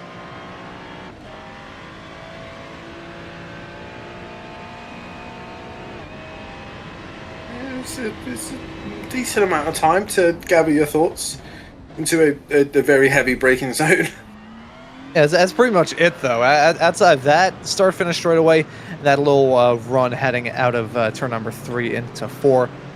It's kind of all the drivers have to get their bearings straight and take it easy. So that is that's one of the main things that I think is beating on these drivers a little bit much, is we do see Rising Panda Racing on the move here, but on the move down. Looked like a bad run heading onto that straightaway and getting overtaken there. So Rising Panda Racing dropping down a spot. Maxime Lenard still behind the wheel of that number 46 car, the driver from Belgium. And on the subject of Belgium, we'll be running the next race of this season, the 23 Hours of Spa. Stay tuned here to the GT Endurance channel so you never miss out on any of the racing action. I want to thank you all for tuning into the action during this race. If you're interested in following along with the live timing, we still have that in the YouTube chat if you want to see all the goings on out there on the racetrack. Us combined here in the booth, we combined for 6 arms, 6 legs, and 3 people with 3 brains. So we can't cover all the racing action, and all of you in the YouTube chat can follow along to the action as much as you can. As Rising Panda Racing has come down pit lane here, double stop there. So they came down pit lane only a few laps ago, 5 laps in their stint. They're back down pit lane again, and they're in the pit stall. So something was awry there. So we just had a bit of a contact there between the Gamma Racing and Summit Mustang there, and the Gamma Racing car does manage to get through. A little bit of argy-bargy going on there, as we do have a replay here. As we head through turn 3, and the Mercedes gives him a little shove. The Mustang gives one back, and in the end, the AMG Mercedes gets the position, and away they go. Look down the inside once again. The Mercedes does get it stopped, a little bit shallow entry, which is then going to push the Gamma Racing car wide, and the slightest of taps causing both cars to get a little bit loose on exit, but they do make the position. Hard racing there by the looks of things. As we head now into turn number 1, we are back with the number 4 car, the Delta Racing car, onto the back of the fellow Delta Racing car, the Delta Racing GT car. And looks like the AM car looking like it's going to give the Pro car a little bit of a headache here as they head up towards turn number 3. And again, talking about that interclass dynamic with these drivers battling in similar race cars, very similar race cars. It's the same classification of cars. There's no adjustments done to drivers running in Pro AM cars or in AM cars compared to their Pro counterparts. It is all down to the driver. Now, I did mention this a bit earlier. I never got the opportunity to actually touch on it. The BOP that these drivers have here in this series. I can pull it up on my end. I believe I did get it converted over here. Stand by. I'll just do a little bit of shtick, do a song and dance as I get this pulled up on my end. Howie in the production truck doing a great job throughout the show. Howie, I believe longest show that Howie had ever done through to this point was about, what was it, 3-4 hours or something like that. So breaking some records here. I think this is the second longest show that I've ever done. And Dan, you said that you've done 24 hours in a row at one point. That makes sense as the reason why you can stomach dealing with me for 6 hours straight. Yeah, I participated in an endurance race where I was driving and commentating. Every time I wasn't driving, I was commentating. So you could say I did a pretty much a 24-hour, well, technically a 36-hour, waking up and not going to bed late that day anyway. But yeah, it's the longest I've probably done in a row is probably an 8-hour commentary. But Yeah, I can stick your Ronisms at the minute. They're definitely entertaining me. We'll see how we get on when we get further into the season and how much I can stick it much longer. But it's not obviously the driver's going to feel the fatigue, but obviously our staff as well are going to feel the fatigue and trying to keep you up to date with all the action because it's not easy sitting here talking a load of rubbish to you lot. Let's just put it that way. Yeah, no, it's after a while. See, the thing for me, it's never been my voice that's been the problem. I've had a couple of times where my vocal cords have blown out, and if you compare my voice now to when I started this, even just in my regular speaking tone, it has gone down by a couple of octaves, probably because my vocal cords have been given the equivalent of a Tyson uppercut over the past 3.5 years or so. But as Howie bringing up a good point, that's why we produce. See, that is why I love production work, because I can sit back, relax, drink whatever beverage I want, non-alcoholic, don't get your hopes up, and just be able to have a good time. It's always good on production work. But I finally got the information here. The adjusted BOP here in this series. Now, I'm not sure if this is on top of any other regular BOP. I believe it's just plain Jane how it goes here. Pretty much just pick a car and decide exactly how they all do as a 191 with a drive-through penalty for the incident point violations. The cars, I should say, with the most amount of weight added onto them is the Chevy Corvette and the other Porsche 911, the other 992. They've had 5 kilograms added to them. You look at the cars with 3. Those are the likes of your Mercedes GT3 cars.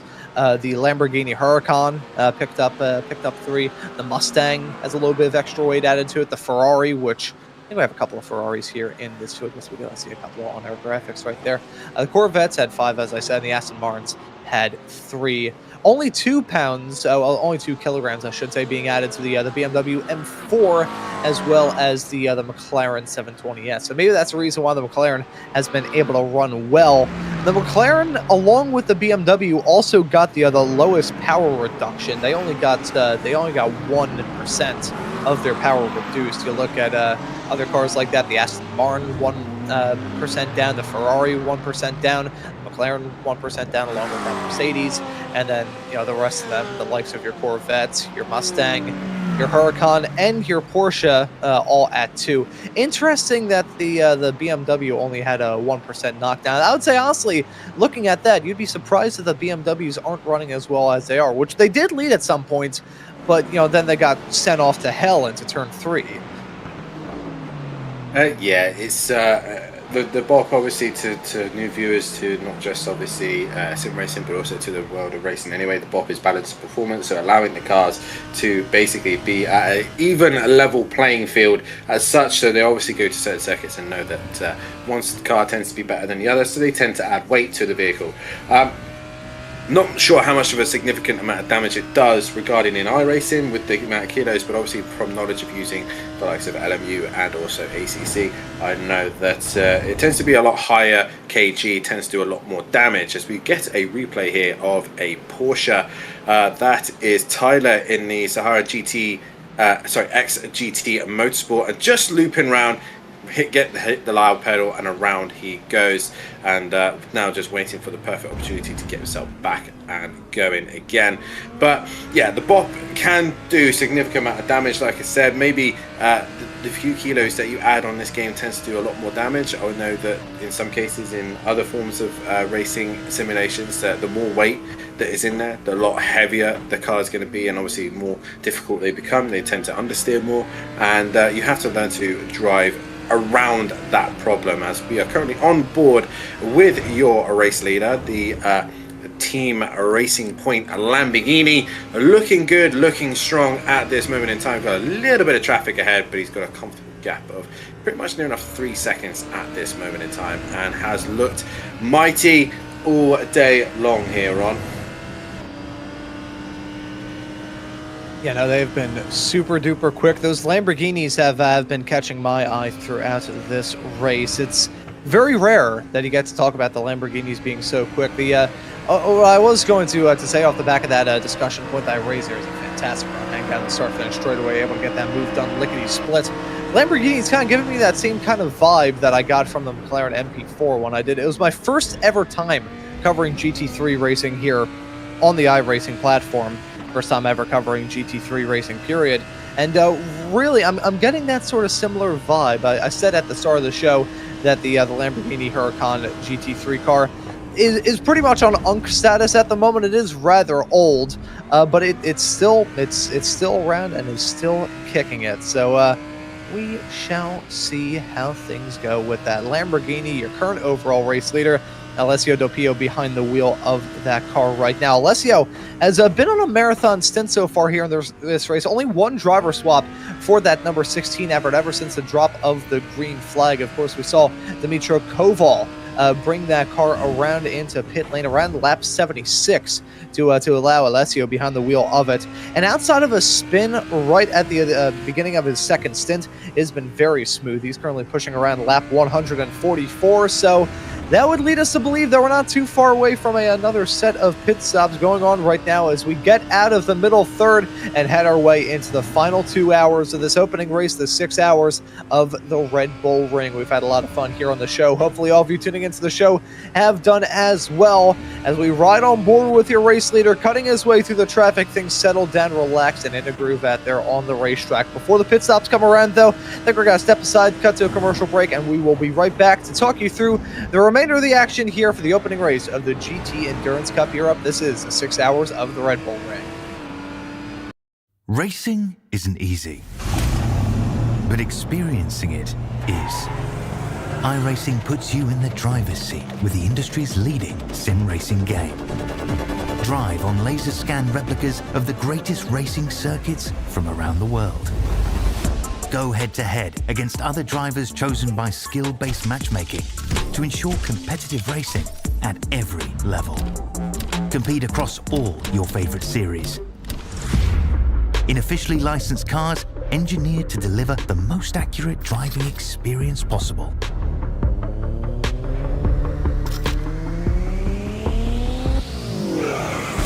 Join a race or host your own with players from across the globe. Race against the computer or in a league with friends. Feel the thrill behind the wheel. Visit iRacing.com.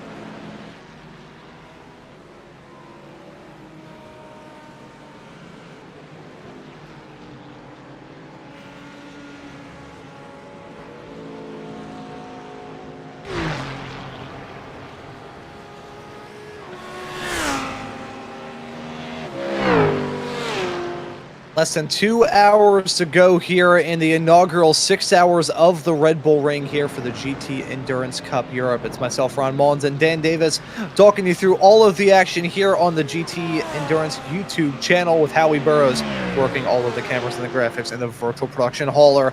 The first 4 hours of this race, it has been odd to pin down here, Dan. About as hard to pin down as a donkey that just woke up and is starting to run around with the zoomies. We've had some brilliant racing, lots of drivers getting involved in their own little squabbles, but right now, everything's settled down and relaxed. It's pretty much as if we're seeing these drivers just slowly walk around a library compared to earlier on where I said it was basically, a gaggle of clowns in a knife fight. Yeah, I'm feeling like right now at this stage of the race, we're kind of in a free practice mode. Everyone's just kind of out doing their thing, practicing and kind of getting the rhythm into things at this moment in time. Currently on board with the Delta Racing car number 4 that is leading AM currently at the moment. But this is probably your closest fight. It is the AM car chasing the leading Pro car from the Delta squad as he gets a little bit of track limits possibly there. The only other closest fight I could probably see from my quick eye is the Fisher Motorsport chasing the Summit Racing esports team, the Mustang versus the Porsche there, and also we have the Rusty Spatulas chasing down the Tri-State cars as well. But at this moment in time, the BMWs are locking horns and going at it at this moment in time, and a bit of a lull in this stage of the GT championship at the minute here in the Red Bull Ring, and it's definitely an opportunity for these guys just to start figuring out their last little strategies. Now we're coming to the end or into the back end of this race, and now strategies are starting to fall into place. What's people doing on fuel? What are they doing on tires? Driver times as well. Obviously some of the Pro-Am and Am drivers obviously limited to how much they can drive. So they've got to plan this out right to get to the end, to put themselves in the best prime position. But regarding the leaders overall, it is Team Racing Point still leading the way with a healthy gap of 3.6 seconds ahead of the McLaren. The number 16 been leading most of this race, and it's the Delta Racing 4 car that is leading the AM class, and then leading the Pro-Am class currently at the minute is the Kronos Sim Sports car, the 120 Mustang as well. Currently back where it started, only the Racing Point Lamborghini and this Mustang, and also the Paul Potton's Aston Martin are the only cars to still be in their same positions of when they started. But here we go, once again, a fight with the Delta Racing guys here, as I think the AM guys kind of want to put a little move on the Pro guys. I think that'll make them a bit happy, wouldn't it, Ron? Yeah, it certainly would. Again, talking about the interclass dynamic with AM drivers battling with Pro drivers, there's an AM team and a Pro team under that same Delta Racing umbrella. This could get really fascinating here. Delta Racing, another one of the teams competing in this event that I've gotten the opportunity to cover before. It was many moons ago, ironically, in the opening season of some of the other fine folks over at the European Sports Car Championship. Got an opportunity to cover them. I can't remember exactly how they did that. See, I remember they scored some pretty good results, maybe a couple of wins, potentially the championship. Again, this was 2024, so my memory does not hold up to back then. And this is also me. I have the mental aptitude of senile earthworm, so you can take whatever I say with as many grains of salt as you would like. Turn 1 has pulled down pit lane from 4th at the moment in your AM categories. That BMW is the latest Group 2 come down pit lane. I mentioned the I thought that was going to get really dicey there with the Team Racing Points and the PAC Sim Sport car, the other Lamborghini Huracan, getting very close to that Chevy Corvette. A lot of people think that Corvette is just the brand name. I know I did when I was a child, but no, it is a Chevy. Love seeing the Chevy out there as well, and keeping our eye on that PAC Sim Racing car, trying to hold on to that P5 spot for dear life. But I said that there were a few cars in the other BOP that were not included because they are not competing here in this event. To anyone who is a fan of the Acura or the Audi here on iRacing, I have bad news for you. They are not here in this race. They're eligible to compete in this, but no driver has gone for it just yet. That Acura, it's a very odd run of times here in Sim. It was doing pretty all right for a while, and then a couple of seasons of bad BOP, and pretty much everybody flocked from that car like a seagull leaving a cruise ship that's about to sink. A seagull, that's mad. It's we've just been given information now that the team at Racing Point car, the number 19, just been given a drive-through and is serving it straight away, and into pit lane they come. I'm still trying to get over that seagull comment then. That was just that was brilliant. I enjoyed that.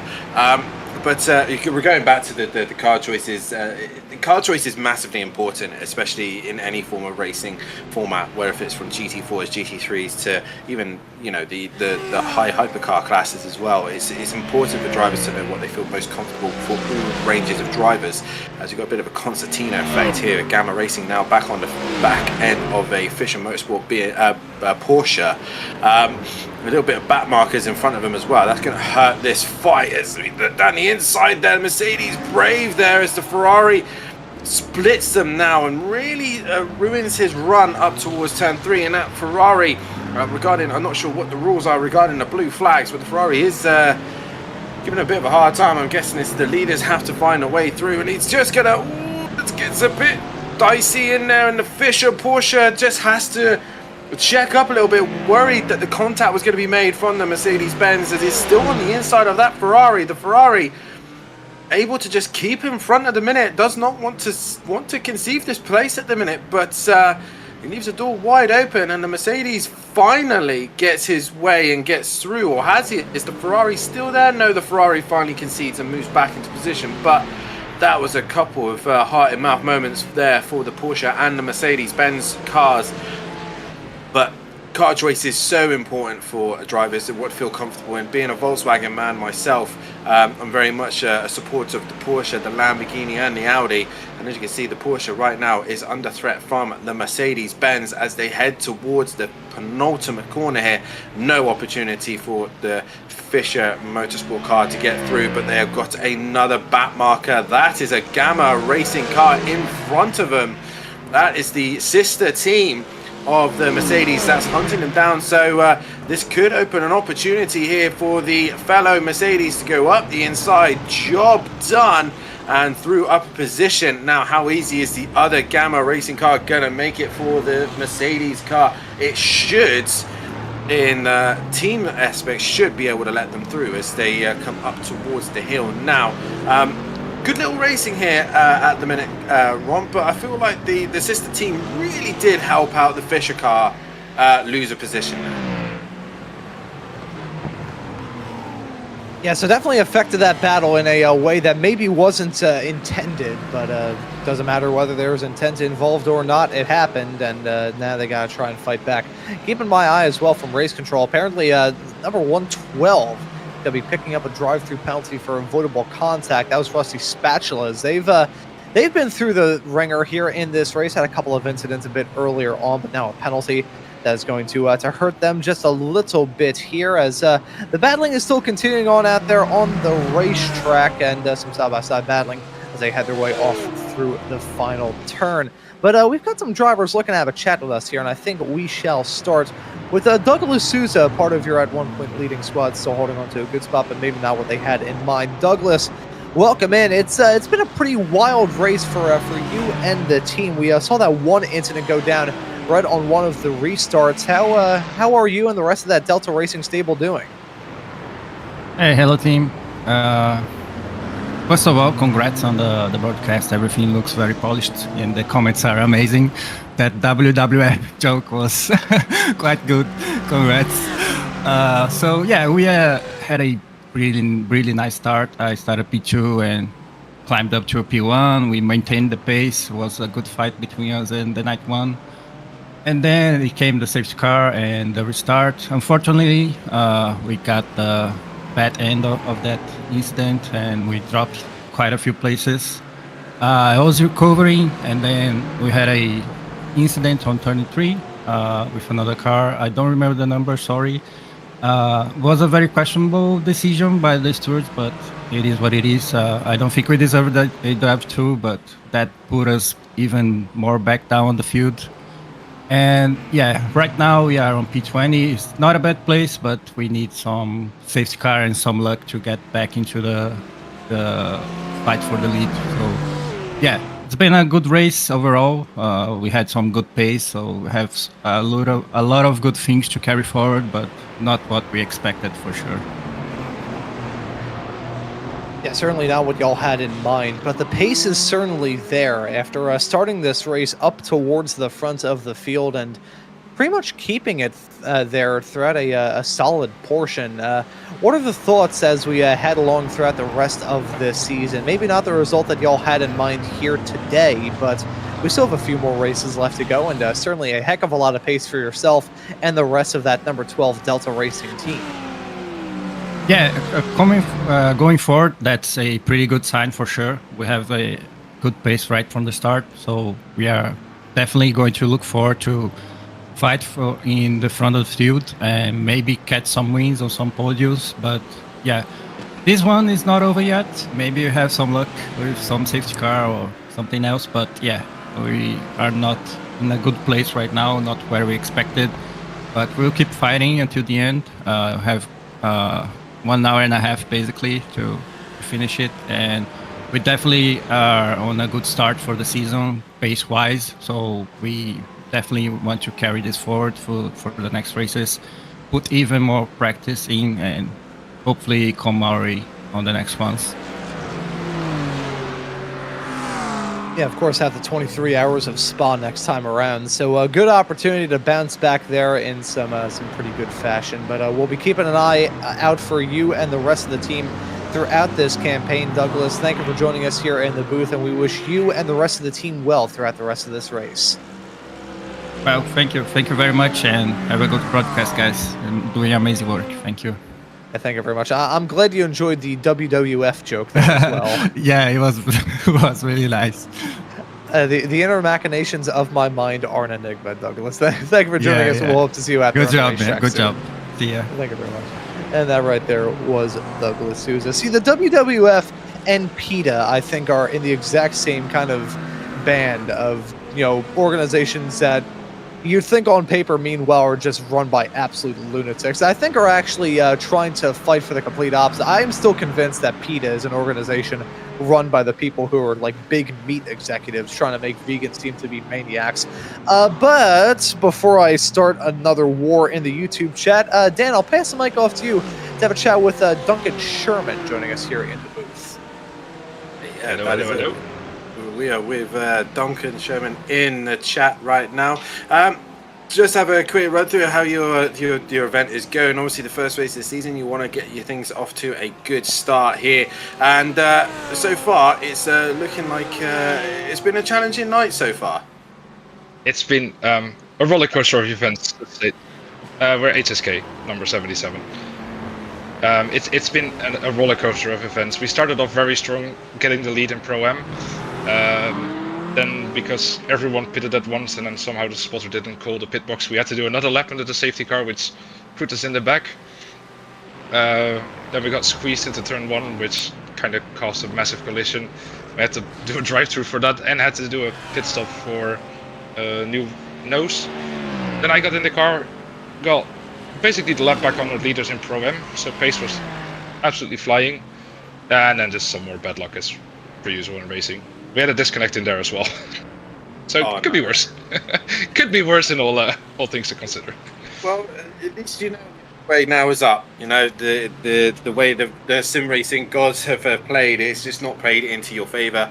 But obviously being an endurance race, you probably know yourself well enough now that anything can happen in these kind of events. So currently in the 77, Kai, what is the goal right now? Is it just a little bit more of like a testing session now, just try and work your way back up the order a little bit and kind of get a little bit more knowledge with the Mercedes? Or is it, looking at it now, you're behind the rusty spatulas at the minute, they're currently in a scrap at the moment. Is that, or in a pit lane? Do you think it's just really just, what can you salvage from this? Well, I mean, I think for the last 1.5 hours we've been calling safety car in the chat. So like, we're just waiting and praying for that safety car because the pace is there. I think dropping below the 30s pretty consistently for me the last 2 stints.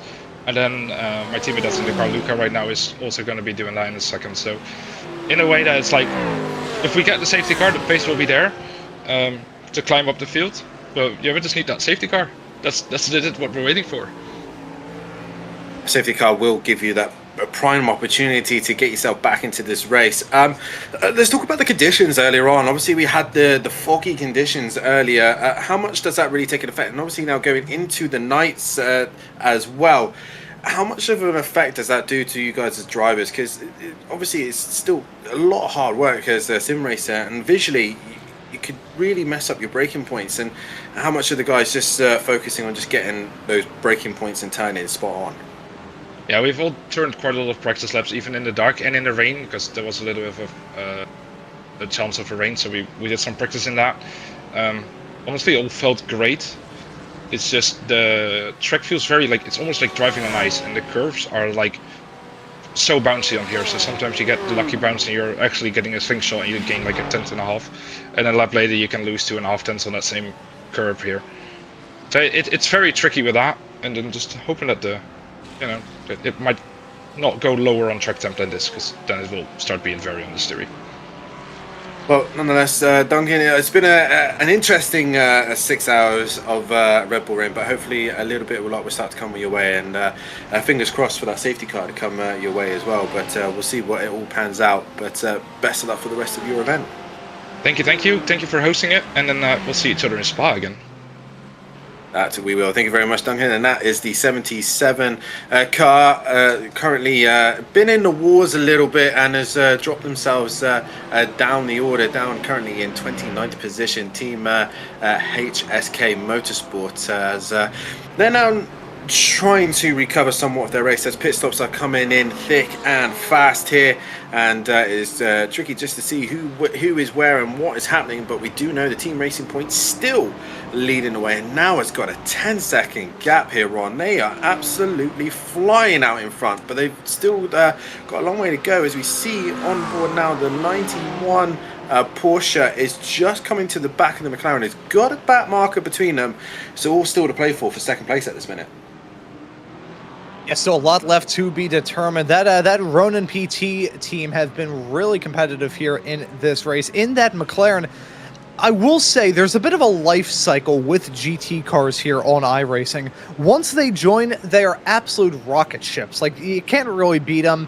If you cover a GT3 league right when a car is brought out, you're going to see those GT3 cars just be absolutely dominant. It happened with the Ferrari when they brought that out back in 2023. It happened with the McLaren for a brief period of time, but then they kind of find themselves in a bit of malaise where you're kind of just left here being like, it's fine. Or sometimes in a really bad situation, pardon me, hiccups, oh boy. It happens in some really bad situations is the car just gets BOP'd up to the moon, and you are just done for. If you have that car and that car alone, you are done for. See, the thing is, what makes broadcasting quite nice is we have to worry about the BOP for obvious reasons, but as long as we have one car, we don't have to buy them all. We don't have to buy every car to do these broadcasts. Hey, sometimes you don't even need any at all. The production feed is a very good thing as well. I know I own one, that being the Porsche. Now, many reasons for that. I did have the old Porsche and the old Mercedes and the old Audi as well. They all got sent off into into legacy content. That's just about how long I've been on iRacing for. And along with that as well, I, capital S, suck in sports cars. I am good in open wheelers. It's my karting background. I can handle an open wheeler very well. Sports cars, though, that's when I start to look like it's like back when you were in school and a substitute teacher came in and started cracking jokes, but they were like jokes that he read in a book that he found at the library. It was like top 50 dad jokes on BuzzFeed or something like that. Just like what happens when you get noodle and a caboodle, skadoodle, or something like that. That's basically what it's like whenever I hop into a GT3 car. It is not a recipe for success. I will say that with confidence. Fully admit to it. Everybody has their own little taste in things, and me and sports cars just combine kind of like oil and water. You do have your leader coming into the pits from the Pro-Am category, Chronos Sim Sports in the 120 car. So latest cycle of pit stops now fully underway with an hour and 38 minutes left to go here in the 6-hour-long race. Yeah, indeed. We still got plenty of action still yet to come. Obviously, going back to you, coming there on what kind of tickles your fancy regarding sim racing. For me, a bit like yourself there, Ron, not really the biggest GT3 fan myself. I tend to go for the touring cars or even a high downforce car such as the LMPs or probably a hypercar as well. Yes, two very different cars there, with a touring car and a hypercar, very different. But either way, GT3 cars offer probably the more stable and closest racing you can probably get out there. Personally, I think GT4 racing is closer and can produce some great racing. But for me, I've never really gelled with these GT3 cars, and each season that goes by, it tends to be something else I drive. It tends to be my go-to. But for these guys, obviously, iRacing nuts will obviously play and mess around with so many different cars and find what best suits them, find what a front engine car might handle different to a mid engine car, to a rear wheel drive, to a four wheel drive, to a front wheel drive. Everything is based on feel, and for myself, I tend to like a car that has a bit of understeer, so I tend to go for a more front end heavy car. An example is like a Lexus or something. As we currently got a scrap here for the two Mercedes-Benz that we're watching at the minute. Is nearly contact there, the Apex Predator racing car there, right on the back bumper of the Gamma racing car, who earlier on helped out his teammate a little bit earlier on, and at the minute they are really going at it tooth and nail here, as I think just behind them as well is the Rising Panda, and down the inside goes the Mercedes, gives the Gamma racing car a little bit of a shove, and the Rising Pandas once again rise into the occasion and sends it up the inside and finds a way through. Yeah, you can see that little bit of contact. I briefly saw a bumper flying. I thought that the 444 car was in trouble there. I was able to get that move done. It was definitely touch and go. Certainly on the aggressive end, but I was able to make it work either way. Lucas Buddy behind the wheel of that car. He's been able to make his way through quite well. We saw Florian Paul behind the wheel of that effort a bit earlier on in this race, along with Dennis Castillo-Sims, who's in the car at the start of this race. I will look through, but I believe that is it in terms of the other drivers that they have now. Good point to bring up there in reference to those competitors there as we continue to follow that battling. They are in the pro class, so they don't have to worry about the drive time limits here. So that will help them out a little bit as we get towards the end of this race, and these drivers and teams have to worry about that a bit more.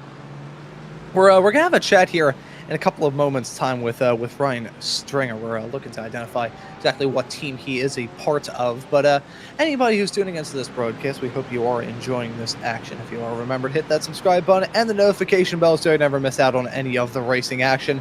Ryan Stringer is a part of the Quad Dash Racing number 94 car. You're currently running in a BMW in the pro category, so we'll look to have a chat with him here in just a couple of moments' time. Ask him how his team and his whole operation is going so far here in this race. So Ryan Stringer, part of the Quad Dash car, and we'll have a chat with him. Ryan, you're part of the Quad Dash number 94 team, is that correct? That is correct. Alrighty, figured we would make 100% sure. I saw on the entry list, but I wanted to be 100% positive. But how's the race been going for you and the team? It's been a pretty wild one here, racing under the lights at the Red Bull Ring. Yeah, I mean, we've now retired. Yeah, it's just we never have good luck with the first race of a series. Yeah, so a couple of falling anvils coming down on you and the team in the early stages of this race. I think bad luck has been a bit of a consistent theme for many throughout this field. I do want to ask you, though, just kind of the mindset of the team. How are we feeling in terms of the pace that has been shown so far here in this this opening race of the campaign? How's a general mindset and mood within the stable? I mean, yeah, we had really good pace. I think throughout the practice sessions and testing we've done, we've been at the top front, which was really good. But it was a shame that we had a few incidents at the start of the race, and then I think on the restart I avoided nearly on pace spinning and just got absolutely sent in the rear by another team. So yeah, it wasn't great, and then we were just sort of counting down the minutes to get to the 70% mark.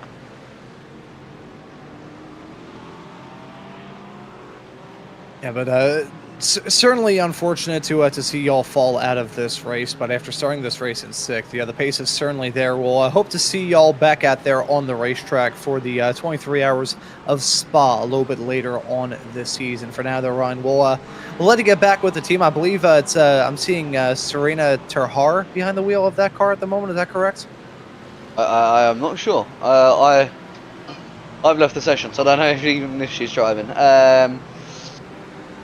Yeah, I mean, I think we're just getting a few little laps of practice in for Serena. Yeah, it wasn't. Last year when we done ESCC, it was me starting and then Serena being in the middle, and Serena was the one kept getting caught in the safety cars. So we switched it around a little bit now, and yeah, I think we're just getting a little bit more time under the belt for the with the car. Yeah, so practice making perfect. Ryan, we'll let you go as our current overall race leader of Ronin PT has come down pit lane. We hope to see you back out there on the racetrack for Spa, wherever it is in the not too far off future. Thank you very much. And that right there was Ryan Stinger, part of that team that has dropped out of contention. Quad Dash not in contention for the victory, but still out there on the racetrack getting the laps on the board. Ronin PT down in pit lane, the number 48 McLaren making this stop. We'll have to see exactly what the deal is going to be for them, whether or not there's any sort of chicanery with this pit stop. It's been a smooth go of things here in the second half for that team. I think they're just looking at bringing up Vasco Silva, I believe, now getting behind the wheel of that car, taking it over from what we saw a bit earlier on. Actually, no, he's been in that car for quite some time, pardon me, but Vasco Silva, yet again, double stint here, back out there on the racetrack after coming down pit lane, exits out directly in front of the Sim It Esports number 35 car of Michael Treichman. Yeah, let's get to the point now where the incidences are less common now. We managed to go a long period of time now without a safety car or a yellow flag, which is good to see. I've probably now cursed us all now, but we've got a good little scrap here. We're currently on board with the Rising Panda cars. Ever since the halfway stage, or even the 1/3 of the stage, the Rising Panda has been rising to our attention, as is now on the back bumper of the Mercedes-Benz ahead of them of the Apex Predators Racing, and they are looking to try and make a move on the timing sheets. They're saying BF, a black flag for them. Have they possibly got it looks like an incident limits kind of situation there for them. So Rising Panda though on the back of that Mercedes-Benz and giving them a little bit of a hard time, and trying to make their way through the order as best they possibly can, as once again we're getting to a stage of the event where things just be at a lull at this moment in time, and yeah, like I said, it's time where the night kicks in and drivers start to, as we see there, the Mercedes moving into pit lane, as the Rising Panda now moves up another position. This is the point where the race starts to unfold itself a little bit, and drivers get to decide now what is the final outcome of this event, and seeing where they will be placed after all of this. The Team Racing Point Lamborghini did have a lead of 10 seconds. That has come down as Ronin PT has brought it down now to 4 seconds. So Team Racing Point Lamborghini still leading away the number 16 in overall and in pro class. Regarding the Pro-Am category, it is Summit Esports still leading that class, but they do have the Aston Martin just behind them, and I believe that is the Paul Botting Motorsport car with Joseph in the car at this moment in time, doing it for the 007, and that looks like an interesting fight for the overall win in the Pro-Am class. But regarding the Am class, it is still that Delta Racing BMW leading the way and in the top 10 quite significantly. We are on board with the Aston Martin that is in a fight right now, and this is the fight for overall lead of Pro-Am here. Ron, there's been a good drive here from not just the Mustang but also the Aston Martin driver. They're just outside of the top 10 but secure in the positioning of top of Pro-Am class.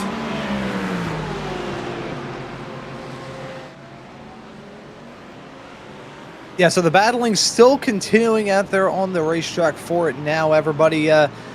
Just looking to finally get into the spot that they have been craving for. See, we're now into the final hour and a half of this race, and there are many series that run races that are significantly shorter than this, but an hour and a half in the grand scheme of this 6-hour race is basically no time at all. That is an extended blink of an eye.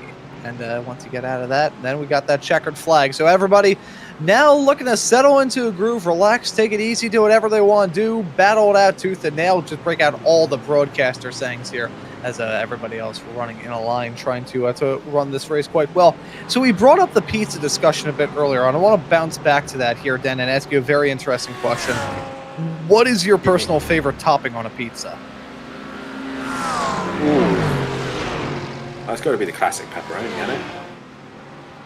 Interesting. So pepperoni's your favorite. How do you like the pepperoni done? When it's still a little bit soft, or when it kind of like just like sizzles up into like a little cup and they're a bit crispy? How's Oh, it's got to be a bit crispy. It's got to be a bit crispy. I do like it. Yeah, a little bit of a crunch to it. I do also like a barbecue. Sometimes instead of a tomato sauce base, you go for a barbecue base. Sometimes that really changes the pizza. It's quite nice, to be fair. What about yourself? See, I would say in terms of regular pizza, I would say bacon is probably my go-to topping. Just on top of regular plain pizza, with some bacon on that, it is very good. Now, I am not defeating the allegations of me being an unhealthy fat bastard that lives and dies by pastry, but you know, there's no point trying to deny the allegations if they aren't true. So there it is. Me, I'm a big back. I'm a fan of bacon on pizza. It is good stuff if it's done well. Now, if it's chewy, that's a problem. But a little like crispy bacon bits, if done well on a pizza, they can be very, very good. It's been a while since I had a bacon pizza. That is my go-to. Yes, there are certain points where I still do have the eating habits that I had back when I was about 8 years old. But what is life as an adult without a little bit of like childlike whimsy and glee? The worst bit has been being an adult. You've been given adult money, so you end up buying stuff that you shouldn't really be buying, and that in this case, in our case, a lot of pizza. Yeah, we shouldn't be trusted. Or ice cream.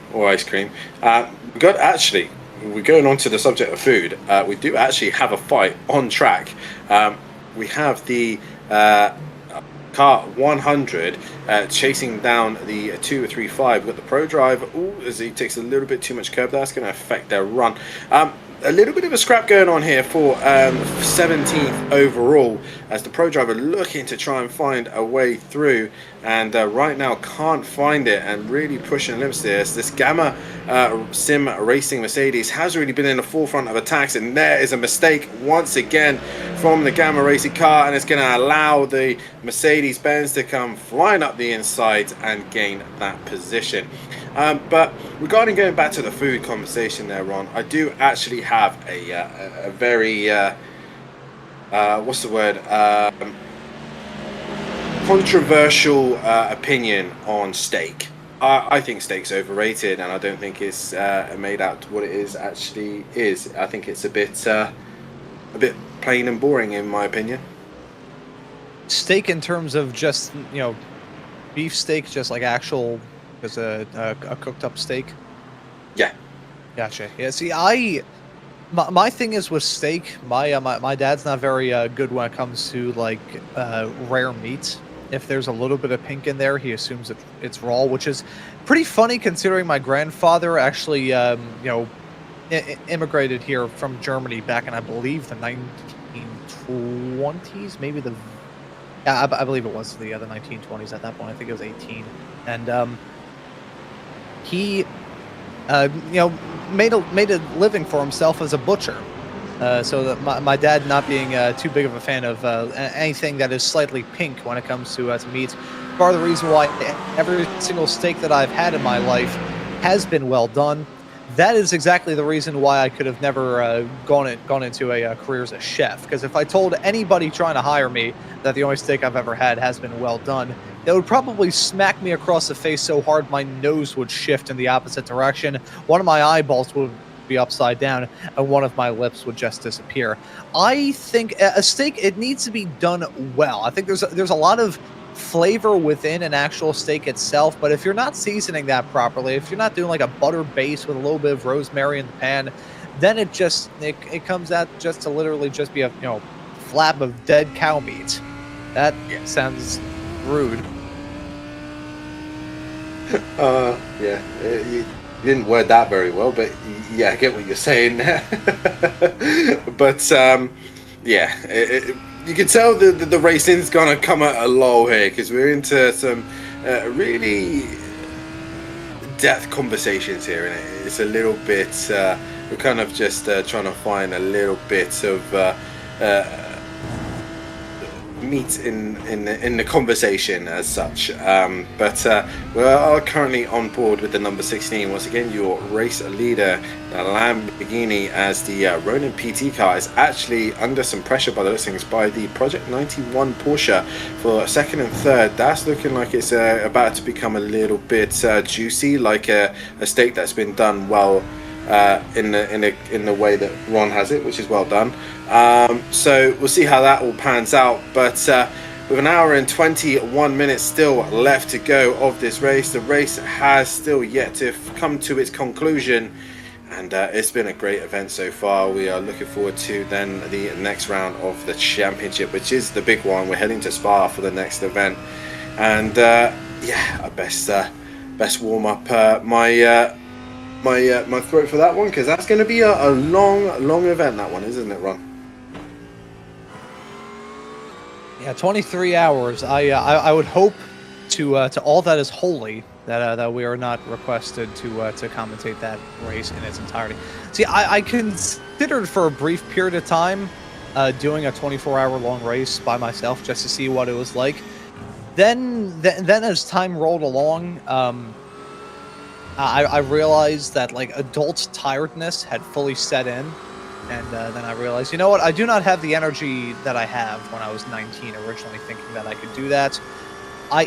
Even now, 2 years later, I'm 21, and I feel like even then I would be in trouble. I think the most I've ever covered in a single day, this wasn't in one single stint, this was kind of like broken up between a couple of shows, I believe was 12 hours, I'm going to say. There was I believe for me today, I've got this broadcast, of course, running it all the way through to the end. I want to thank you all for tuning into the action here on GT Endurance for the opening race of the GT Endurance Cup here, the 6 hours of the Red Bull Ring. We've got this broadcast, and then later on here this evening, I will be covering a full-length NASCAR All-Star race at Dover, so that'll probably be another 3 hours on top of that, so that's about 9 hours of commentary here today. It's never my voice that's a problem for me personally, it's my eyeballs. Sitting in front of a screen for so long, my eyes start to burn with the fire of 1,000 suns. Yeah, your eyes do tend to get a little bit tiresome, and you do start to strain a little bit. With my old age, the age of 31, it's for me, here in the UK currently right now, we're into our spring season, and a lot of pollen is being produced at this moment in time, which is causing my hay fever to go absolutely mental. So you're lucky that I've taken so many hay fever drugs to make sure you don't hear me sneezing and sniveling. So yeah, for me, my eyes are already starting to itch and constantly staring at the screen as well. So it has been a bit of an endurance in that case, as we still have this great fight going on between the 48 and the 91 Porsche versus the McLaren, and the Porsche still trying to work its way back up the order, and looking up to come to the pinpoint of turn 3 and just can't find a way through at the minute. This Porsche just seems to be struggling just to find a little bit of an edge over the McLaren.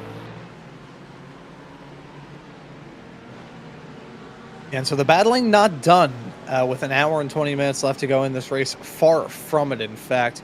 Keeping our eye on these little groups of cars as they may start to battle here soon. And keeping an eye on a very lengthy pit stop for Sahara with GT Motorsports. They are still down pit lane right now. I think there may be a little bit of chicanery at foot for that 397 stable. I'm going to see what the deal is for them at the present moment. A reminder, folks, these drivers do not have fast repairs. So if they do run into some sort of trouble out there on the racetrack, they are done for. Now, I'm looking right now. Yeah, I can see a little bit of damage at the current moment. This is can't really get a good view of it because it is in the night, obviously. So it just looks like a slightly grayish blob fastly moving around a racetrack. But I can tell already the front bumper was gone.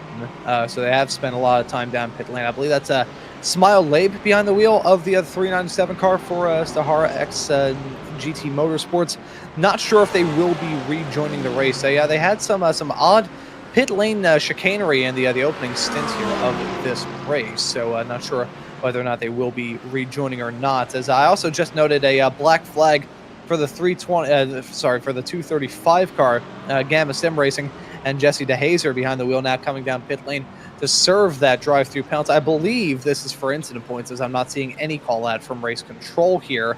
So DeHazer coming down pit lane. We saw DeHazer in that car a little bit earlier on, and some pretty, for lack of any more genteel terminology, opportunistic overtakes or racing moves, and now out there on the racetrack, hopefully been able to calm down in the other time out of the cockpit.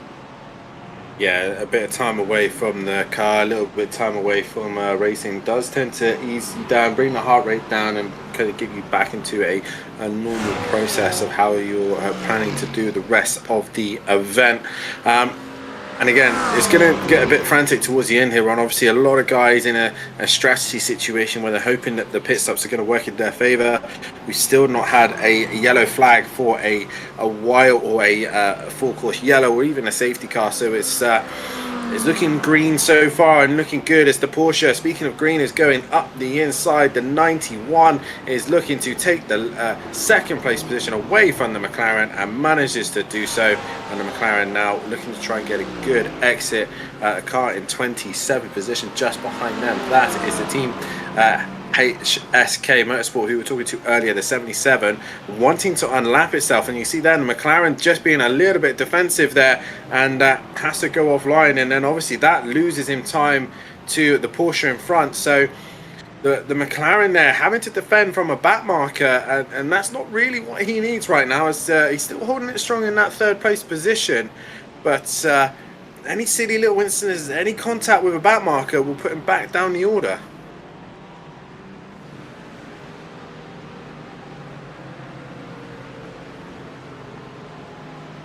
Yeah, one small little mistake and you are done for. So these drivers know that they are running on a very fine line here in this race. We look at the battle right now for second.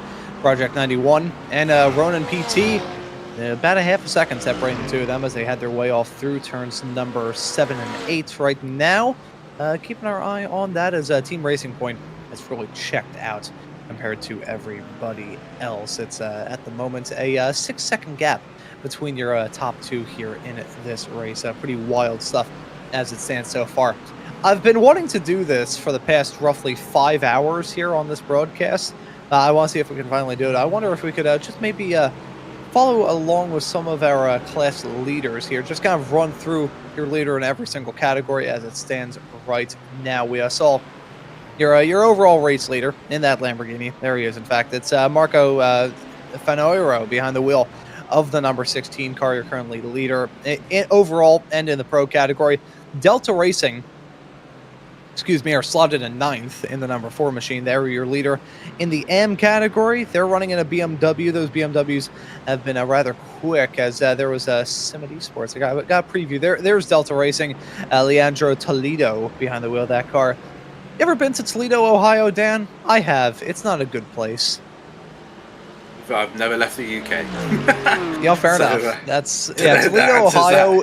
It is a town with some light bulbs on it. As here is your leader at the moment in the Pro-Am category, Summit Esports, Michael Teichmann behind the wheel of that car right now. So those are your leaders as it stands presently, but let's cut to one car. I think the 44 may be a good shot. Either the 44 or the 84. This is actually, well, I'll cut to a quick little replay here. There was a battle out there on the racetrack, so we were keeping an eye on your leaders. This is actually the other side of your leading car. It's the Team Racing Points car.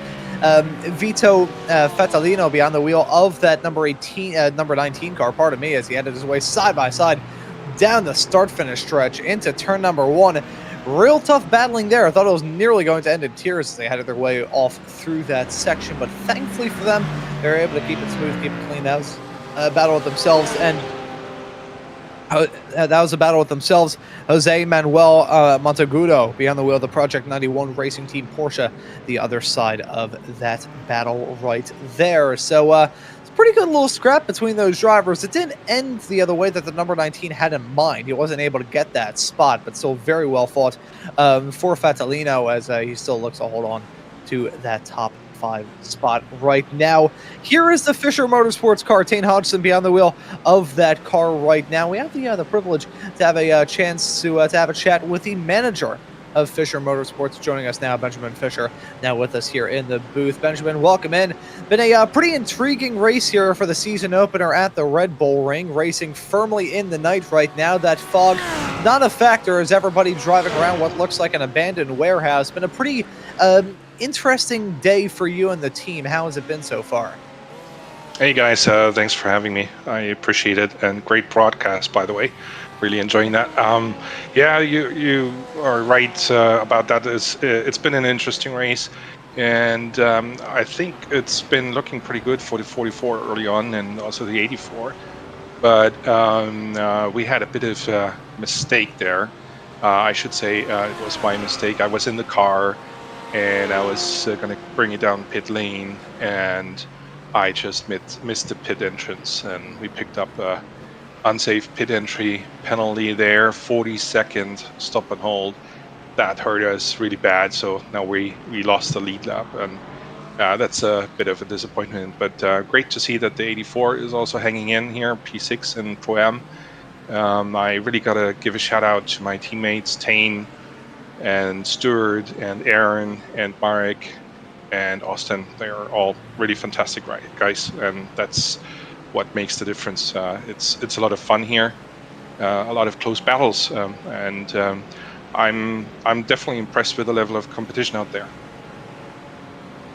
Yeah, it has been a super competitive race. I've gotten to cover your Fisher Motorsports stable in many different series, and now getting the opportunity to see how y'all stack up here. It has been super duper competitive. I know the level of talents that you have there at Fisher Motorsports, so to see the pace that everybody has been able to show so far here has been quite impressive. Now, I will ask here, and this felt like a softball. I'll swing at you. You don't have to answer this because it's kind of a joking question.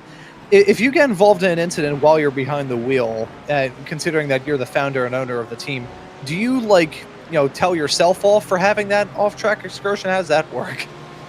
Oh, for sure, for sure. I'm trying my very best to set a good example to the rest of the team, and if I fall short of that, then that's I'm the one who's hardest on myself. I have the highest expectations for myself, and I'll be honest with you, I got a little bit emotional behind the wheel. I guess it was good in that moment that I wasn't having any onboard camera from you guys in the car that's picking up any radio transmissions there from me in that moment. But yeah, just to answer your question, it sucks when it happens. It sucks when it happens to someone else in the team. But I think it hits a little bit different when it's a mistake of mine. And yeah, I apologize to the guys. And I'll also say I'm struggling more with the darkness out there than I anticipated. You said leading into this that the fog is not really playing a role. I would agree with that, but it's for some reason, I'm not really sure why. I struggled a lot more with the darkness out there on the track. Definitely that played a role with a pit entry accident that I had, that I just didn't really see where I was in relation to the pit entry road coming through that kink there in turn 9. Really odd. I wouldn't have said before this race that I struggle with nighttime driving, but this one has been a little bit tough for me.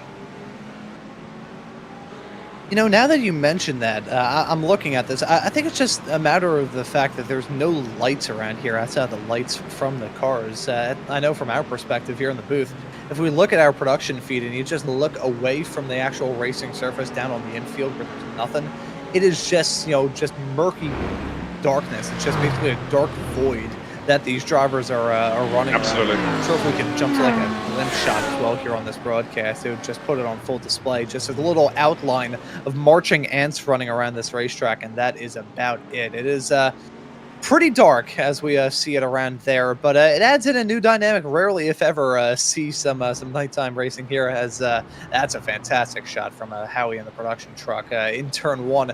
At first, it didn't even look like anything was going on there at all, and then finally a gaggle of cars approach, and there you can actually see a little bit of the racing surface. But interesting to hear your perspective about the visibility struggles. But looking ahead throughout the rest of this campaign, we of course have the 23 hours of Spa next time out, and then the further 3 races, the 3-hour-long ones, to bring this campaign to a conclusion. Must be feeling good about the team's chances as we go throughout the rest of this campaign. Yeah, I do. I think we have got a great group of guys, and there are also some guys on the team that aren't here at the Red Bull Ring today that we're going to have around for the Spa 24. That's such a massive race, and we have never won it as a team. We celebrate our 25th anniversary next year, April, as a team. 25 years of racing. We're really proud of that, but the Spa 24 is the only 24-hour race that we have not yet won.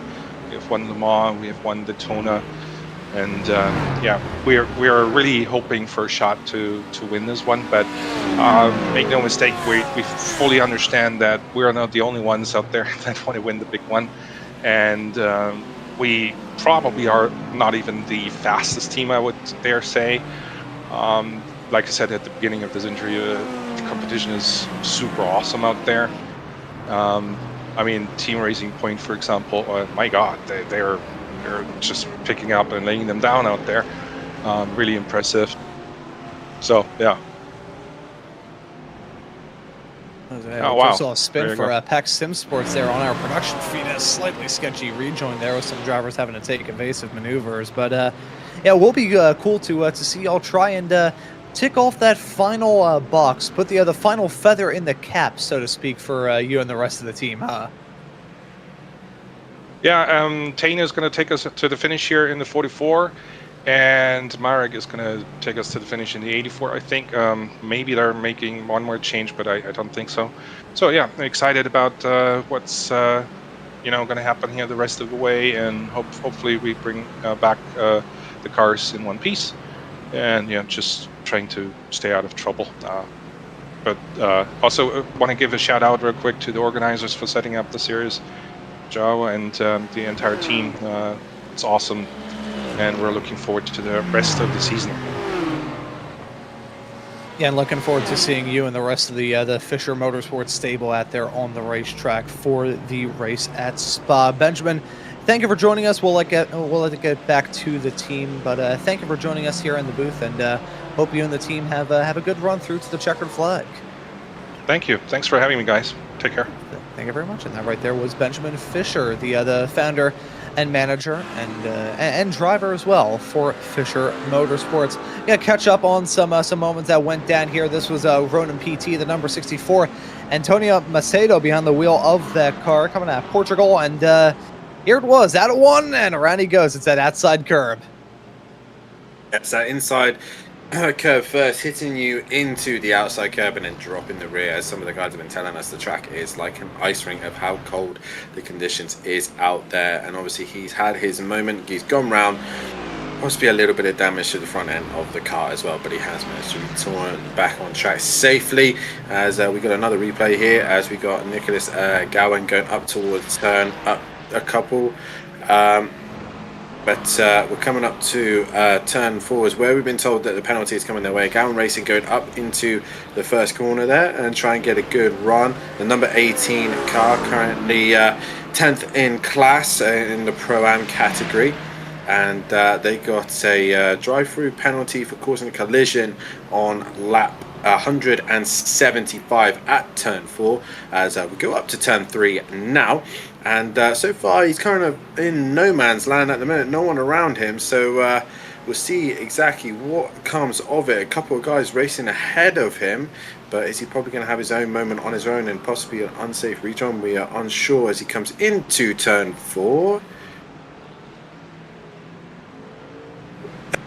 As my producer says in my ear, we were looking at the wrong car. So it's not the we're looking at the right car, but it's not turn 4. It's are we on lap 175? Because we've gone way past turn 4 now. We're just watching him do a couple of laps. Looks like nothing actually happened that lap. So yeah, we'll have to look into actually when that actually was. Yeah, just going by what my broadcaster said as well, and I've had a quick look, and yeah, that's the information they've been provided, and from what we could tell, they did nothing wrong. Anyway, to the racing, and we've got the 31, I believe that's the Delta Racing GT car, flashing the lights a lot there onto the back of the Mercedes-Benz that we're currently on board with the 888, and they're just being hurried at the minute to get out of the way, but they're in the middle of a fight with the 62 car just ahead of him, the Aston Martin driver, so they don't really want to give up this time, but maybe they could use, I don't know, Ron, if my racing brain is already kicking in, maybe you use that racing, that pro driver behind you to just work his way through and maybe get an opportunity as he laps in? You know, that could be a good opportunity. The lap traffic game with endurance racing, it's always talked about in reference to different classes between the prototypes and the GTs racing each other. This is kind of different, though. It's a different dynamic, and I like this dynamic about it all. Drivers trying to let the other cars doing the lapping kind of do a little bit of the heavy lifting. Say, okay, look, I'll let you be the one to kind of peek your way through, and then I'm just going to slip back in tow. It's I think it's a good strategy if you can make it work out well. It's like I don't know, trying to sneak your way into a nightclub if you can't make it in under normal circumstances. I never did. I spent most of my teenage years and even today inside, which is part of the reason why I'm allergic to all plant life as well as most types of rock. Side by side as they head their way out of turn number 4 and 5, giving our eyes on this battle as things continue to develop once more. And I also see another person looking to join us here in the broadcast booth. It's Joao Fonseca, who I will look on my entry list, I believe is part of that number 4 Delta Racing stable in that AM category. They've had a fantastic race so far this event. So Dan, I'll pass the mic off to you to have a chat with part of that Delta Racing stable. Yeah, the Delta Racing stable that tends to have a lot of drivers, and nonetheless, is the number 4 car, which is the AM category driver, and it seems like they are having the race of their dreams. As Joa, looks like you have been having a solid round here, obviously giving your pro drivers a little bit of a headache earlier on. Just give us a rundown of your event. It seems like it's been a great event so far for the AM team. First of all, good afternoon to everyone. Yeah, our race was a maniac because we had to start from the back, because we had a driver lineup changed at the last hour, but I think we managed quite well to increase our positions, and I would like to say everything we have done since the beginning of the race was Lucas. Lucas was so fast the entire race. He managed to create good opportunities to overtake everyone, and the fun fact is he has this track just yesterday. So he did never had a race here. It's the first time he drove this track, and he did a great race. He managed to increase 22 positions. It's I'm really proud of him, to be honest. There's like a duck taken to water. He just naturally gets the hang of the Red Bull Ring. Speaking of the Red Bull Ring, obviously you're in the BMW M4. Talk about how the car is feeling around here. Obviously, it seems to be, in what I would know in other racing sims, it seems to be a good all-round vehicle. Are you finding that here at the Red Bull Ring? Are you finding that it's a good all-rounder? It's got a good enough grunt, it's got good downforce, and how is the morale feeling in the squad with this car and this upcoming season? I do believe it's a well-balanced car in most of the tracks, because it's well-balanced, like 50-50 weight distribution. And I do believe if you put a lot of hours creating your setup, I think we managed to take the full potential of the car every single corner, every single track, and even under pressure or fighting for a position, I do believe it's well balanced to to have it. So I think there's some cars that most of the tracks are one or another track are the main ones for them, but BMW managed to be on top most. I mean, not most, like almost every track, I guess. So it's a nice car overall to drive. Are you planning to keep the driver currently in the car at the moment? I believe it's Telliode who's currently in the car. Are you planning to keep him into the very end and hold on to this lead? It's looking like you got quite a comfortable lead over the next car, which is the iRacing team. You got yourself into the top 10. Is it just holding on to the top 10 now? At the end of the beginning of the race, we never thought we would be at the top 10. To be honest, it was quite impossible. But since this race has a lot of, has safety cars, have course yellow, this kind of things can happen. A lot of things can happen in an endurance race. So we managed to keep our elbows out and focus on the race, the entire race. About the BMW. I guess we will keep the car till the end of the championship because we really like it, and I think we understand how to create a good setup for every single track. So I think it's a must to have this car in our team. Well, nonetheless, mate, I hope you have a fantastic end to your event. Only 56 minutes left to go, and see if you can hang on to that top 10. But nonetheless, a fantastic job so far in this event. Thank you very much, guys. And congratulations for the broadcast, and to our stewards. They did a massive job around this race. So yeah. Thank you very much, mate. As that is the number 4 Delta Racing squad there, giving us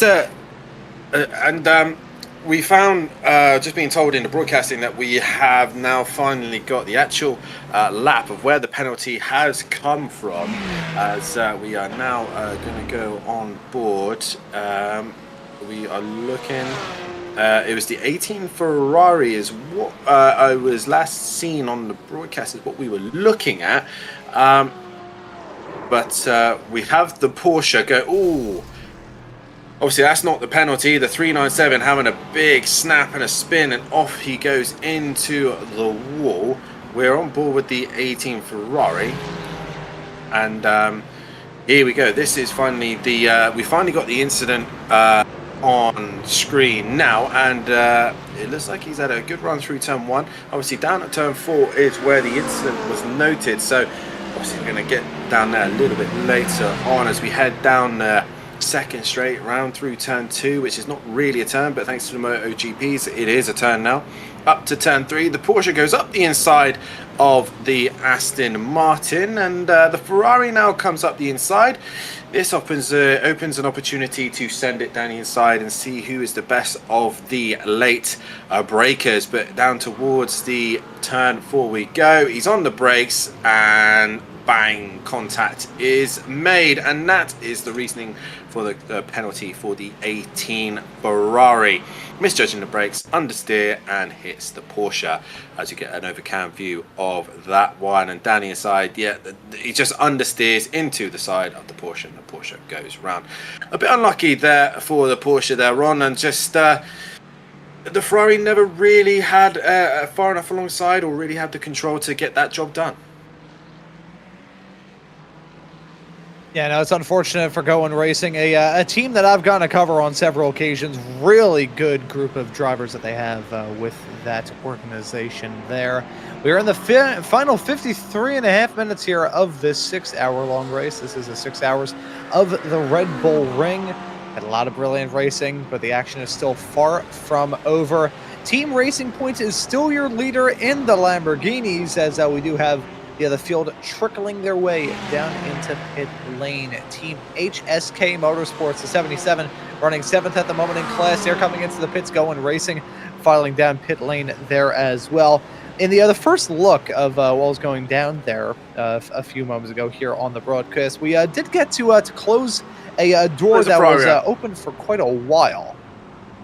Oh, sorry. I just saw the Ferrari going round there as we have the top two fighting it out. And they've done well, not say the top two, but the second and third cars battling it out as they had to just avoid a Ferrari. And I think they've had a spin up in turn 3. Yep, get really close to the back of the Porsche ahead. They have their spin and holds themselves on the brakes, wait for the right opportunity. There's the second and third car, and the Ferrari gets it spun around. A close moment there for the second and third car as they're still battling it out. The Ronin PT McLaren and the Porsche Project 91 car. Those two are really going at the minute, both making 2 positions up in this race and looking to try and bring the gap down somewhat to the Lamborghini. We are into the last hour of this event, so hopefully the teams and drivers have figured out their strategy and they may not need to stop again until the end, but we will see how it all pans out as the Fischer Motorsport car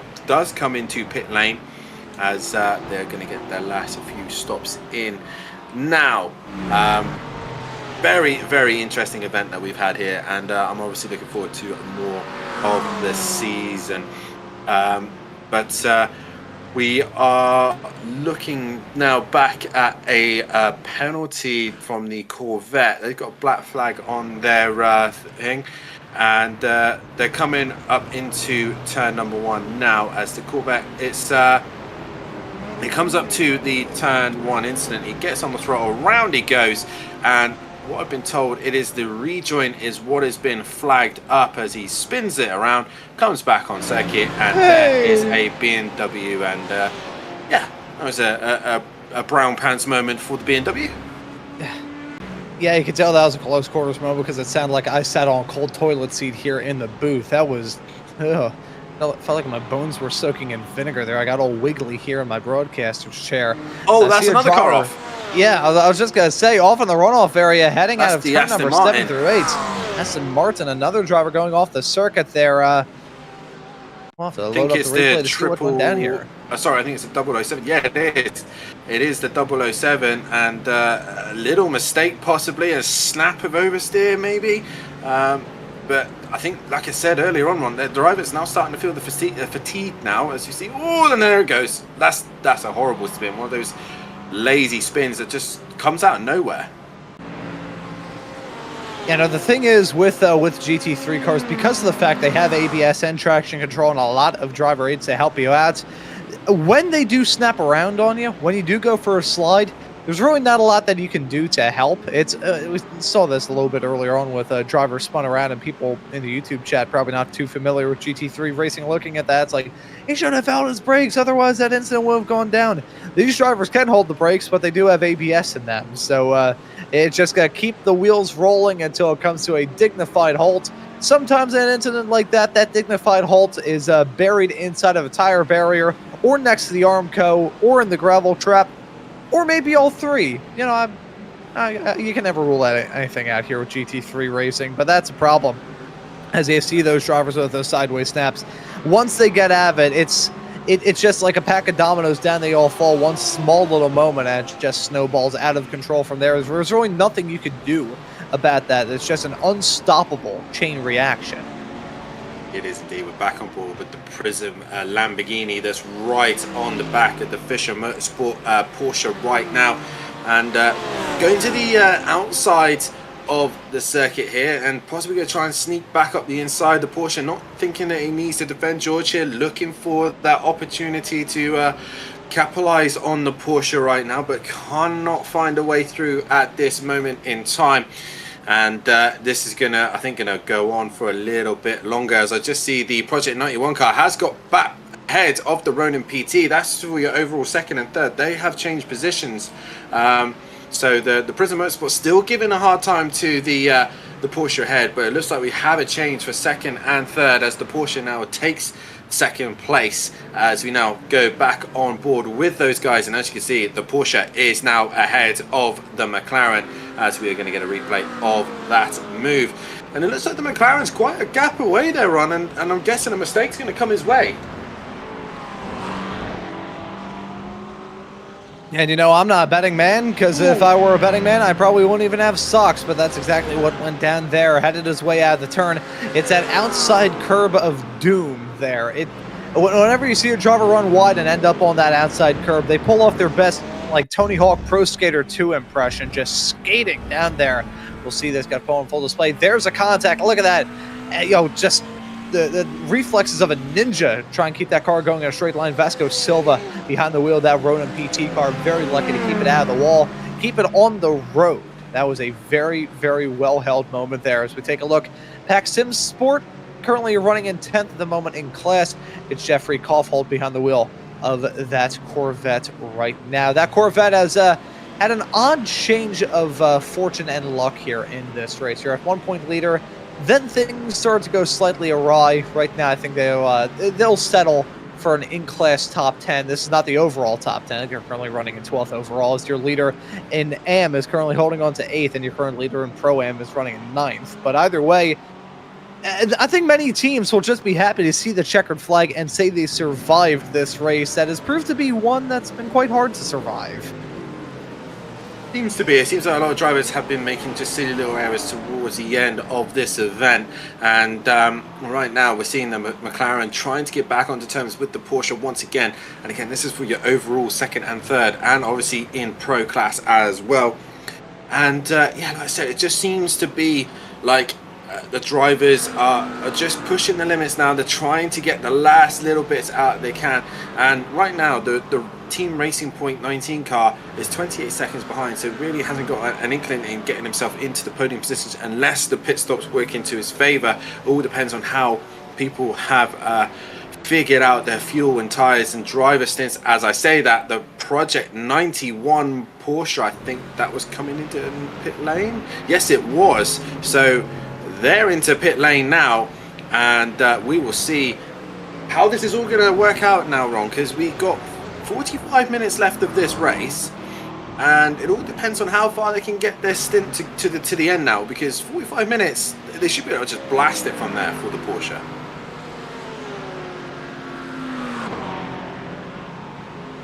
Yeah, no, in terms of the pit stop situations for many of these drivers, the equation is starting to simplify itself. You know, we're removing some parentheses, we're taking out some exponents, everybody able to kind of have a much clearer picture as to how the end of this race may come along. It's kind of been a race of two halves, I would say, Dan, because in the opening half, we saw some really frantic racing through the fog. I guess it was just, you know, everybody not seeing clear, but as soon as they were able to see clearly, they could realize the situation they're putting themselves in. It wasn't the red mist, it was just plain old mist that was causing the drivers to be really aggressive in the first 3 hours of this race. Couple of yellow flags, few major incidents of note. Then as things have kind of worked along, everybody's been able to settle down, relax, take it easy. Still have seen our fair share of battles, couple of incidents every now and then, but not to any degree that we saw a bit earlier on here. So it has been a bit of a race of two halves, which has been a bit difficult for us here in the broadcast booth, as well as these drivers, to try and nail down. Yeah, the early start to this event seemed to be a bit like a bit of a rush into a McDonald's car park where everyone trying to fight for different positions and trying to get themselves a bit of a boy racer situation, thinking they're in the Fast and the Furious, as we see the Aston Martin getting past the Chevrolet Corvette there, as the Corvette now just seems to be going backwards at the minute. Maybe the lack of experience from the other drivers in the car. We did speak to one of the drivers earlier on saying that it was his go-to car, and he had to try and convince the other drivers to get in it. And as you can see, I think they're just now starting to struggle with that car, as the Aston Martin Paul Botting Motorsport has managed to get back through, as they now pit under green flag conditions. As we see another scrap here going on. It's the Stimmett and Heracles Racing currently going at it tooth and nail. The 35 and the 100. The 35 currently still leading the Pro-Am class, so he's in a good position at the minute. Doesn't really want to tussle too much into a fight with the Pro driver, but either way, you'd like to walk away from this event on saying that you beat a Pro driver, wouldn't you? Yeah, that's a nice little thing to add into your sim racing resume. Just say, hey, look, not only did I do well here in this race, I beat a pro driver. That's always a good little thing. One of the series that I cover has 3 separate driver classes, depending on what sort of I rating that you're at. There's another class as well for people who are of a slightly higher age. I believe it's 65 and over, if my memory serves me correctly. Been covering the series for the better part of 2 years. I should know this off the top of my head, but I've also been on the air for 6 hours, and I'm running on about 5 hours of sleep, and my back hurts, so I'm not sure whether or not my brain is thinking too good at the present moment. But either way, I always like to talk about in that series whenever a non-top rated driver ends up beating everybody else when they get that win overall is really impressive. Don't think we're going to get that here in this race, as Delta Racing running in 8th at the moment is well far off of your current overall race leader. Would need an extra amount of chicanery and goofy goobery to take place here for us to find ourselves in a situation where that could take place. You know, I wouldn't bet on it, but I wouldn't bet on most things. Again, if I were a betting man, I probably wouldn't have a house. I wouldn't have stocks for that matter either. So keep an eye on those drivers as they look to try and get towards the end of this race. You always have to take those small little mental wins. In a season as short as this, with only 5 races, you can't afford to leave a race being down in the dumps. Now, depending on how much you have to reach to try and have those mental victories, that's a big deal. Of course, if you grab that checkered flag, that goes without saying, you're going to be happy about winning this race. If you finish the race, I think you're going to be a little bit happy thinking, okay, in a race where a lot of people dropped out, just getting that result and being consistent here this season could be good.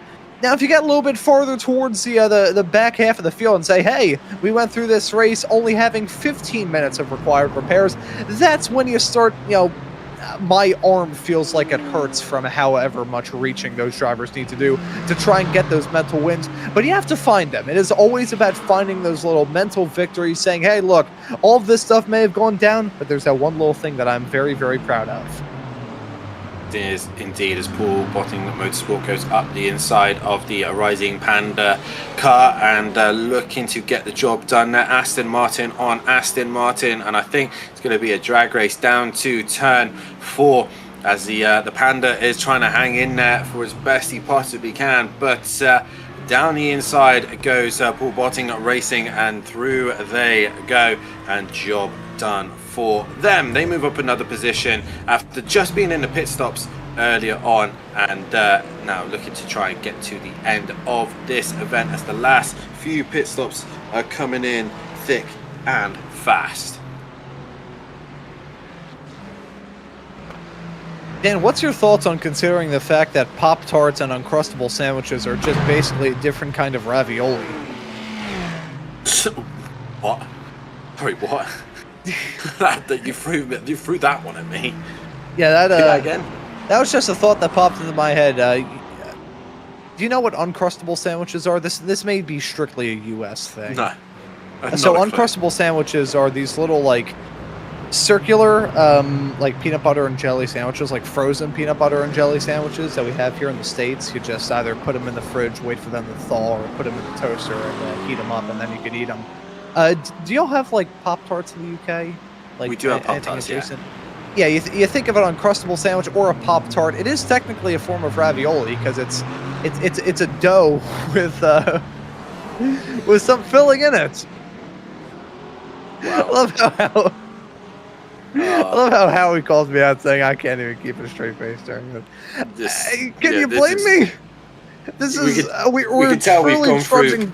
Yeah. We've gone through 5 hours and 20 minutes of absolute nonsense, and we come to this. We come to is a Pop-Tart, a ravioli, basically, is what we're coming to discussion of. I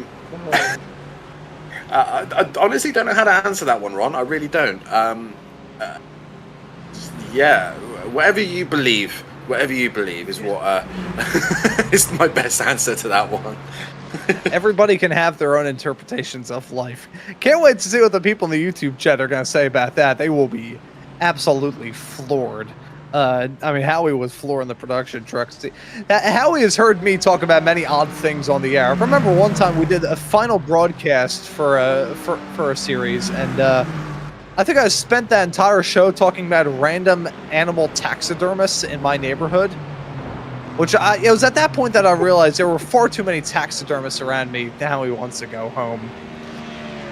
Come get me. I'm scared. The funny red-headed man is talking about Pop-Tarts and animal taxidermists.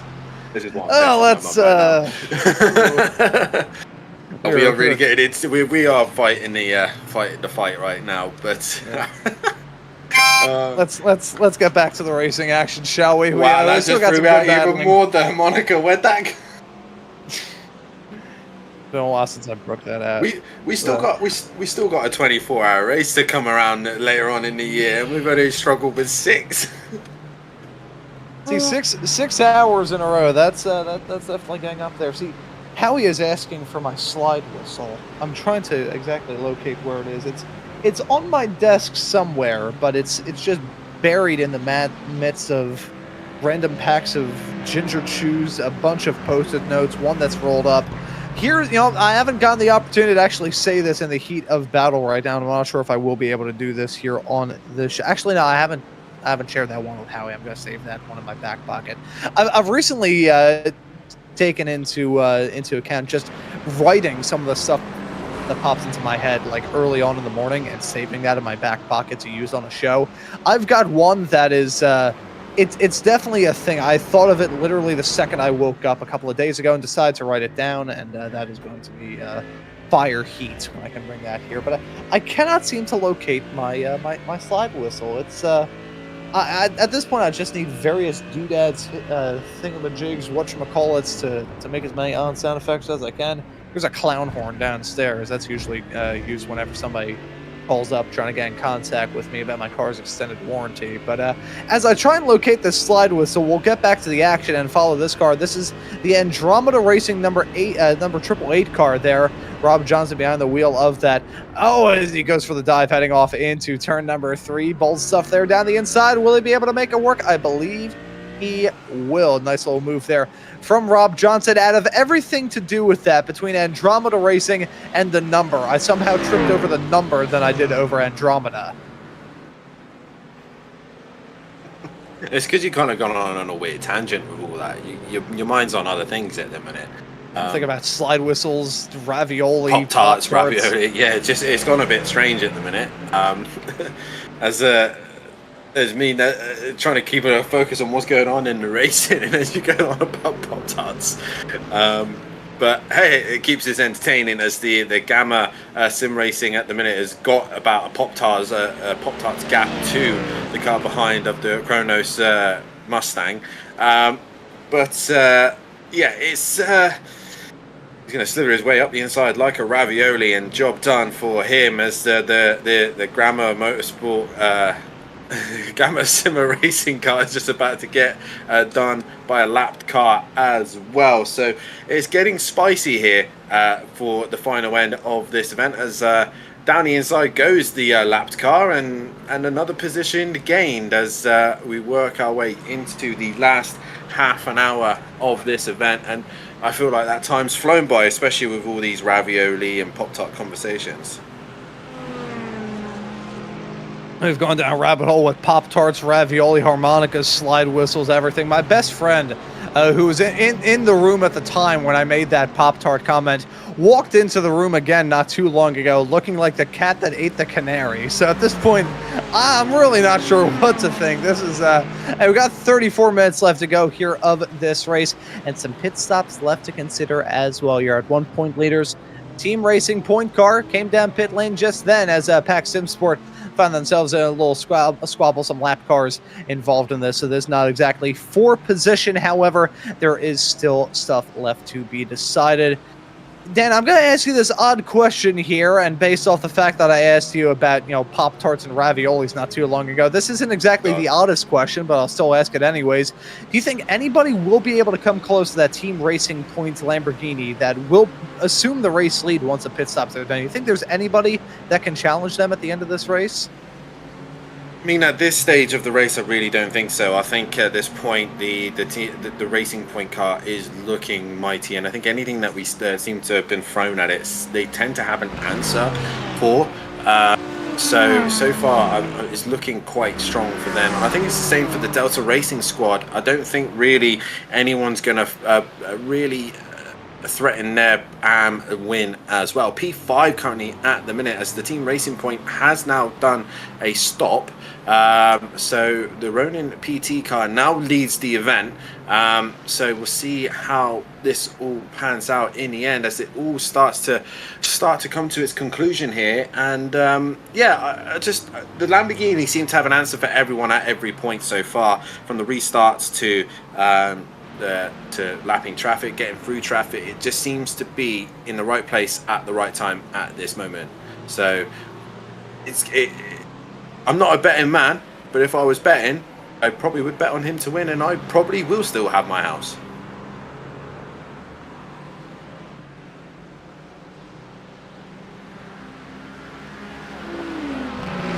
So we've gone down the rabbit hole talking about gambling and all that stuff as well. It's many an odd rabbit hole that we've gone down here. You know, it reminds me of a joke that I'd like to say before we go on the air, but not during it, because there's very few places where I can make that joke.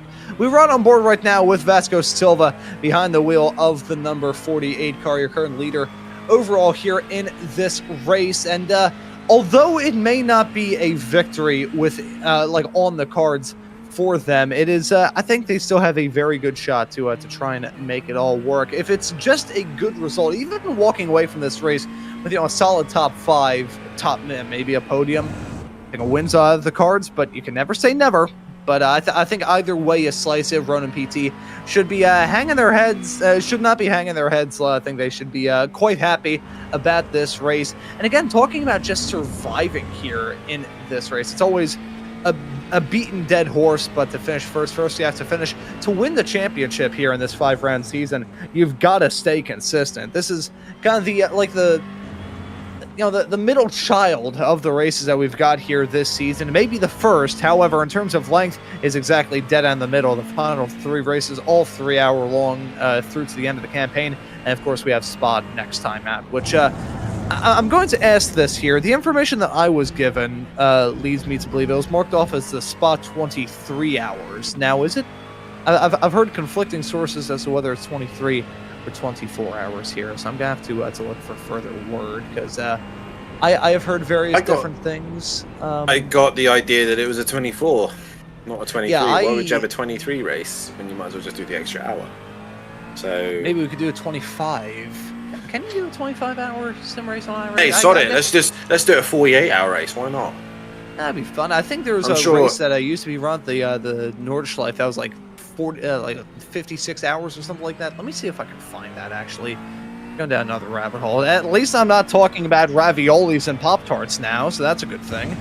Yeah, that's it. How about we just do a demolition derby and just see how many cars make it to the end and just leave it. The last car is still left in the session wins. That could be like a 56-hour race. Ooh, and Howie bringing up a good point. 25 hours is the maximum length. Here's what you do. You have just a simple, you run the race, okay? You run it at the Charlotte Legends course. Have you ever seen the Charlotte Legends road course long layout, Dan? Have you ever seen a sad-looking tapeworm? Because that's what that track is. You run that race there, solo qualifying, 1 lap to try and get the job done. You get qualifying done and dusted, get the grid rocking and rolling. You can do that within 5 minutes. Then you get a 24-hour and 50-minute long race. It doesn't roll off the tongue like a 40-minute long, but that extra 50 minutes, a lot can happen in that period of time. There's a lot that you can do in 50 minutes. Probably make some good food. If you decide to go gambling, you could either make a lot of money or lose a lot of money. In my case, I'd probably lose my own house. You could try, jamming a Pop-Tart into a ravioli. You could do a lot of things in 50 minutes. Oh god, yeah, this is gonna be an entertaining season, ladies and gentlemen. Make sure you tune into this. If me and Ron are here giving you all the action, we're gonna have some very interesting debates. And first things first, it is a Pop-Tart like a ravioli. Well, I let you lot decide that one. And does pineapple belong on a pizza? That's another one as well. Yeah, we're coming to the end of the conclusion of this event. Ronin PT are still leading currently at the minute, but I do feel like a pit stop is imminent for those guys as the 32-second gap, unless they've played the strategy brilliantly here, they've got to stop again, haven't they, Ron? 28 minutes still left to go. Are they really going to make it to the end? That is, I'm not sure if they can. We'll wait for the graphics to cycle up here. We'll be able to run through the stint lengths for everybody here. But the pit stops. Yeah, so I was gonna say that the pit stints have usually been that 30-40 lap long period. This is getting up there. Yeah, there you can see 42 laps into this stint for Vasco Silva behind the wheel of that number 48 car. I am wondering maybe the only reason why they're staying out is just because of a slight disjointment in driver. Actually, no, it wouldn't be driver time because in that pro category there are no limitations there. So I think he's just trying to stretch it out. Maybe hope for a yellow. It's been a long time since we had a caution, but if they did have one, that'd be music to the ears. Either a full safety car, I think would be quite nice. A full course yellow, that would be absolutely perfect because they'd be able to come down pit lane. It's again, to those tuning into this event here, not aware of what we're talking about, we have 2 yellow flag procedures here in this series. You have a full-on safety car where you just follow iRacing controls with closed pit stalls until the pit window opens once the field packs back up. As he finally comes down pit lane, I was just going to say the full course yellow procedure forces all these drivers to run around the racetrack on the pit lane limiter. But now Ronan PT going to have to be on the pit lane limiter as they head their way into the pits. This will give the race lead back to Team Racing Point, who will now essentially be on easy street to try and grab the victory in the 6 hours of the Red Bull Ring. Yeah, as he finally comes into pit lane, depends how long it's going to, depends how much fuel he's going to put on board and how much time. But Project 91 with 39 laps to go, we'll be looking at it's going to be tight on fuel by the sounds of things. So a little bit of lift and coast and being smart here might be able to get them to the end, but it's going to be a monumental job for him. And who is close to him? It's the Team Racing Point, the other Lamborghini, but they're 40 seconds back from them. So, oh no, sorry, they're actually 29 seconds back. So Project 91 car could possibly be in a little bit of trouble unless they've worked it out brilliantly, but I don't see it. I really don't. Yeah, no, I'm not sure exactly how this is going to work out, but I will say good recovery drive from the other team that picked up a pretty severe penalty for that, pretty bad contact heading off into turn number 3 on one of the first restarts of this race. They've been able to bounce back well, holding on to third at the moment. Michael Fry, who was behind that the wheel of that race car at the time, is back behind the wheel of it to bring this race to a conclusion. 25 minutes left to go here in the opening race of the GT Endurance Cup Europe. Again, this is the 6 hours of the Red Bull Ring, and happy to have your company here on the GT Endurance channel. If you don't want to miss out on the racing action throughout the rest of this campaign, you can hit that subscribe button and the notification bell so you never miss out on the racing. We've had our fair share of storylines throughout this race. I'm terrified to see actually nobody drawing attention to our discussion talking about Pop-Tarts and ravioli. That is fair. I would not. That topic had dents in it from us touching that with the 10-foot pole, so we'll just leave that be in the background. Following Delta Racing right now is the other side of that little schmozzle heading into turn number 3 with themselves and Project 91 Racing Team. They haven't really been able to bounce back, currently holding on to 12th in the pro category. That is 20th place overall, looking to try and make up a couple of more spots here between now and race's end. I'll look for confirmation of this, but I would assume in a series like this, the drivers may be scored based off of their overall finishing position instead of in class, but I will make that assumption, not say it is a fact, and I'll look for further clarification before we wrap up for the show. If that is the case, even though it is a Pro-Am, and an Am driver battling all around each other, they're still going to have an incentive to squabble. Yeah, and right now we are currently on board with the Triple A. It's in a bit of a scrap with the Lamborghini and the BMW, the Delta Racing and the Prism Motorsport cars. their race hasn't really worked out tonight. They've ended up, they were towards the front end of the grid. They've ended up working their way down to 19th and 20th place position. The Delta Racing GTD team end up losing 10 places in this event, and the Prism cars have lost 3. So they're under a little bit of pressure from the AM car of Rob here, Johnson in the Mercedes-Benz, the 888 car, trying to work their way into the top 20. With 20 minutes left to go of this race. With obviously the thought of the Porsche, the 91 Porsche, if they know they're going to be tight on fuel, do you think it would be worth coming in now just to make sure you have that buffer instead of having to lift and coast and then stop? Or do you just hope and pray at this point? Because they've got a fairly decent gap back to the Team Racing Point car. It's about 30 seconds. Now, I don't know how long a pit stop around this circuit is, but would you not just try and pit and not worry about it and just push to the end then? Oh, that is a very good question that you bring up there. It's kind of like you have to kind of predict how the future is going to go. 15 laps into the stint, 22 away from the end. I think they may be able to get it done. I think they'll be able to hold off and run it all the way through to the end. I mean, looking at the other lap times here in these cars, these drivers running around this racetrack in about a minute and a half, roughly. So we'll just call it a minute and a half, a little bit around that. There's just a rough estimate to try and give here as we get towards the end. So a minute and a half. Break that up. We have about 14, 15-ish laps to go, maybe 16 at the most. I think they'll be able to make that, as long as they didn't underfuel the car. If they underfuel the car, you can forget about it. They'll have to come down pit lane. If it were me, I would just push the chips out there, say, okay, we're going to try and make it to the end of this race, even if we have to do a little bit of fuel saving. But you do bring up a good point. It would absolutely sting if they do fuel saving to try and make it to the end, only to not be able to make it to the end. Yeah, very much so.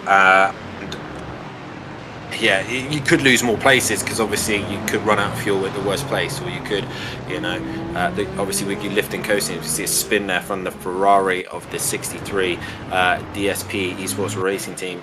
You could lose more places than gain anything really, and we have another replay here of the Delta Racing 31 car driven by Enzo, currently at the minute 7th overall in the Pro category, and it looks like a little moment through the penultimate corner and around they go, and very lucky that the Aston Martin didn't get collected.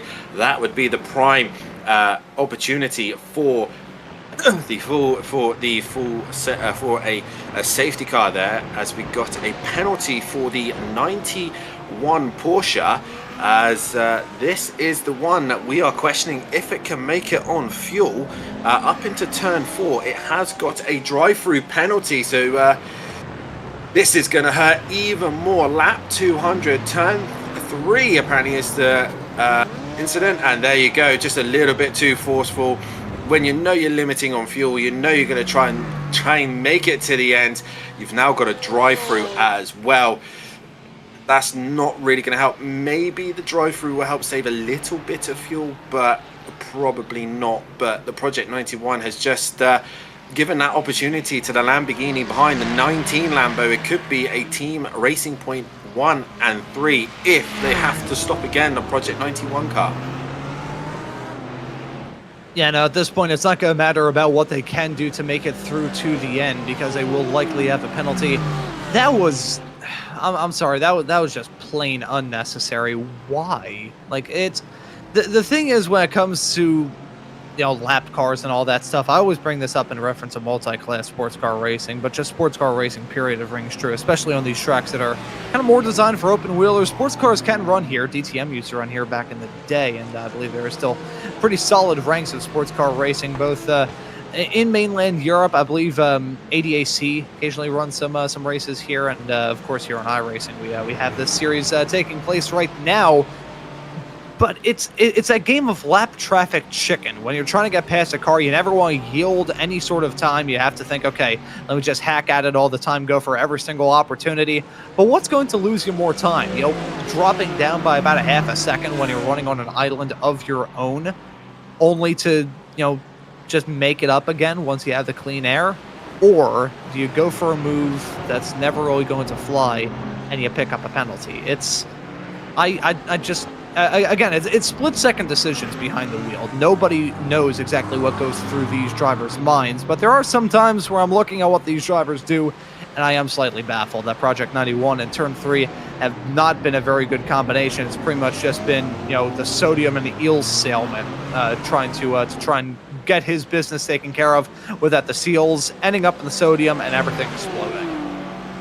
Yeah, it was just unnecessary. You know that you're guaranteed a podium at that point, and just that contact is unnecessary. And it just puts you now in a more vulnerable position, knowing that you might have to stop again. And that gap is now only 19 seconds to the, 17 seconds to the Lamborghini behind. It's really put them in a situation where they're going to have to now make a decision, if to pit and go flat out, or to just try and wing it and try and save as much as they possibly can. And with that in mind, if they do that and it goes horribly wrong, they could look like a hero, or they could look like a complete fool at the same time. But we'll see how it all works out as we are on board with the number 3 here, the Tri-State Racing car, 6th in class on the back of the Fisher Motorsport. This is 4th position, and they're stuck behind a AM car as well, the AAA as well, as they're going to look to the inside of Niki Lauda curve, and through the inside goes the Porsche. That's a position gain, and just behind them as well is the Rusty Spatulas. This is a great little scrap, a 4-wheel fight going on at this moment in time, and we head up to the dreaded turn number 3. The 888 now is a little bit vulnerable, being on the outside, and down the inside here comes the Rusty Spatulas as well. They're not quite got their nose in front, but the Mercedes, they're losing 2 places in a matter of 2 corners, and just behind them as well looks to be the Prism Motorsport car as well, I think. Or is that just a Lamborghini that's a lap down? I think it's a Lamborghini, it's a lap down by the list of things. It is, but a great squabble going on here, and the Mercedes is just hanging in there to hold off the Aston Martin. Yeah, so some brilliant fighting as we get towards the conclusion of this race. And just to recap on the point that I was raising there about how things may go when it comes to the end of this season with the championship and all that stuff, I believe the points are awarded both overall and with class position here as well. I looked through the other rules book, and I forgive. Please forgive me if there's any sort of overlook and oversight that I'm having here.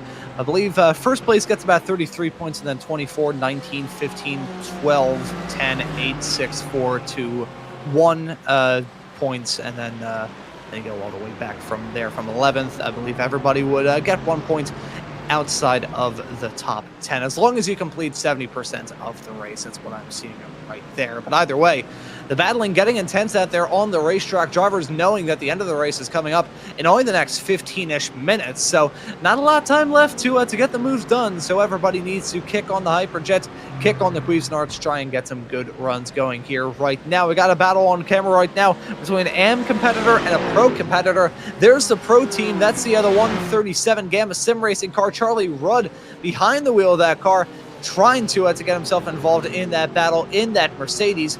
Not able to get something working. I believe that was a 937 car right up in front of them. 967, there we go, 967 of Adrian Dieguez right up in front of him. So that's a battle right now right towards the tail end of your top 15, outside of the top 10.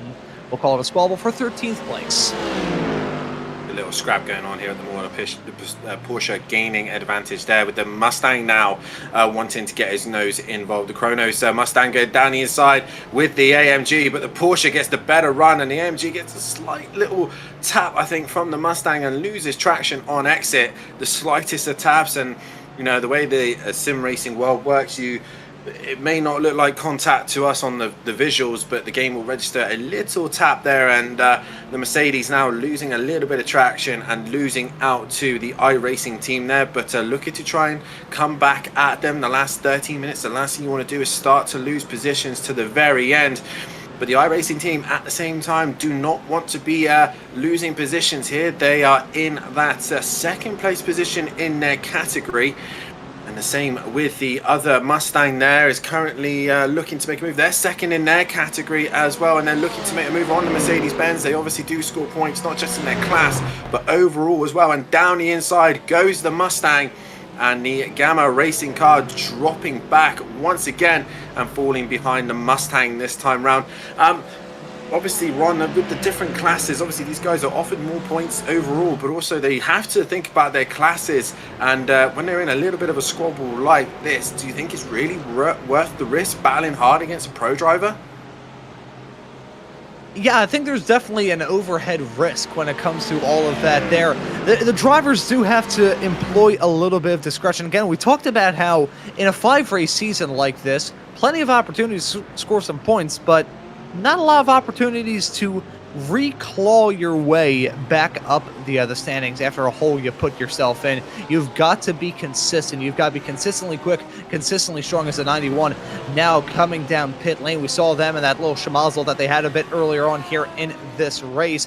Gave them a drive-through penalty for avoidable contact, and here they are down in pit lane. We'll take a look at this. This is the Heracles performance car. Roman Isanov behind the wheel of that car, the 100.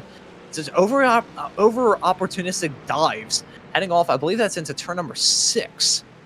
Yeah, on a lapped car as well, which is not what you want right now. Not at the very end of this race. It's unnecessary. He was never going to make up the inside. It's not a heavy enough braking zone. He pushes the BMW out wide, and looks like he even loses a couple of places due to that contact. But that 91 Porsche now exiting, that will be exiting the pit lane very shortly. That's the car that we thought was going to struggle on fuel. That's the car we thought was not going to make it, and obviously we know now that it was not going to. It has pitted, it has come out, but it has stayed in front of the Team Racing Point Lamborghini. So they are still currently in the top 3, which they can have a breath of sigh of relief there, because it was touch and go for a minute there for them. But we are now on board with the Kronos Mustang once again, chasing down the 967 iRacing team, and the Porsche versus Mustang currently at the moment. But it looks like our top 3 are looking settled at the moment, with the Team Racing Point car leading the way. The Lamborghini, the number 16, are looking strong and looking good. The Ronin PT McLaren sat P2, and the 91 Project 91 Porsche in that P3 position. Delta Racing, number 4 BMW, is in the lead of AM class, and the Summit Esports Mustang is leading the Pro-Am class, as we still watch this fantastic fight between Porsche versus Ford, as the Mustang has a great run through that long sweeping left-hander of turn 7. They head up now towards turn 9, and how brave is the Mustang feeling? He's already got one move done, and he's now looking to make another move here as he goes a little bit wide out of turn 9 into turn 10 we go. Has he got the run? Has he got the momentum to attack up into turn 1 now, Ron? I mean, we shall see if he can get it done. I was just going to point out, we received word that that 91 that came down pit lane, that was for a drive-through for incident points. So that was not a fuel stop for him. Had to come down pit lane, and that was not the drive-through that they had previously picked up because of the incident hang down into turn at number 3. Just want to clarify that. Side by side battling hang into turn number 3, though. Although this has been the turn has probably seen the most amount of crashes and incidents, it is one that is still the premier overtaking opportunity. These drivers having a dance with the devil every single time they try and get a move done there. And for Kronos Sim Sports, able to get that P13, lucky P13 spot from the 967 iRacing team 967 car. I like when they have the other branding work out quite well there. But as we approach the end now, final 10 minutes of this race, 8 minutes left on the clock, I do want to bring up one little funky thing that's starting to develop right now.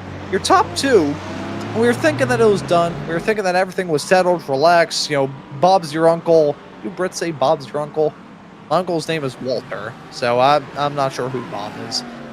Maybe Bob's that uncle that I just see at family get-togethers I've never spoken to in my life. But either way, your top two only covered by about 2 seconds right now. You can see that gap definitely fluctuating. Look at the swings that have been going back.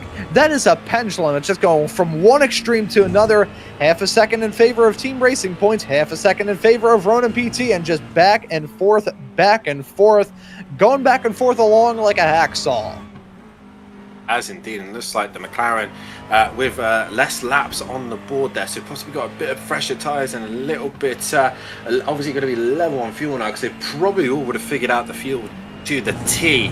But where we thought the Lamborghini was going to be in a comfortable position, it looks like it is not the case. With less than 8 minutes to go now, you know, that's still a couple of laps. I think we've got 4. We're looking at 8 laps possibly to go. It's all still to play for here. The McLaren is coming back at the Racing Point team. They're in trouble here by the looks of things.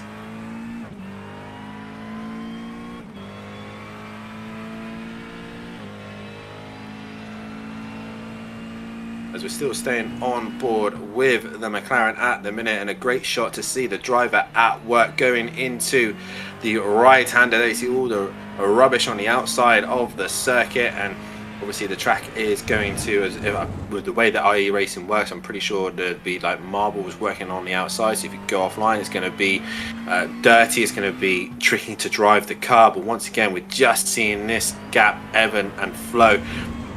Last time round, 0.4 of a second was taken out of their lead, and it's still 1.3, so we can just start to see the gap. But is the McLaren about to run out of time? Are they at the point where they've just left it too little too late? That is the question as they head into the final corner.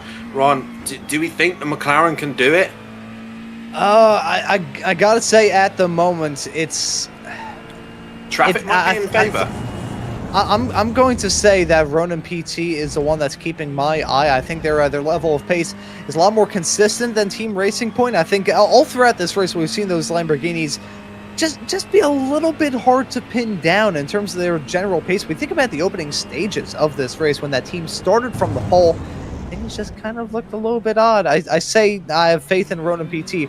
Right, as they lost out on a little bit of time on that last lap, lose out on a bit of time more here in the first sector of this one.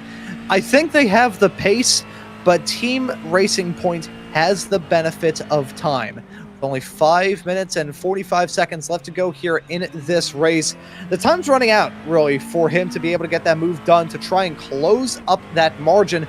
And we can go back to something that we talked about earlier on. Catching up is one thing, overtaking entirely different. That's the problem that they have got in store. One benefit, lap traffic was playing a factor there, but will that pace carry over? As I want to see the sector is going to work out here. Ronin PT invalidated there. Unfortunately, the other way that iRacing usually judges this, any sort of invalidation, any sort of incident points, and we won't be able to see the difference from lap to lap. But you'll be able to see that gap continue to change in flux. Is not going to help out Ronin PT though. Slow car heading their way off through the final turn. You can see that gap growing a huge sideways snap. That may ice it there for Team Racing Points, as Ronin PT going to maybe need to change underwear after that. Yeah, very close moment there. He's really been pushing the boat a little bit there, and we go back on board with the Delta Racing Squad group, and they're now back on the rear bumper of the Porsche ahead of them of the Fischer Motorsport group. They're looking to try and nab another position here. The AM car looking mighty here, and heading up to turn number 1, and the Porsche, by the looks of things, is in a little bit of traffic as well, so there could be another overall position here for the Delta Racing Squad, as and the AM-class squad looking very competitive here at the Red Bull Ring. Hopefully they can take this on towards Spa.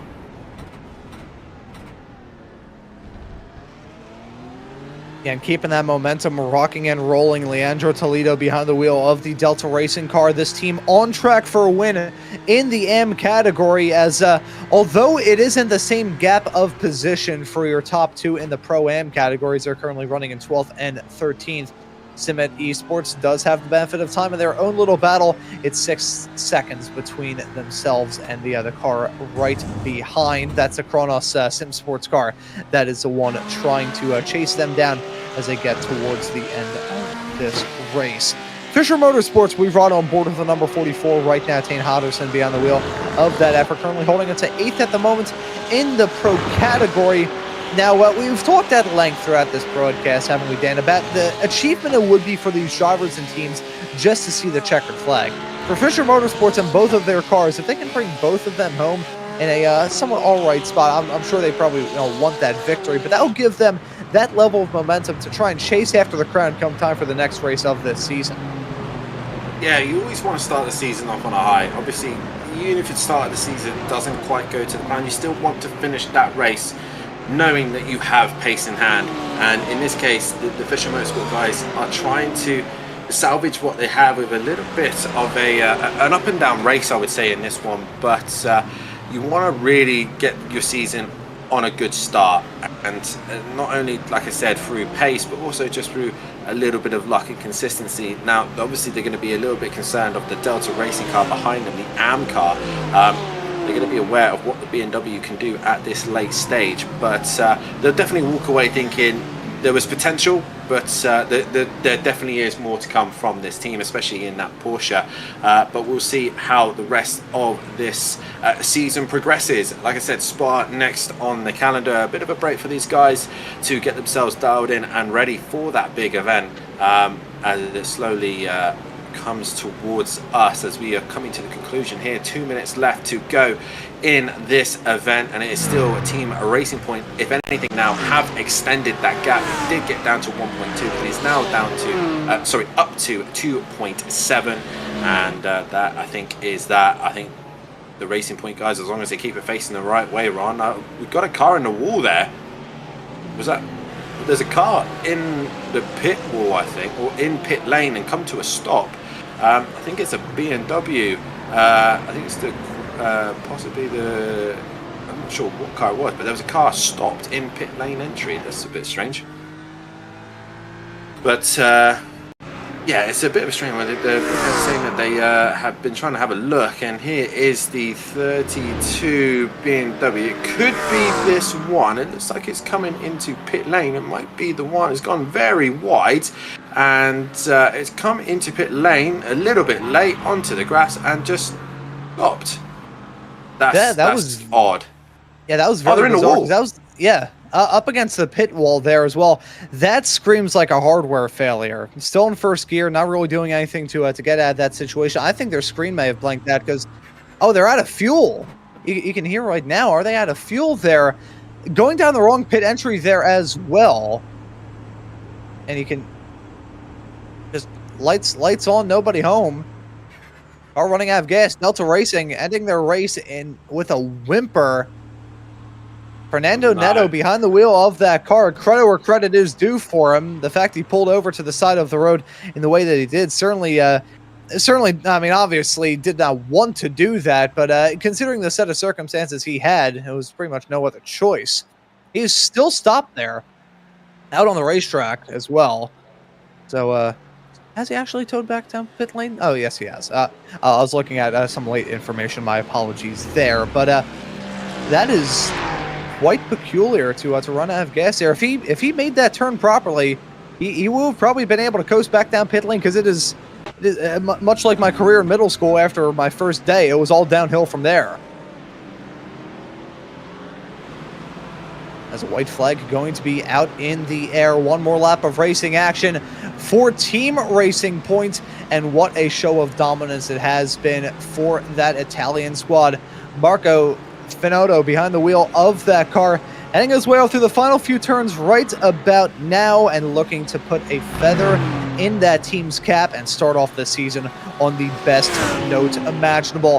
Heading their way off into turn number 9, into 10 here in a couple of moments' time. Team Racing Point, your drivers who started from the pole. The route to get back up to the front was a little bit odd after a setback in the first few hours, but Team Racing Point gonna come across the line to win the 6 hours of the Red Bull Ring. They get the victory overall. They win it in the pro category. What a show of force for that team there. Waiting as well for your winners in the AM category, a show of force as well, and a round of applause for that entire Delta Racing number 4 squad. Leandro Toledo behind the wheel of that car, rounding his way all through the final turn to win the AM category and finish in the top 10 overall. It is 9th place at the end of this race. Take a bow, Leandro Toledo, Lucas de Abreu, and Joao Fonseca. What a drive for them to bring it home inside of the top 10 overall. Brilliant stuff. The Simit Esports going to be the last of your winners. Michael Teichmann behind the wheel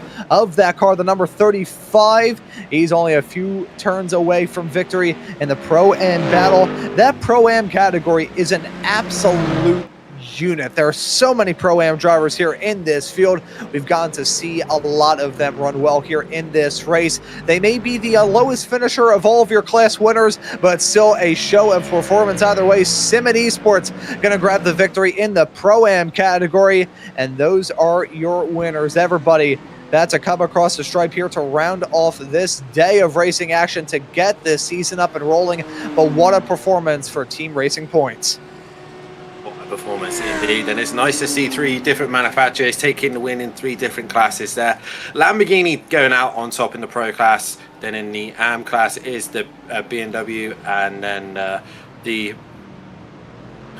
so we got the information saying that the Mustang wasn't actually the winner. It's this Mustang for the Pro-Am car, 120 of the Chrono Sim Sport car. We got some information that is wrong through the broadcasting. It's actually a Pro car, that Mustang.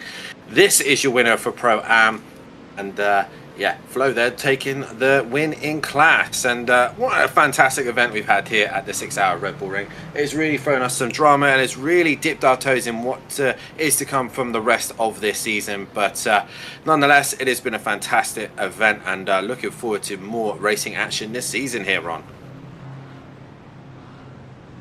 Yeah, looking forward to it. It's going to be a lot of fun. And unfortunately, nothing that any of us could do here on the broadcast. We received incorrect information, changed the graphics, that it was not according to anything that is correct there. So I apologize to Kronos. What a drive from them to score the victory in their category. So we will see these drivers line up here. We'll go through your results, and then I think we'll move off into some interviews before we wrap things up here for a brilliant day to get the season up and rolling. It's Team Racing Point in the number 16 scoring the victory here. Overall, they win it in the Pro category too.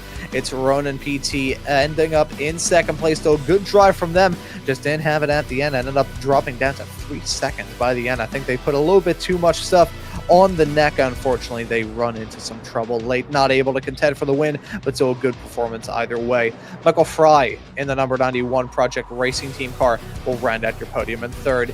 Vitor Fetalino will end up in fourth in the Team Racing Point number 19 car. He'll finish in front of the Project 91 Racing 191 machine. DCS Racing, who are in the thick of it throughout. It's Jorge Cid Santamaria behind the wheel of that car. At the end, he ends up in sixth. Delta Racing, the 31, will finish this race in seventh. Fisher Motorsports ends up in eighth. Some of these drivers, the first ones, one lap down from your overall leader. Leandro Toledo and Delta Racing, number 4, will be your victors in the M category. Pack Sim Sport will complete your top 10. Heracles Performance will end up in 11th. Simit Esports will finish this race in 12th. Chrono Sim Sports will be your winner in the category. They end up in lucky spot P13, enough for them to win in the Pro-Am class. Flo Boss on behind the wheel of that car at the time of the checkered flag. It's a 967 iRacing team car. Adrian Deega is behind the wheel of that car at the end. He ends up in 14th.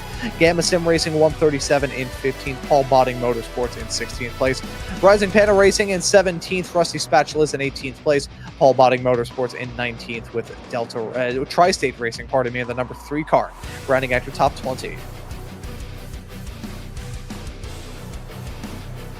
The rest. There it's Andromeda Motorsports ending up in 21st, Prism Motorsports in 22nd, Going Racing in 23rd, Fisher Motorsports in the 84 ends up in 24th, Delta Racing 25th, Gamma Sim Racing in 26th, Turn 1 ends up in 27th, Apex Predator Racing in 28th, Team HSK Motorsports in 29th, nearly on pace, and Fabian Schmidberger ends up in 30th, 7 laps down. From here, a lot of these drivers had extreme difficulties throughout this race and weren't able to get the results that they probably had in mind. Looking outside your top 30, if we can get the WD-40 on the graphics here, and look at the final page of results. It is flight level racing and the 747 team not flying around too well here. Delta Racing in 32nd, fittingly in the number 32 car. Ronin PT ends up in 33rd. DSP Esports Racing Team in 34th. Team Racing Point and the 27 machine ran at your top 35. Bravo Snow in 36th. Sahara with GT Motorsports in 37th. Quad Dash Racing in 38th. Vision 1 Motorsports in 39th with Just for Speed, completing your top 40. Running out your results here for this race as well. So waiting on some of the drivers who have to join us to have a little chat here at the end of this race. A race that I think is just setting the scenes for what is going to be a thrilling campaign here in the opening season of the GT Endurance Cup Europe. Yeah, it's definitely thrown us some interesting opportunities that are coming this season. We've kind of, like I said, dipped our toe in the ocean of what is to come this season, and really looks like the Lamborghini is going to be the car to beat in the hands of the Racing Point squad. But we'll see how the rest of the tracks actually form for the guys, as it's going to. We've just got some slow-mo images here coming for you now of the event, and we're going to see how long it takes till you get some interviews from the winners of each class. But for now, we'll join these slow-mos of the race, and a bit of a strange situation for these guys. 6 hours here, racing from the fog to the night is really pushed them to the limits, and as you can see, the guys really fought right to the end. But that Lamborghini has been the car to beat all day long. But we'll see how things fare in Spa 24 or 23. We haven't quite come to conclusions yet, but I'm pretty sure it's the 24. Yeah, I ended up looking into it. This is, let me see if I can find this information. This is on page 24 of the regulations. I finally found the schedule, dates and all. That will be the Spa 24. So I do apologize there. The information that I was given was that it was 23 hours, which kind of threw me for a loop at the time, but should probably look for clarification. I just wish that it wasn't, in absolutely nowhere in the the rule book. But that will be the next round of the championship. Come time for that on I believe that will be July the 11th here for this series. I don't think any of the winners will get the opportunity to have a chat with us. That's unfortunate. But Dan, final thoughts before we wrap up the show. Oh, it's just been one of those crazy events, hasn't it? We've had endless racing, we've had good wheel-to-wheel action, we've had carnage, we've had safety cars, we've had fog, we've had Pop-Tarts, and we've had pizza. What more can you ask for?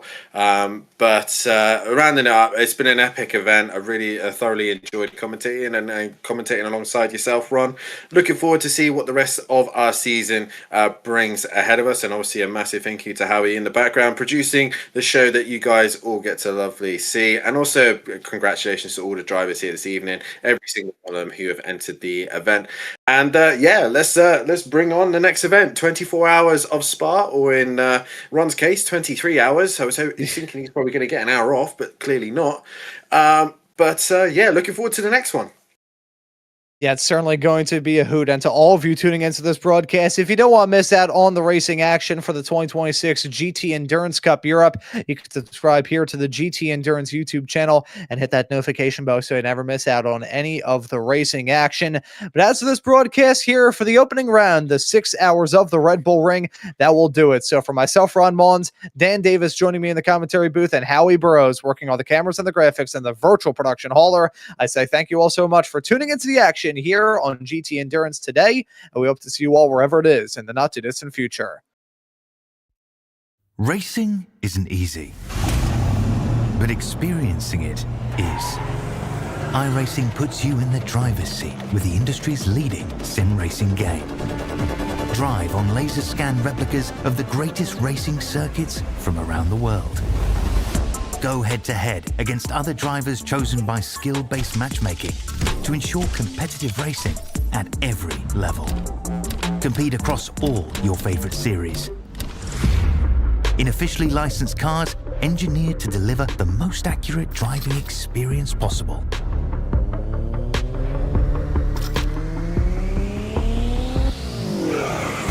Join a race or host your own with players from across the globe. Race against the computer or in a league with friends. Feel the thrill behind the wheel. Visit iRacing.com.